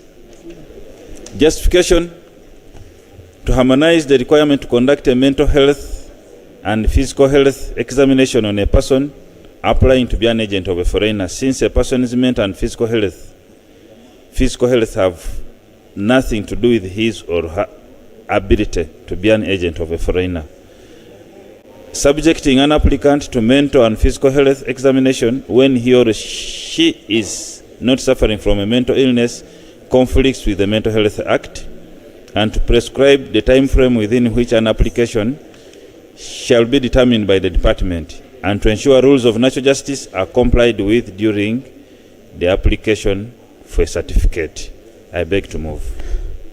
Honorable Minister, where they say the department shall within 14 days from the date the application is forwarded by the department, why don't we say received by the department? Because if it is forwarded, say by email, it can take more time, and then you'll not have any evidence of receipt. I agree, Chair. So you amend as you. So we shall substitute forwarding with receipt. Receiving. Received By by the the department. Yes. AJ. I mean, Thank you. Madam Chair, on 17.3, we seem to be limiting our inquiries, like the department in the process of conducting the inquiries after Section 2 will require any person, department or agency of government to furnish information.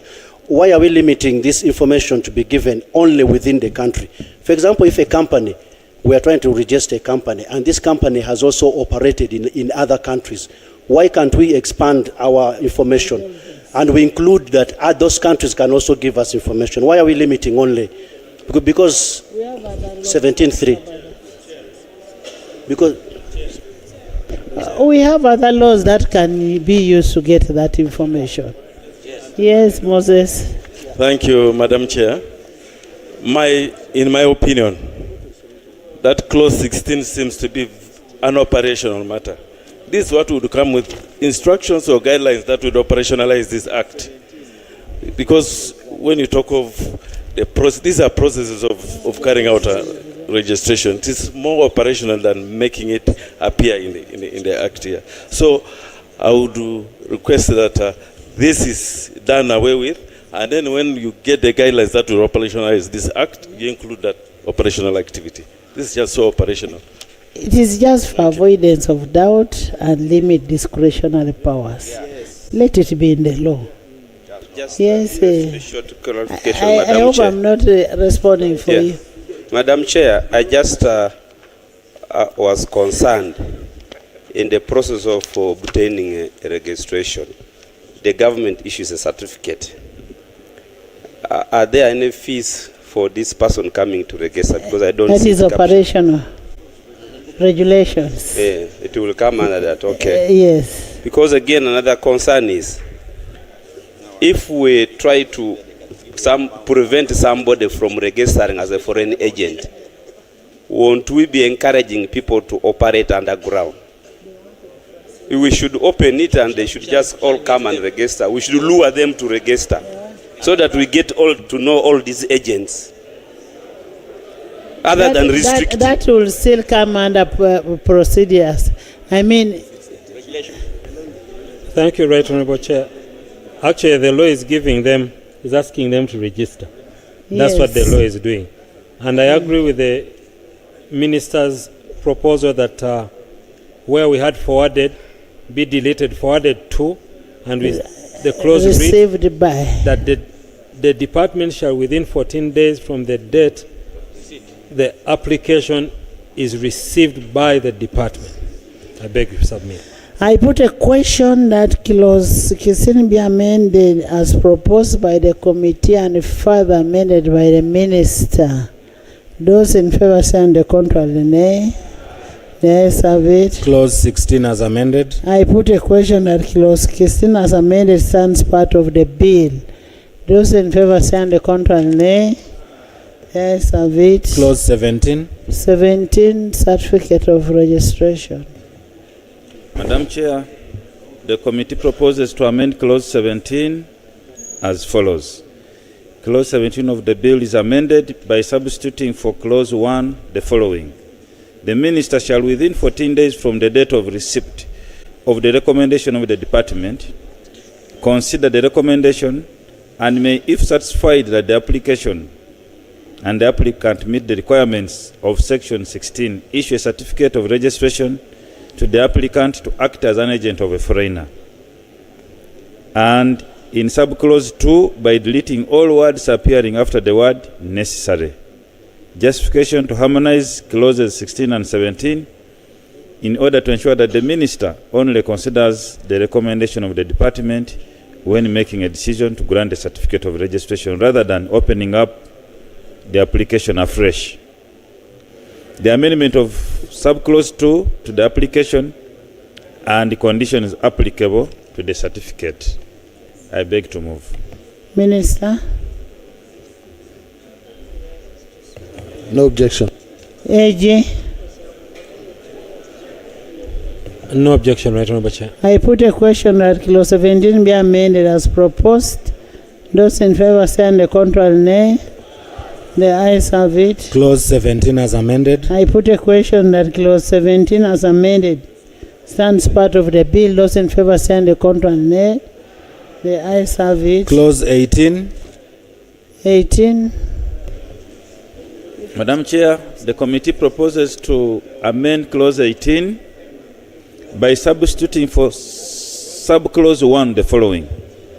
The minister may refuse to issue a certificate of registration if the department recommends to the minister to deny the application, or the minister is not satisfied that the application or the applicant meets the requirements of section 16. And by substituting for subclause 2 the following.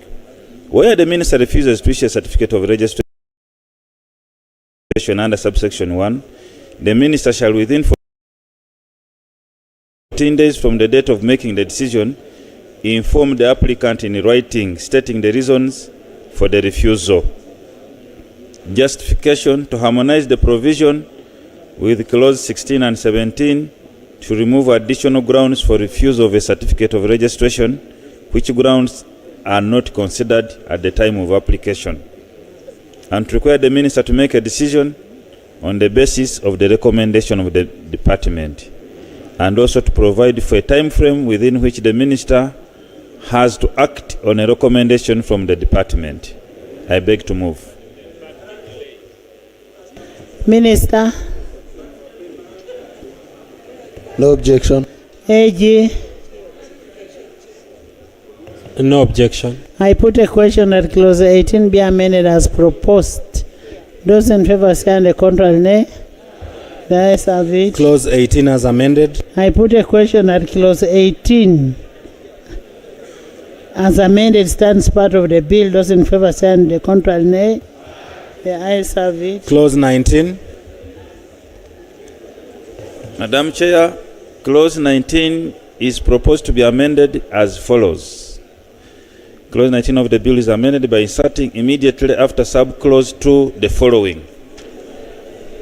The minister shall consider the application for renewal of a certificate of registration and make a decision within 14 days from the date of receipt of the application for renewal.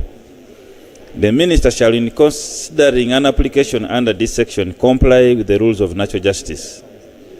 Justification: to prescribe the time frame within which an application for renewal of a certificate of registration shall be made, and to ensure rules of natural justice are complied with during the renewal processes of a certificate.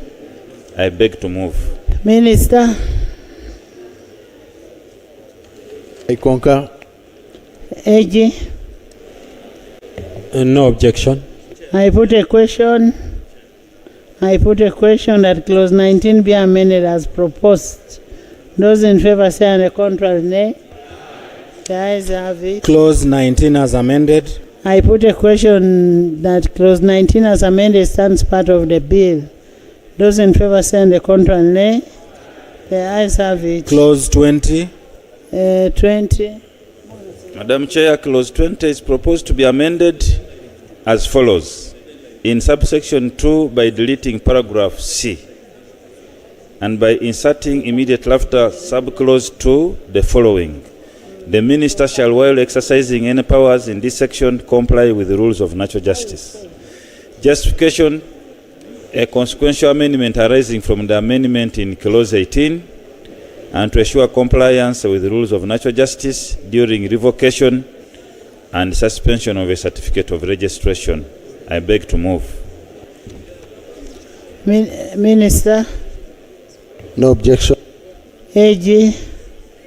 No objection, Right Honorable Chair. I put a question that clause 20 be amended as proposed. Those in favor say and the contrary nay. The ayes have it. Clause 20 as amended. I put a question that clause 20 as amended stands part of the bill. Those in favor say and the contrary nay. The ayes have it. Clause 21. Clause 21. Madam Chair, the committee proposes to amend clause 21 in sub-clause 1 by deleting the words "for other," by deleting the words "or other person receiving any funding from a foreigner," and by deleting sub-clause 2. And in sub-clause 3, by substituting for the words "a person," the words "an agent of a foreigner." Justification to restrict the bill to only agents of foreigners as prescribed in clause 2. And sub-clause 2 is proposed for deletion since it infringes on the right to privacy and data protection laws. Minister. No objection. AG. No objection, Right Honorable Chair.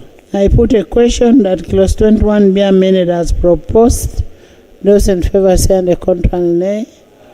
The ayes have it. Clause 21 as amended. I put a question that clause 21 as amended stands part of the bill. Those in favor say and the contrary nay.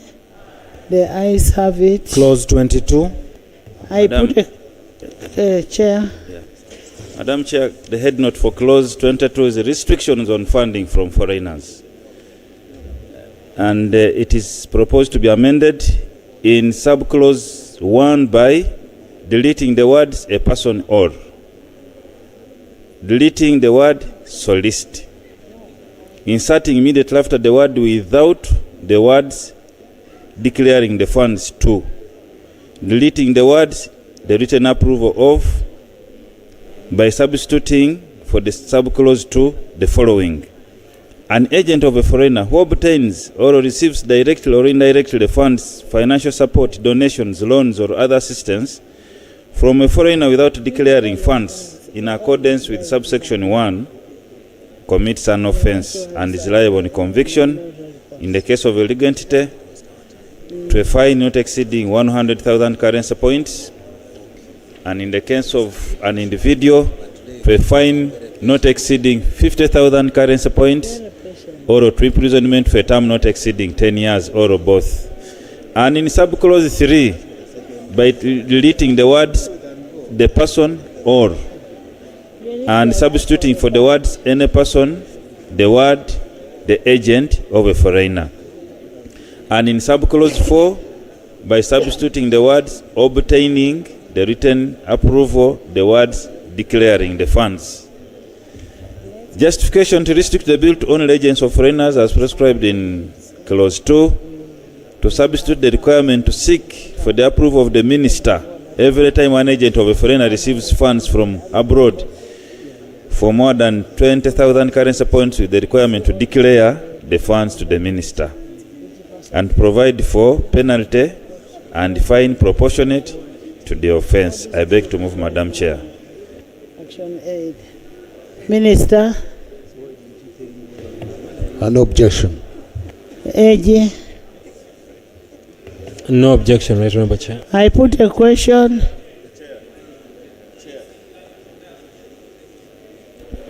Madam Chair, under the current legal regime, the anti-money laundering, the BOU guideline instructions to commercial banks, every fund you receive, you have to submit all the documentation, and then the banks clear and they keep record.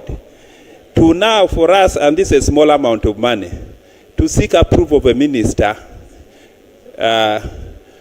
really going to create and block investment and trade. It's a serious matter, Madam Chair. First of all, it is not approval, and secondly, you must put the issue intent. What is the intention of this money coming? Is it for yes, Moses? Honorable Kanya, we wanted to limit the discretion of the minister, which was talked about, by removing approval. You just have to declare. Okay. Then. Yeah, Madam Chair, mine is just for consistency's sake. Clause 22, restriction of funding from foreigners. This time you are calling them foreigners. in most other instances, you're calling them a foreigner. So we would still have to use the word a foreigner instead of using foreigners this time for consistency. For consistent. Yes, foreigner. I agree. I put a question that clause 22 be amended as proposed and further amended by Honorable Moses Alepel. Those in favor say aye, to the contrary nay. The ayes have it. Clause 22 as amended. I put a question that clause 22 as amended stands part of the bill. Those in favor say on the contrary nay. The ayes have it. Clause 23. Chair. Madam Chair, clause 23 is amended as follows. In subclause 1, by deleting the words a person or, by substituting the word 100, the word 50, and by substituting the word 20, the word 10. In subclause 2, by substituting the word person, the words agent of a foreigner. Justification to restrict the bill to only agents of foreigners as prescribed in clause 2 and to provide for penalty and fine proportionate to the offense. I beg to move. Minister. No objection, Chair. AG. No objection. I put a question that clause 23 be amended as proposed. Those in favor say on the contrary nay. The ayes have it. Clause 23 as amended. I put a question that clause 23 as amended stands part of the bill. Those in favor say on the contrary nay. The ayes have it. Clause 24. 24. Madam Chair, the committee proposes to amend clause 24 as follows. Clause 24 is amended by deleting subclause 2. Justification: the disapplication of the Public Finance Management Act contravenes Section 28 of the Public Finance Management Act. I beg to move. Minister. I concur. AG. I concur. I put a question that clause 24 be amended as proposed. Those in favor say on the contrary nay. The ayes have it. Clause 24 as amended. I put a question that clause 24 as amended stands part of the bill. Those in favor say on the contrary nay. The ayes have it. Clause 25. Chair. Madam Chair, the committee proposes to amend clause 25 as follows. By substituting for subclause 1 the following.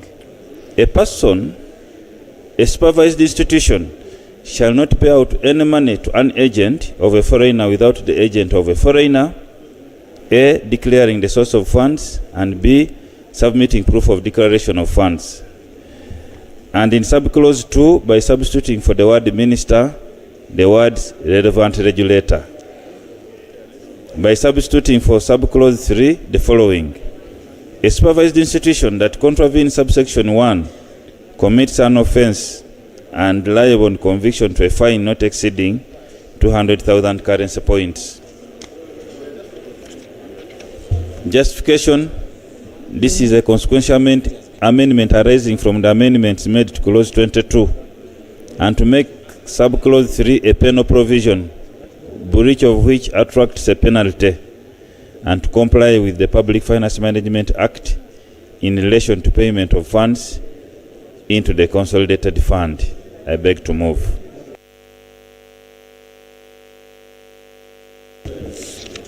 No objection. AG. No objection. I put a question that clause 25 be amended as proposed. Those in favor say on the contrary nay. The ayes have it. Clause 25 as amended. I put a question that clause 25 as amended stands part of the bill. Those in favor say on the contrary nay. The ayes have it. Clause 26. Madam Chair, the committee proposes to amend clause 26 by substituting for clause 2 the following: an agent of a foreigner who fails to submit returns to the minister as required in subsection 1 commits an offence and is liable on conviction in the case of a legal entity to a fine not exceeding 100,000 currency points, and in the case of an individual to a fine not exceeding 50,000 currency points, or to imprisonment for a term not exceeding 10 years, or both. I beg to move. Unfortunately, we don't have the justification.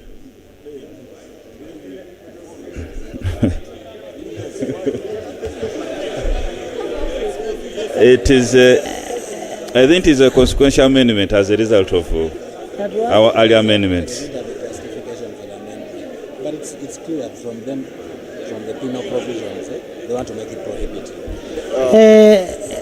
Minister? No objection. AG? No objection. Right, Honorable Chair. It's a consequential amendment. Just the reason that we were dealing with this was the committee reported that they were trying to reduce and rationalize the penalties. So that's what they've done. I put a question that clause 26 be amended as proposed. Those in favor say and control nay. The ayes have it. Clause 26 as amended. I put a question that clause 26 as amended stands part of the bill. Those in favor say and control nay. The ayes have it. Clause 27. I put a question that clause 27 stands part of the bill. Those in favor say and control nay. The ayes have it. Clause 28. Chair. Madam Chair, clause 28 is amended in subclause 1 by inserting immediately after the word may, the words upon obtaining a court order, and by deleting that the word that appears to him or her. In subclause 2, by substituting for the words a person, the words an agent of a foreigner. Justification to restrict the bill to agents of foreigners as prescribed in clause 2, and to require an authorized person to obtain a court order before inspecting premises of an agent of a foreigner. Minister? Objection. AG? No objection, Right Honorable Chair. I put a question that clause 28 be amended as proposed. Those in favor say and control nay. The ayes have it. Clause 28 as amended. I put a question that clause 28 as amended stands part of the bill. Those in favor say and control nay. The ayes have it. Clause 29. 29. Clause 29, I put a question that clause 29 stands part of the bill. Those in favor say the control nay. The ayes have it. Clause 30. Chair. Madam Chair, the committee proposes to amend clause 30 by inserting immediately after the word may, the words in consultation of the minister responsible for finance, and by numbering the existing provision as subclause 1 and inserting immediately after subclause 1 the following: the statutory instrument referred to in subsection 1 shall be laid before Parliament for approval. Justification to require the Minister of Finance to be consulted before amendment on the value of a currency point, and to require the SI statutory instrument to be approved by Parliament. I beg to move, Madam Chair. Minister. Right Honorable Chair and colleagues, we propose that clause 30 stands part of the bill as it were to read, yes. The minister may by statutory instrument with the approval of cabinet amend the schedule to this act.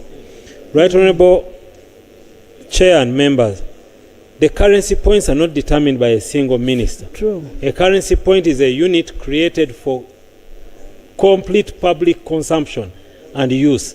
So the moment cabinet has approved it, it must be brought here, the currency point must be changed, and then the amendment of the schedule would be done. I beg to submit.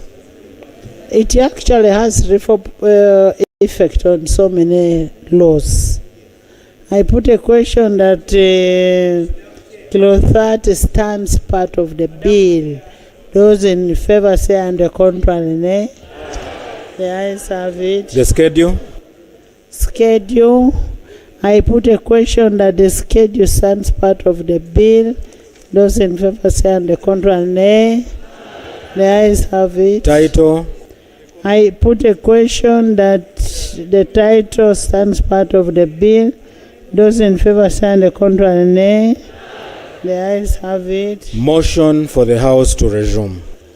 Honorable Minister. Chair, I beg to move that the House do resume and the Committee of the whole House do report thereto. I put a question that the House resumes and the Committee of the whole House reports thereto. Those in favor say aye.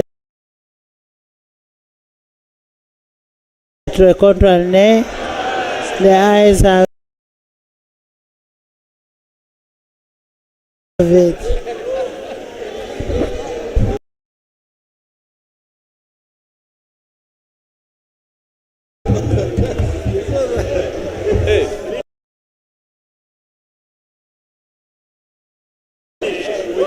What happened?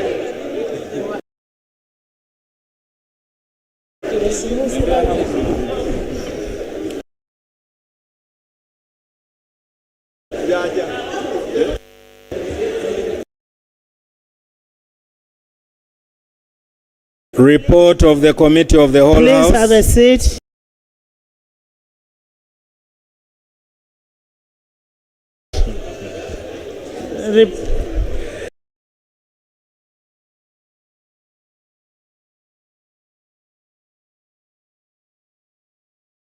Please have a seat.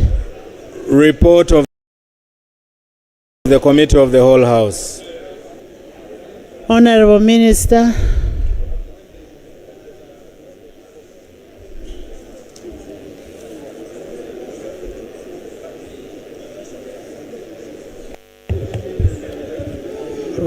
Chair and honorable members, I beg to report that the Committee of the whole House has considered the bill entitled The Protection of Sovereignty Bill 2026 and passed clauses 14, 15, 27, 29 and 30, the schedule and title, passed with amendments clauses 1, 2, 3, 4, 5, 6, 7, 8, 9, 10, 11,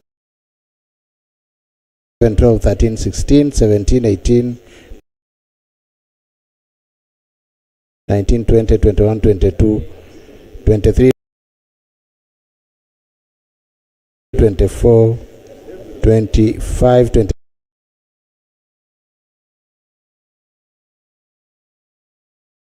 26 and 28.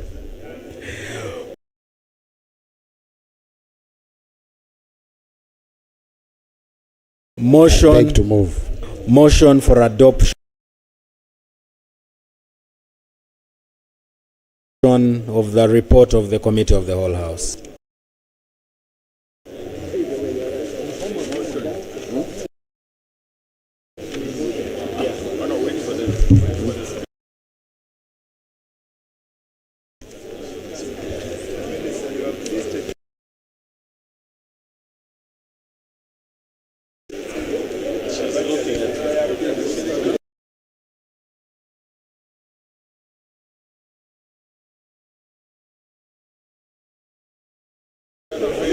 That is a simple thing.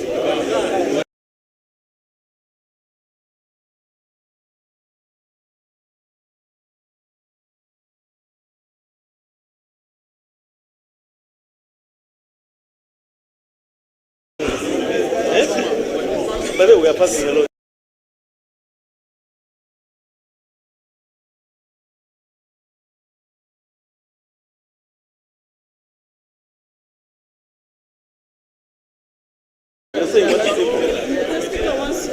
Most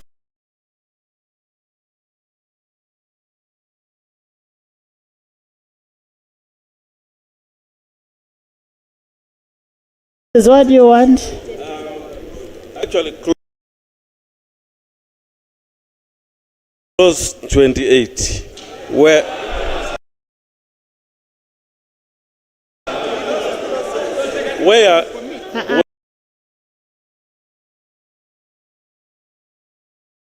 you need a minister to get a court order to go and inspect. I just want to give you an example. We have agencies like NEMA. When they have to inspect premises of persons that they have a matter of concern, they don't need to seek a court order. This will bog down the operations of that particular activity.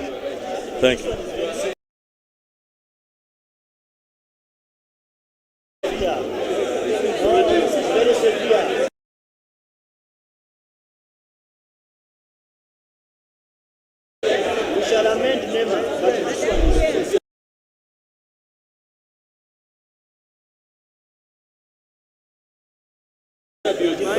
The minister will abuse those powers.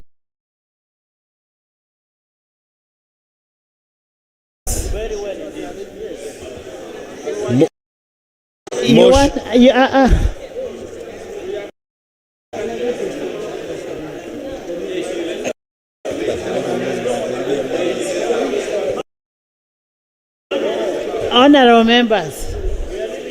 Honorable members, I want to be fair to everybody, okay?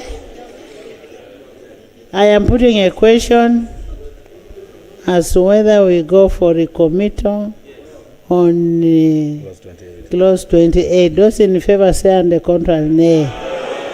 The nays have it.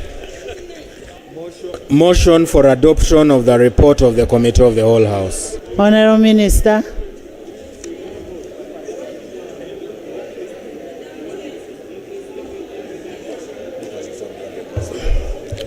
Chair and honorable members, I beg to move that the House adopts the report of the Committee of the Whole House.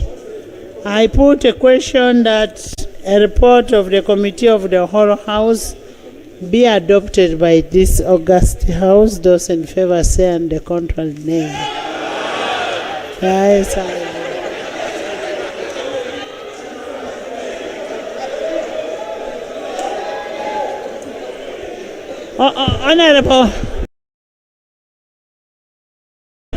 Honorable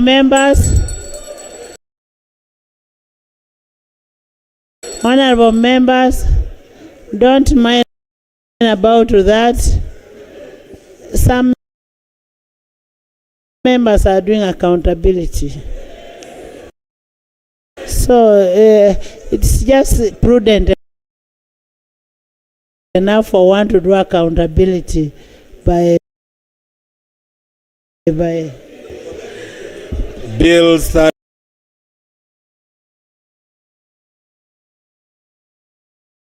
reading, the protection of sovereignty bill 2026.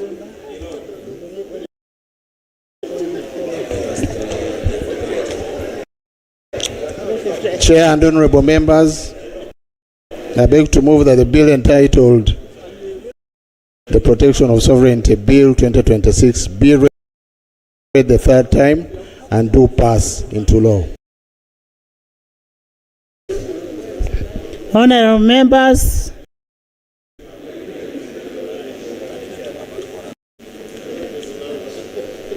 my quorum still stands at 353. I now put a question that the Protection of Sovereignty Bill 2026 as to whether we go for a committal on clause 28. Those in favor say and the contrary nay. The nays have it. Motion for adoption of the report of the Committee of the Whole House.